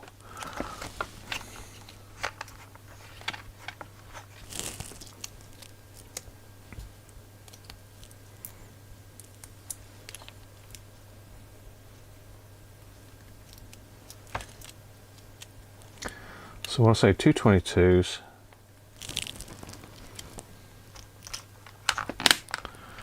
and a 47.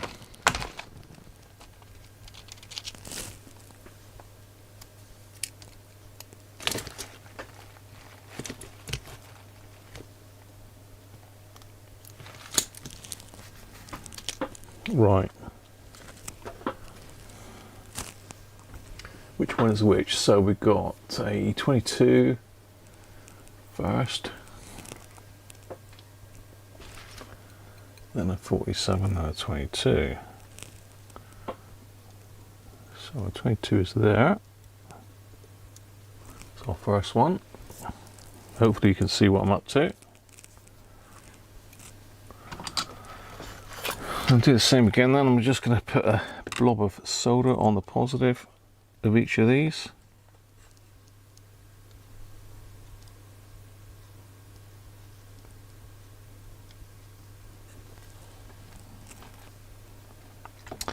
That one's a bit tight.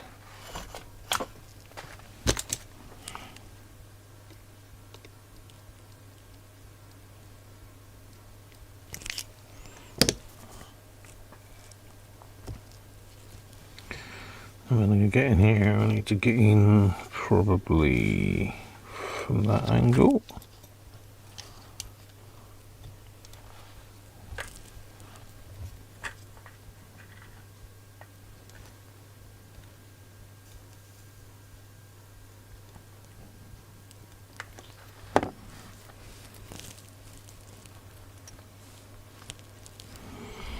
That's one side.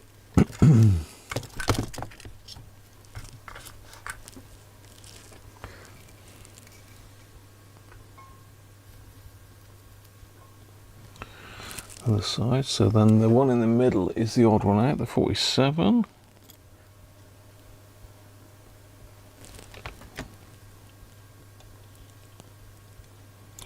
I've got flux on my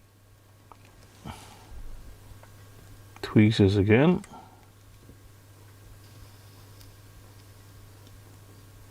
Oh.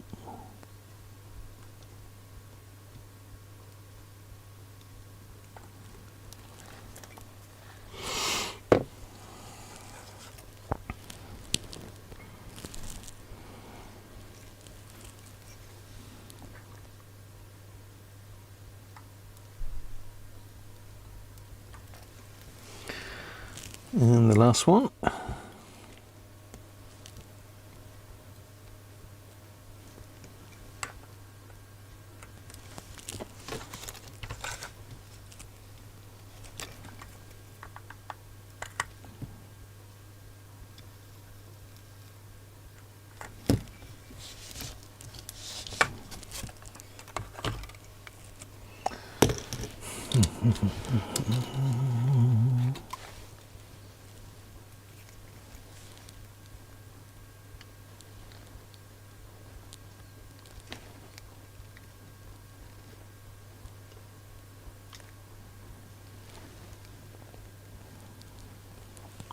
Good. So those 3 done. Let's make sure you're on. You can see what I'm up to. Oh, you can't really.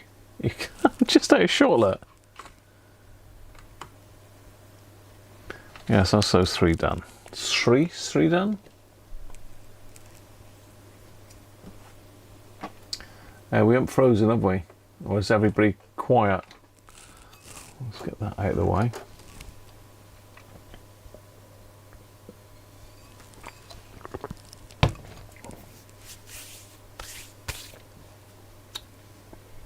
Hopefully we haven't frozen.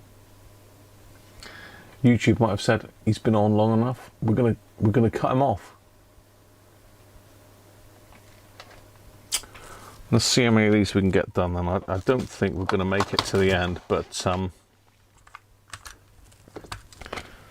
we can try, can't we? Or I can. You can join me for the journey. Right, let's do the difficult ones now. That's those 2. So let's get a different soldering iron tip on, because there's no way that one's going to get in there. Could someone just say hello in the chat, just so as I know that we're still going? Ah, right, there's Bob. Yeah, Bob's just confirmed it. Ideal. We're still at it, Bob. It's a marathon. So I'm just going to... did I buzz that one out? I think I did, didn't I? Yeah, I did.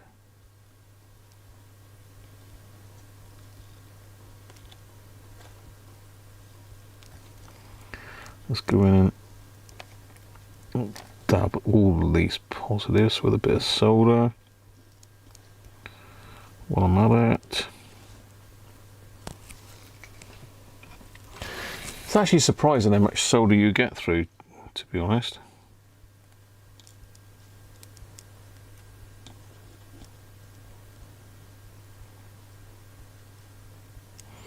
Because I tend to just pick a little bit off that I need.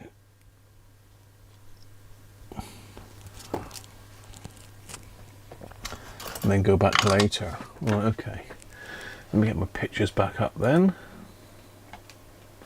That's those. So we've got a 22 at 6 and a 47 at 6 again.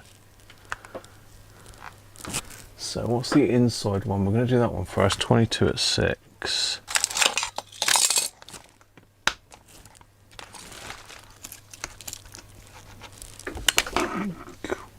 Keep banging me head on the microscope.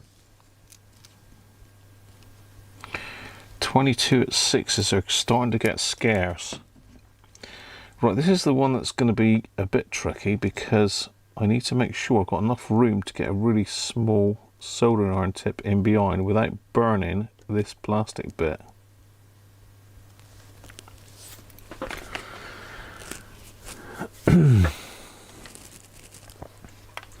So I think what I'm going to do is I'm going to switch you over to the microscope.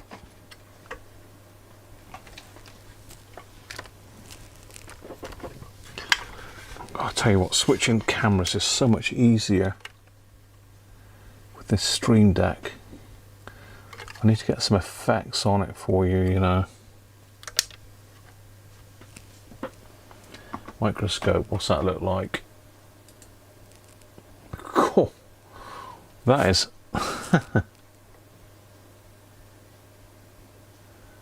That's very sharp, isn't it? I could do a 24-hour stream.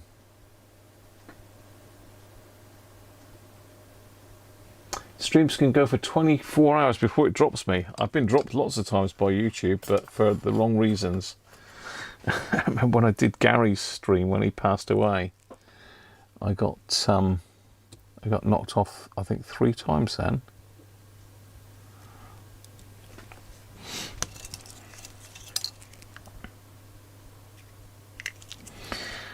I want that one to be over a little bit, really, ideally.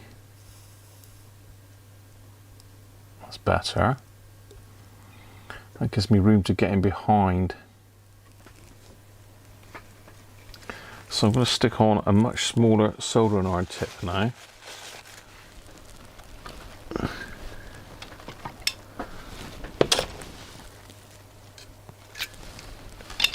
If I can get that one back in the same place. Don't want to lose that one. There we are. That's pretty easy. Right, what have I done with the new tip? There we are.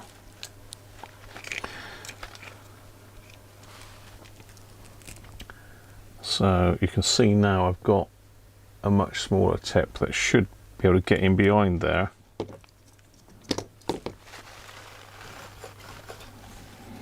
Soldering iron set at 350. Where is it? Got to find myself now.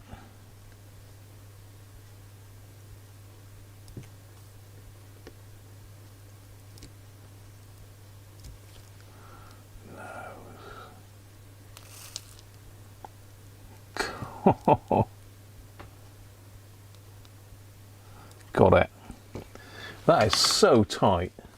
That is so tight in there. Why would they do that? Why are they doing this to me, Sony? Right, the same for this one. Now, what did I say that one was? 47 at 6, wasn't it?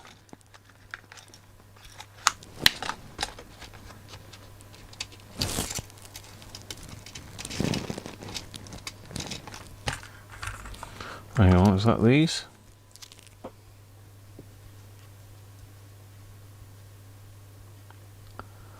.476, is that what you are?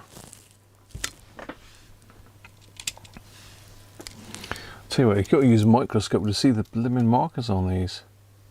476, 455, 76, 455, yeah, it is those. Always put these away after you've taken one out. I've learned that mistake many times, trying to work out what the hell they are when you've got about 5 packets that look identical on the bench. It's real tough. Okay, same again then.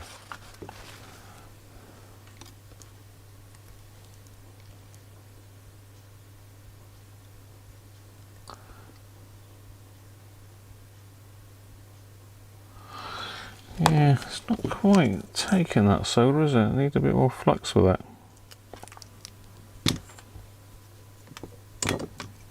Let's get in the back then. This one's a little bit easier to do because it's right there. That's better. Nice. Look at that. Very nice.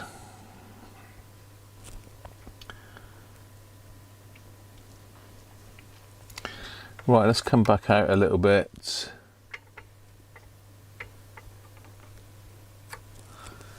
Let's get that one done. So look at my photos. That one is a 22 at 6, just for change. I'm getting very short of 22 at 6s. I'm going to be sticking electrolytics in a minute if I keep going like this.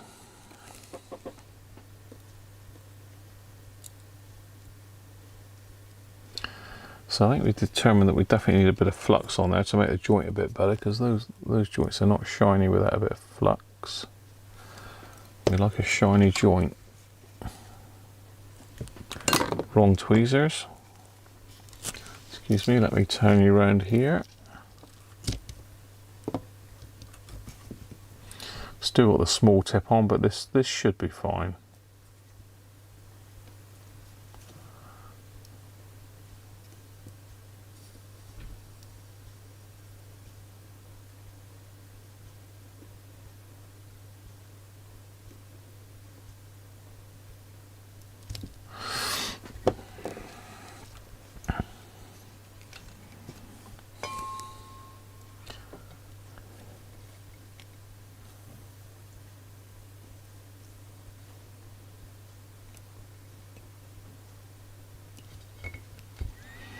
There we go, 3 down.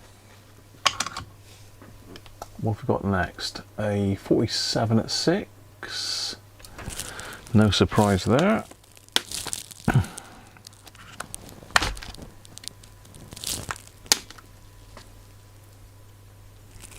That's our one that had a mullered resistor. Just that.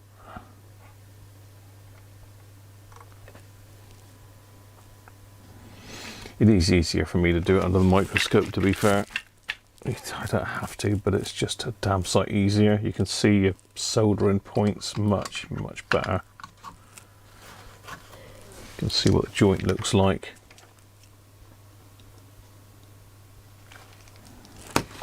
And you can see it easier. You can see me getting all shaky, can't you? Dids, oh, you fed the finger, mate. You're too late for the finger. Chicken curry, nice. Long show, yeah. Yeah, I wanted to try and move this one on a little bit, Christoph, to be fair, but it's proven to be a little bit more difficult than expected because of the damage to the board.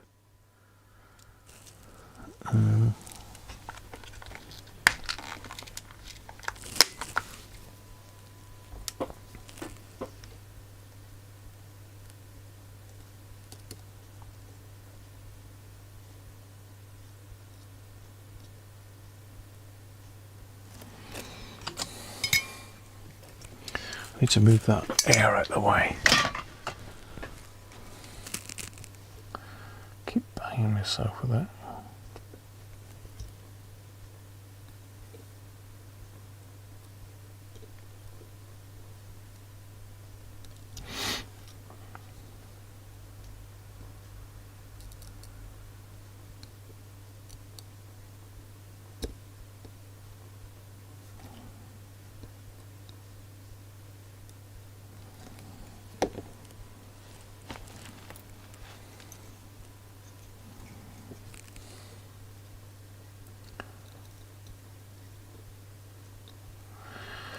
There we go, now we're motoring. Now we are motoring. So I've done 3, 6, I've done 7 already, look. Okay, where are we next? We are these two here. Chicken jalfrezi, nice. Yeah, the finger's been in and out. I'm on the course now, dudes. Got the course going, look. I know it's not real ale, but it's better for me, allegedly.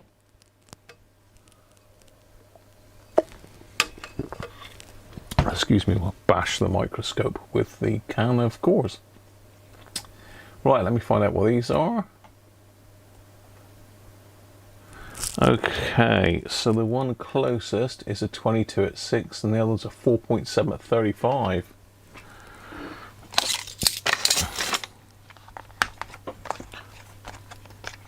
Looks like I'm going to have to order some more. Oh. Some more 22s. I've got one strip left of these.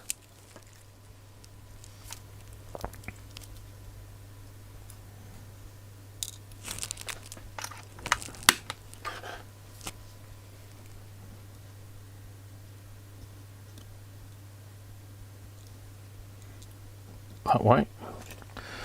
I'll turn the board round because I'm going to be able to solder it like that. I'm going to need to solder it like that. Because these things are in the way. A pain they are.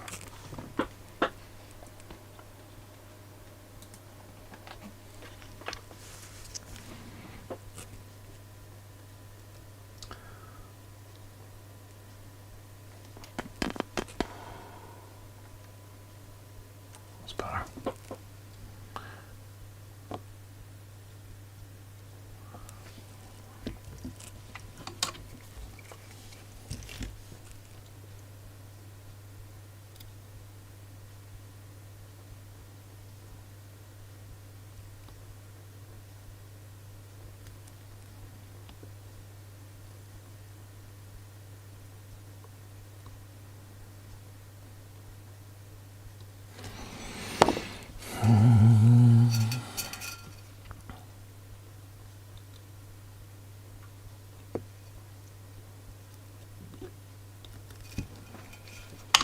That's that one. Now, what did I say the other one's? 4.7, didn't I?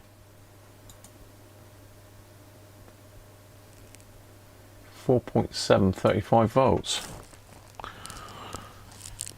4.7, 35 volts. There we go.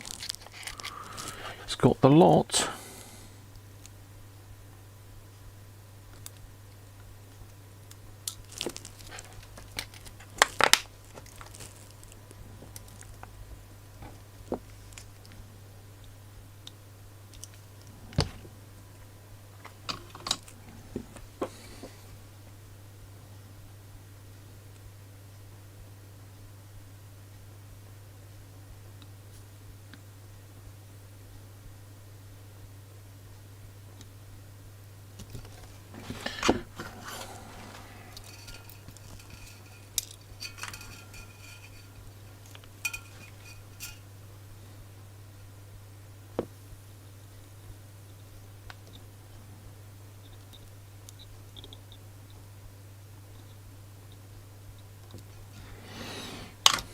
Done. Moving on. Next one. There. Actually, let's come back this way with the microscope a little bit. I'm pushing myself up the table here. Apologies. There. Right, what's this one then beside that? Pot there. Just out of shot, is it? Yeah, next one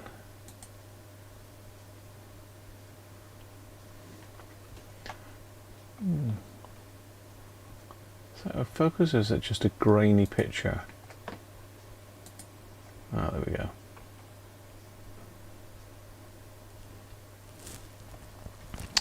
So we're by the yellow one, and that is just for a change. It's a 22 at 6.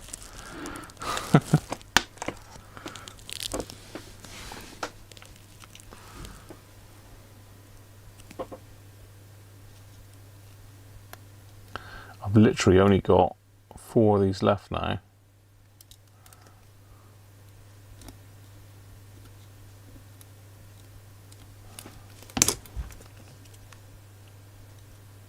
So I'm gonna have to get a load of these in because I've got a load more. I got Pro 80s here.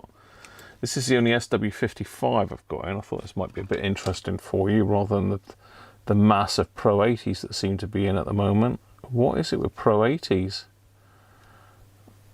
I suppose they were an expensive radio back in the day, and I think people couldn't afford them when they were younger. Now they're getting on a bit. They're buying them because they are good radios. But God, aren't they a pain in the backside to sort out? I'll give up doing Pro 80s, I think. It's like probably a 30% success rate on the things. They're just so small and complicated. Right, okay. What have we got now then? Another 22 at 6? No, we've got 2 4.7s on the trot at 35. Like a bingo caller, aren't I? Eyes down.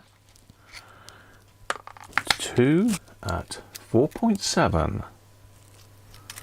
Mark your cards.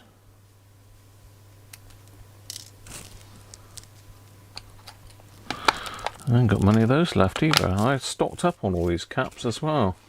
Surprising how many you use in one set. That's why it is fairly expensive to recap these things.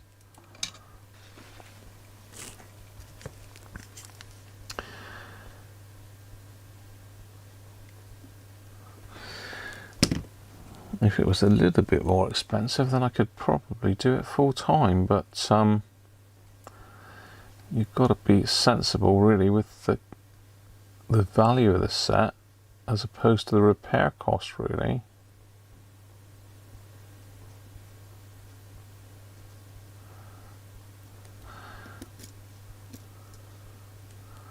And something you can't really price is work like this, where you've got board damage that's got to be sorted. You've got wires that you've got to get off. You've got wires that you've got to sort out, you know.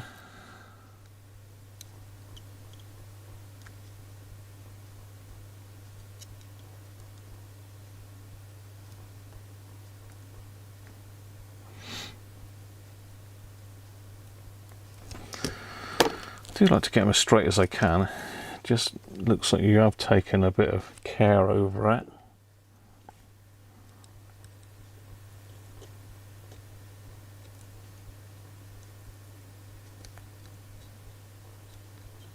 Get off.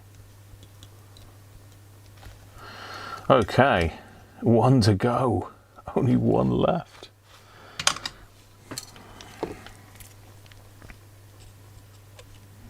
And what's our last one, please? It's a 22 at 6.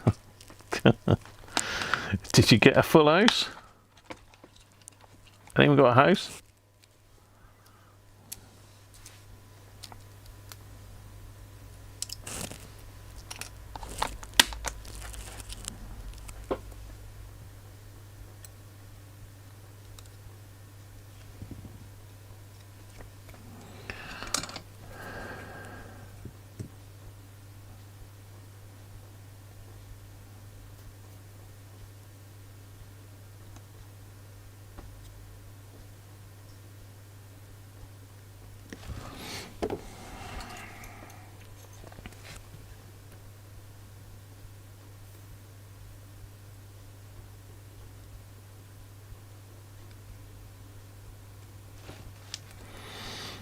There we are.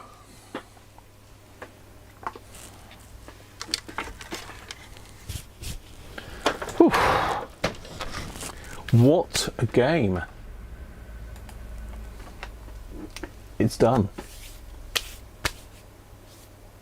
Your Pro 80 was $299.95 in 1989. What would that be now, Ernest?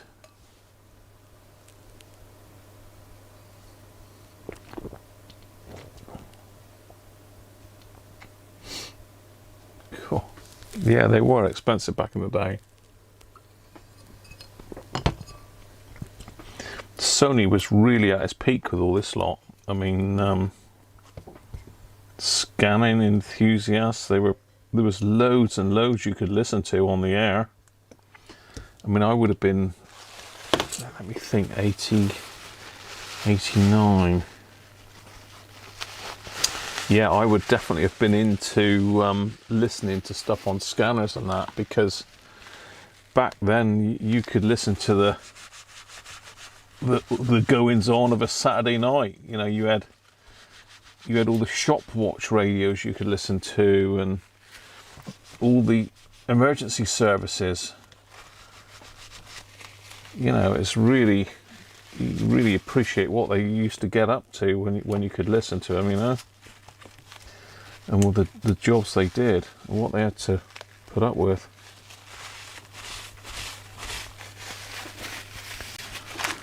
But you can't anymore. Right, that board, as far as I'm aware, is good to go. And as promised, I'm going to try it. I'm going to see if I can get enough time to get this put back in. I'm not going to do anything fancy to it.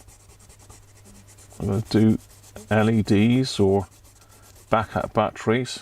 I'm just going to try it. Just cleaning that off because I don't like the way it's tarnished. And if something's going to come and bite you in the backside, it's always going to be the ribbon cable. I've got one of these in pieces that I've got to hardwire the ribbon cable where someone's done a complete and utter lash on it. They've had a go, but I bought it cheap, luckily, but it was a right con, really. You pay peanuts, you get monkeys, isn't it? That's what they say. And I got a monkey with that one. I've got to put the shield back on. Don't forget the shield, Graham. Goes in that way.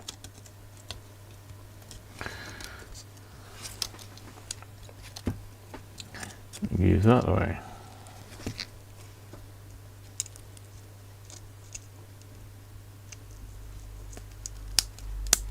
Getting ahead of myself. Right, let's change that tip back to the normal one. In fact, no, let's go bigger. Let's put a chunkier chunkier tip in that one. I'm going for it. I'm going for the marathon. We're gonna put this radio back together and try it. We're doing it. It's happening. It's happening. Are you up for it? But 800 quid, really? You might buy a Pro 80, Rob, after everything we just said about them. They're a nightmare. It's okay if you can afford to fix them. And they need fixing. As I say, I've got one here from the same chap.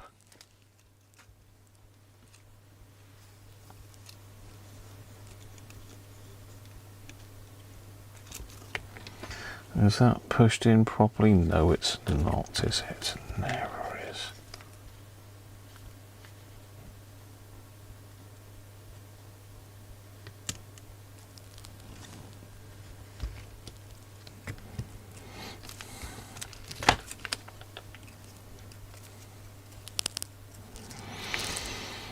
This ribbon cable is a pain in the backside. It really is. Look at it. It just won't let me solder that in.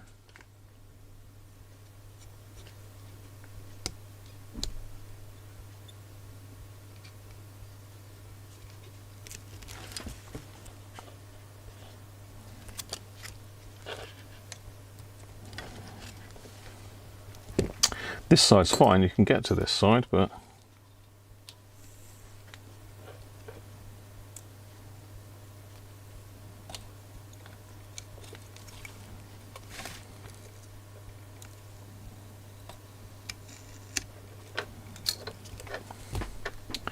this side, no. Will you stay there for a minute? Will you just stay there? Just for a minute?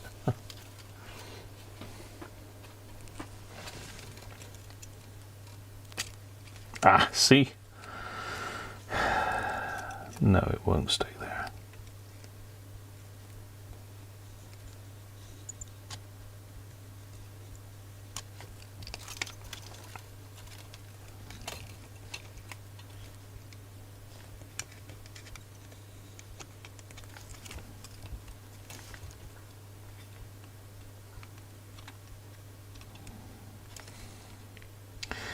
I mean, what do you reckon the value of a repaired Pro 80 would be then?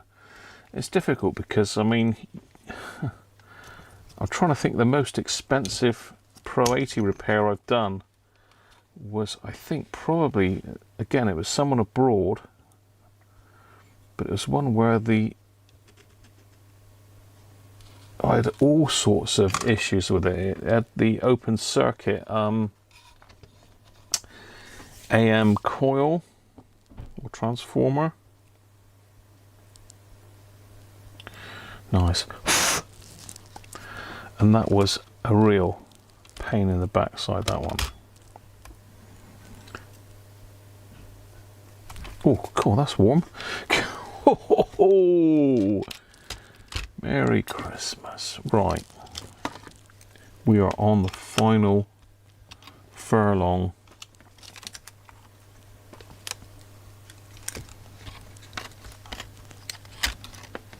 You watch me touch that again. Bound to.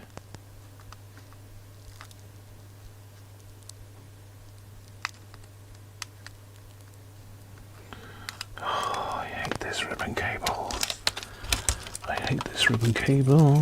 I hate the ribbon cable. Oh, there you go. Touched it again.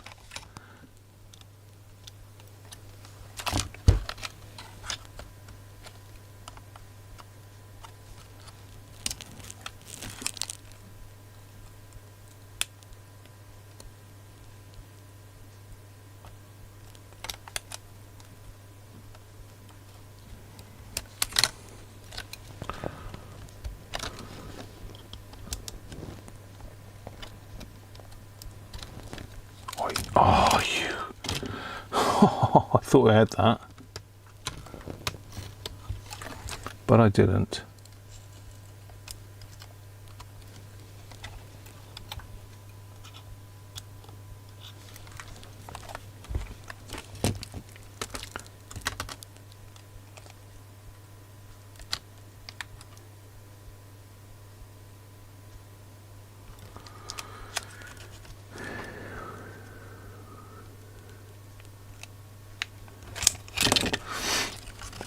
It's no good. This has got to come up. Get me a bit more access. Come on, you can do it.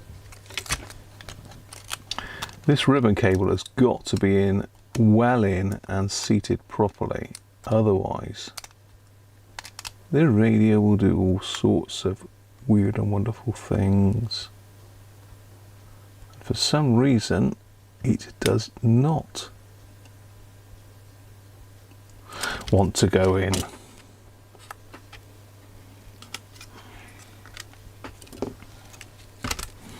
Let's try it from a different angle.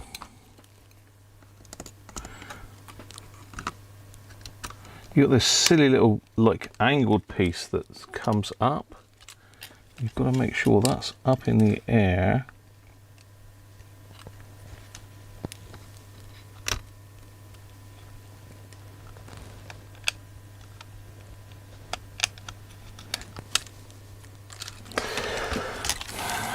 I don't normally have this problem.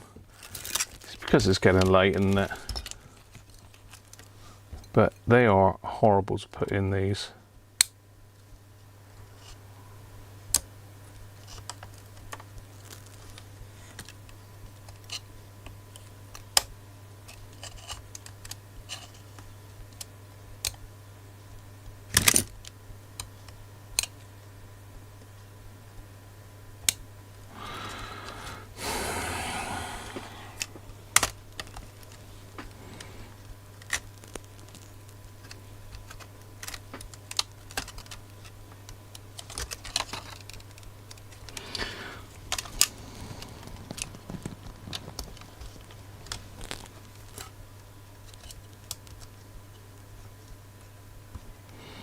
I was just going to say I'm going to end up taking the whole lot out in a minute, and I just have, look, because it's got to come outwards and then drop down.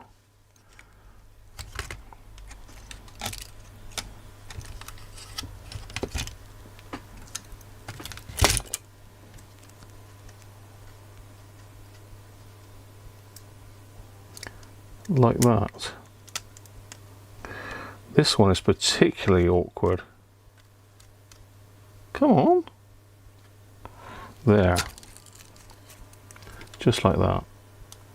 Oh, he's gone in again.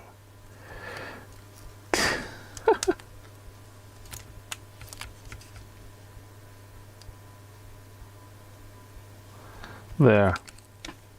That's perfect.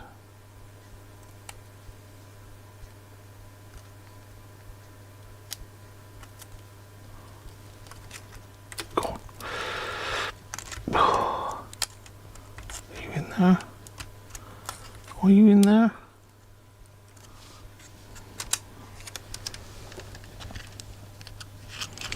No, not quite straight.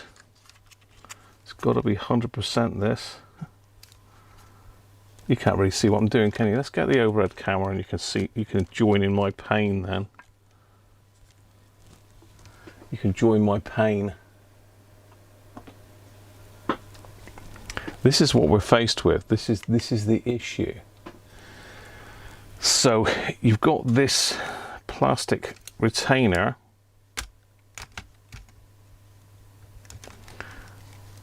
and it angles upwards so that, oh, that just went in. You're properly in though.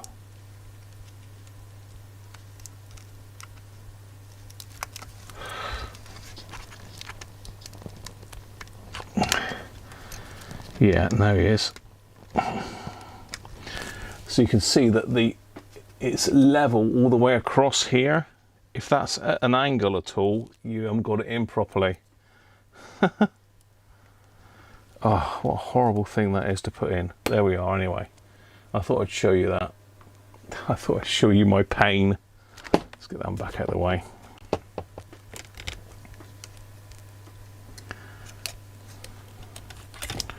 Now we've got to put it all back together, making sure all this sits right.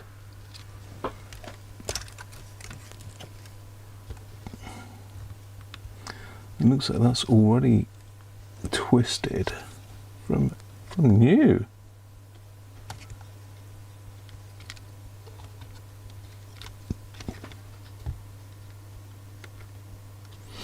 It's got like a gasket that isolates the speaker. Again, another pain in the backside idea, but you know, it is a premium product.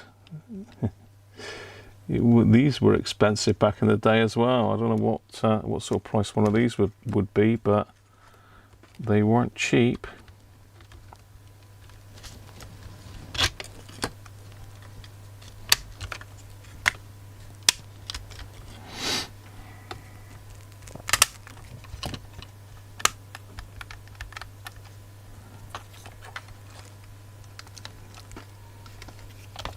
Got to be careful now because we don't want to yank that out.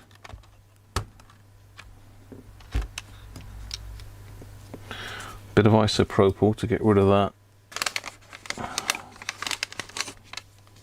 whatever it is down there. That was the telltale sign that someone had been in here, really, was this here. Yeah.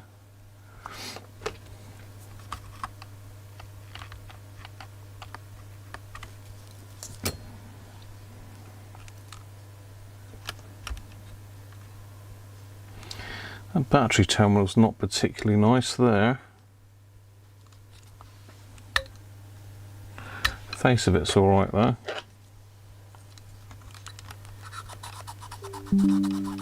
Oh, well, something else has happened.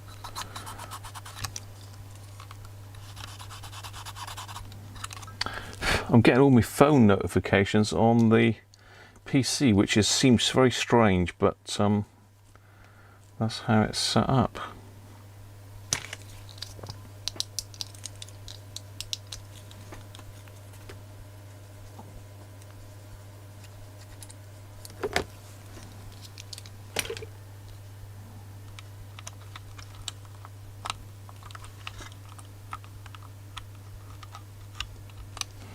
Good, right, okay, that's that. We need to plug the speaker in to there.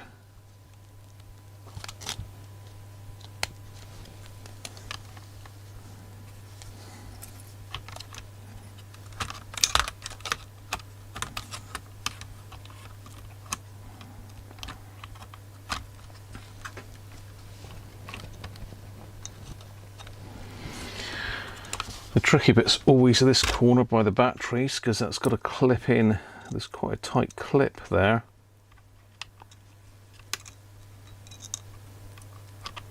You've got to sort of wiggle it and put pressure on the ribbon cable again. There we go. There, nice.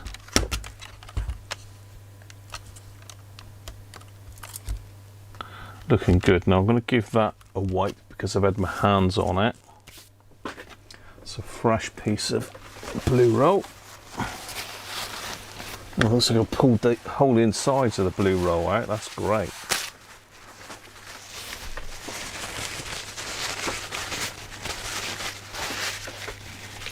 A little bit of isopropyl,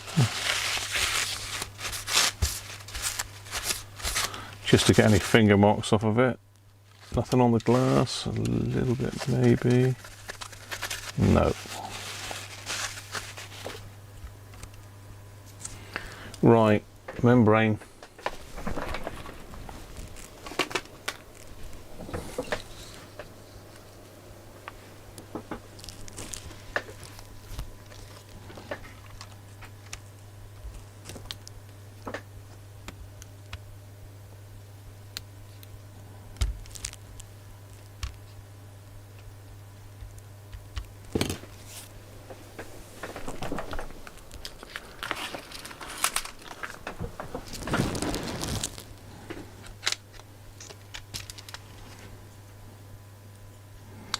Now this bit normally never comes off, so I don't know why it's decided this time that it wants to come off, but normally it never does.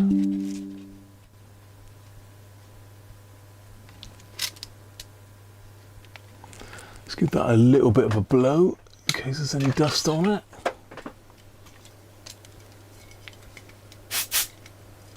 Yeah, that was a bit of a bargain. Martin, how you doing, mate?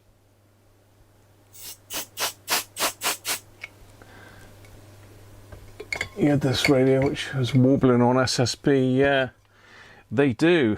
You know, I've not been able to cure that in the past. I've done all sorts of mods and everything to try and do it, but fingers crossed this one will be okay. But it certainly wasn't. It was wobbly on higher signals, should I say. Let's go the whole hog. Let's put the antenna back in as well. Let's box it up. Let's wrap this thing up, shall we?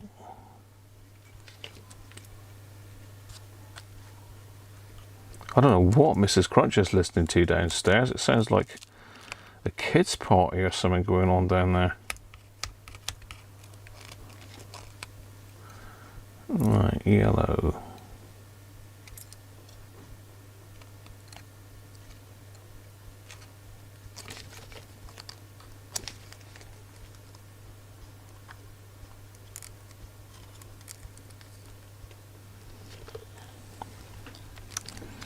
Yellow, green.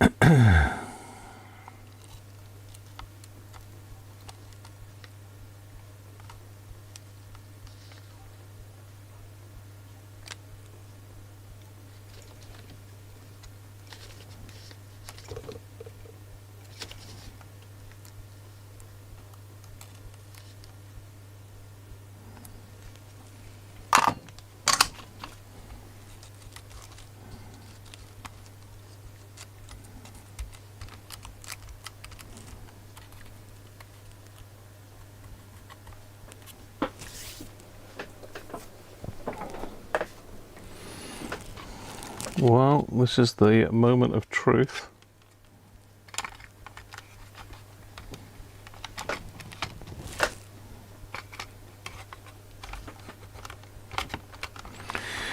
Always a pain in the backside to get this bit on.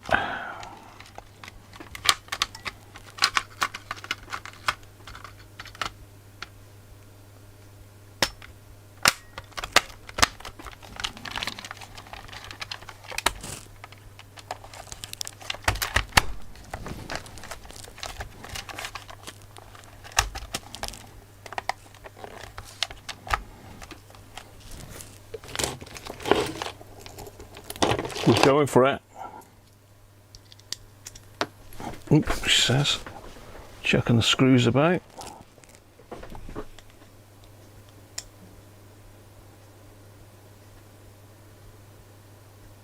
I've got phone link turned on. Yeah, I know. It is useful, Anthony.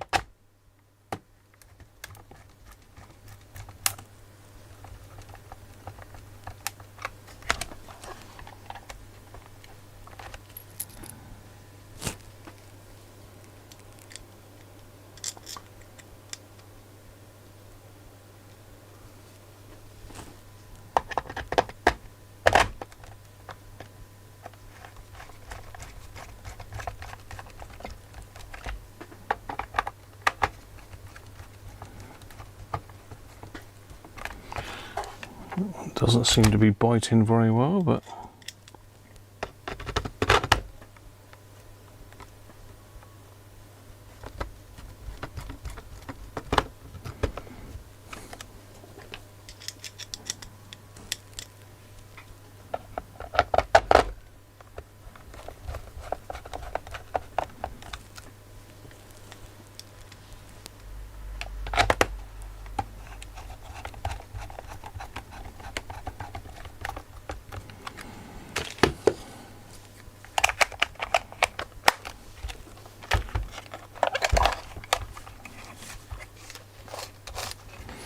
The other thing I've done before as well, which isn't fun, is sometimes these buttons will pop out and you'll have one like sideways or jammed on. I've had that before, button jammed on, it won't do anything, it just goes haywire.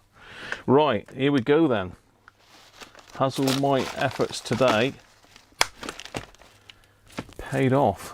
Where's the power? Big drum roll, people.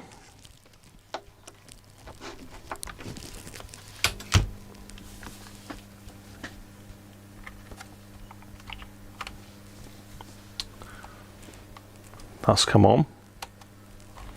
Turn the volume down a bit.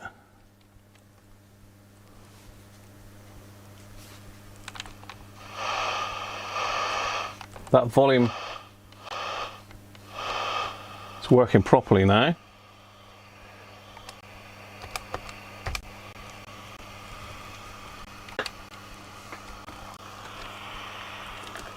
But no reception.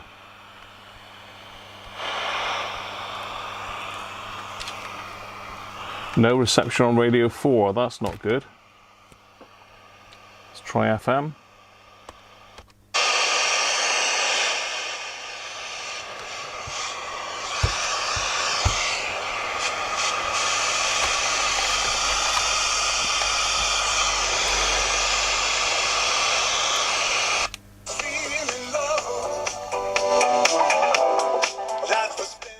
Yep.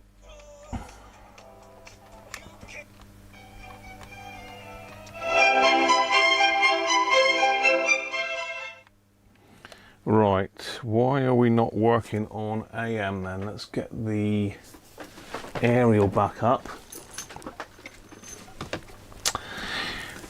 This is one of the problems with electrolyte getting in stuff. Unfortunately, I think when you start adding a bit of heat into it, it just eats into the little transformers. Right, hopefully it's not the case.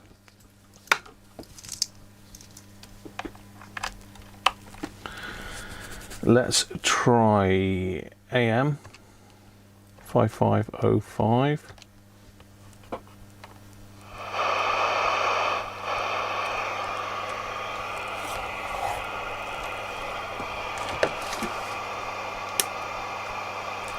Nope.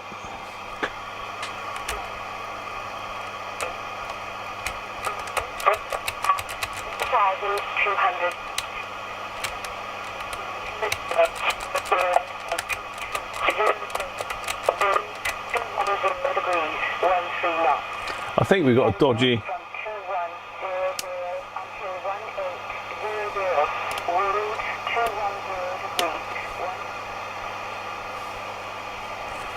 I think we've got a dodgy.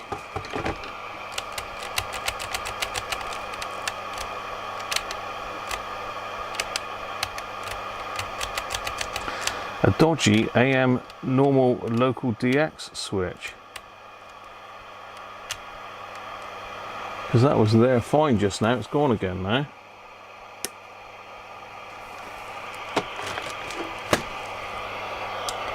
Let's try 198.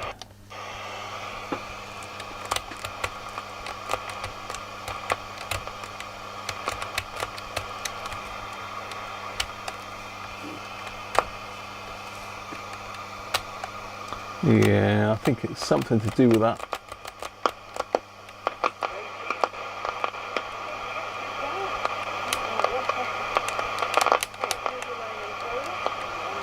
Yeah, it is there, but it's that switch.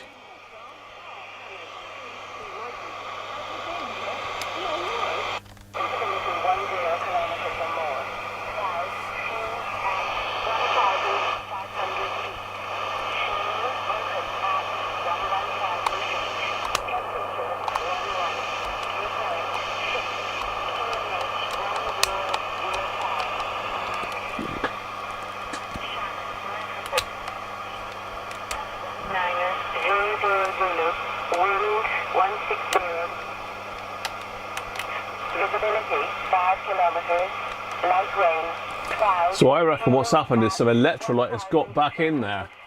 It's working fine though, isn't it?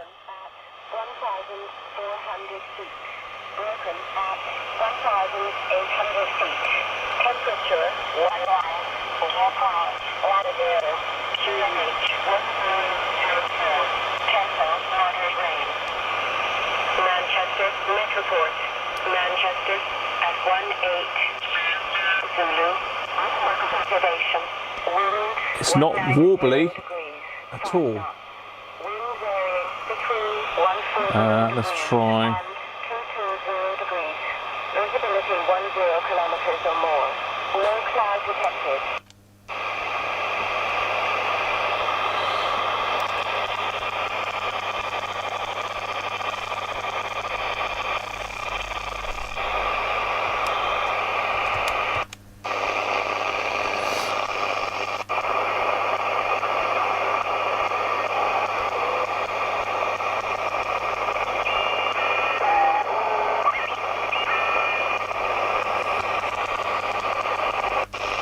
Unfortunately, this radio decides it doesn't like. I think all I've got to do is sort that switch out, and I think we're good to go. So I need AM mode.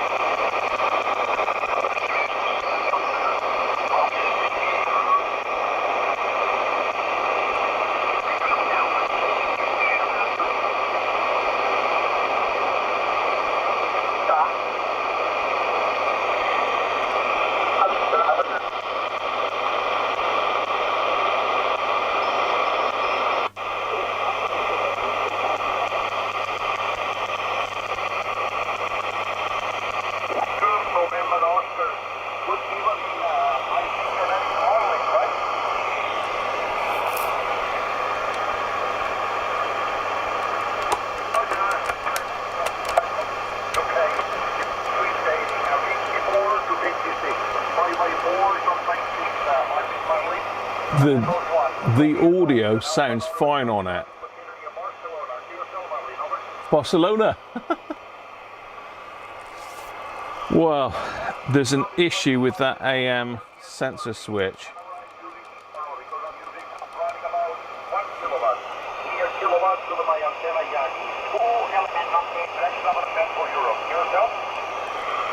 That actually sounds perfect for SSB.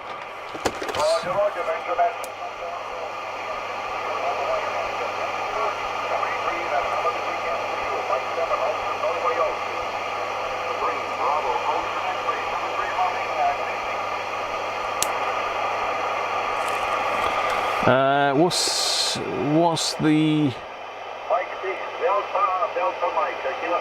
80 meter band? Is it 3.8, somewhere around there? It's not somewhere I've been for a long.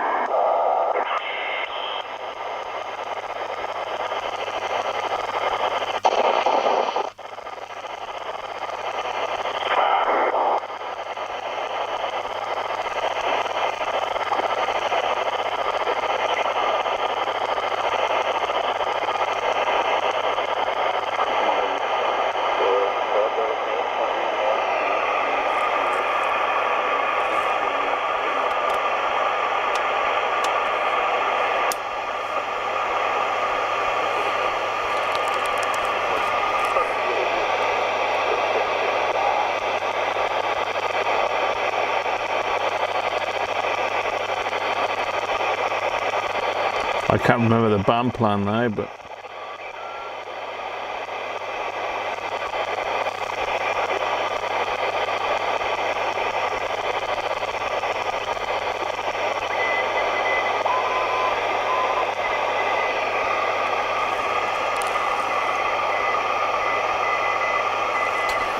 well,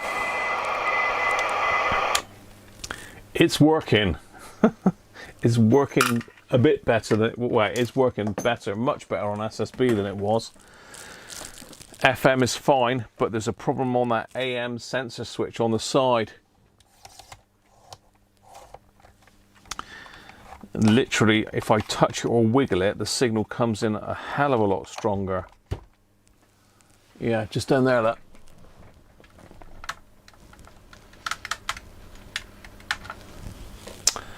That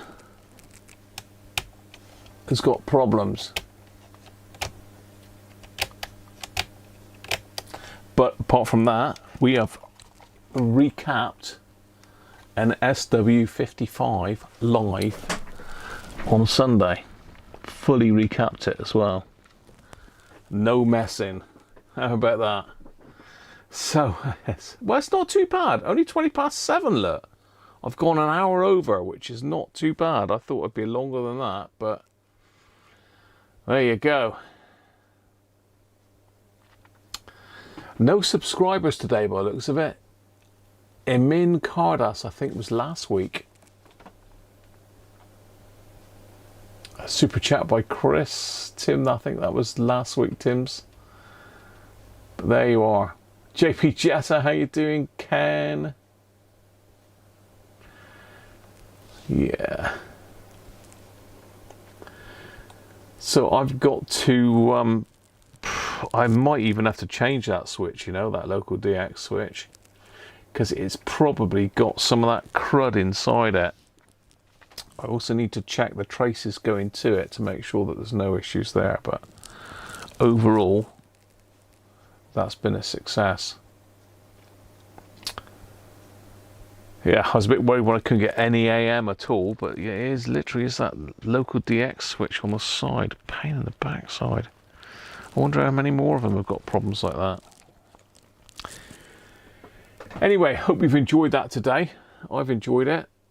And I've got a radio sort of fixed. It's another one that's not quite over the line, but it's not far off. It's not far off now. So cheers, everybody. 3.6 to 3.8 recorder, was it? Oh, what far off was I? DX Lounge, Istanbul. Yeah, nice radio. I've actually got 3 2001Ds in at the moment for repair. Dorf, cheers, mate. Dids, yeah. Christmas is nearly here, mate. Well, it's not nearly, it's a month away. It's over a month away, isn't it? But it's not far off. As soon as my birthday comes, I know that Christmas ain't far around the corner. My birthday next Wednesday. I will be live on Sunday, as far as I'm aware, unless something changes, but it should be good next Sunday. Mickey D, thanks for the sub, mate. Good to see you. Didn't pop up on here, but you know, it should do. But I don't know whether the alerts and that work on here, but they do on some screens, but they don't seem to on others for some reason. So that's my sort of main chatting screen. You're welcome. Have a great week as well. And as I say, we've still got, yeah, still going, Christoph. Well, I'm done. I've still got Ernest's Pro 80, which I'm trying to fix my own Pro 80.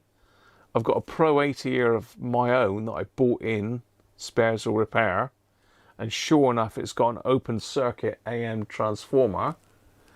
So I've got a Sony Walkman to whip a part out of to put in that, and that should be good. Vincent, how you doing, mate? Yeah, your Pro 80 is also still not working, mate. Yeah, birthday's on Wednesday, Vincent. Yeah, birthday's on Wednesday, mate. I'll be the grand old age of 26. God, time flies, doesn't it? No, a bit older than that. A few SW55s. We'll say SW55 is a nice radio, but they are so problematic. It's unreal. Not quite as bad as a Pro 80, but up there with it. And I have got a spare set, so if that switch is no good, I can probably switch that out with that one. But yeah, Vincent, I'm still on your Pro 80, mate. Don't worry. We'll get there somehow. I don't know how yet. I might have to buy in another set for another board, but it's got it's got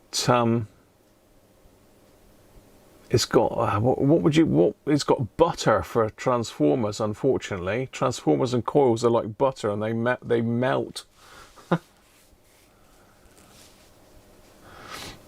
Well, I have got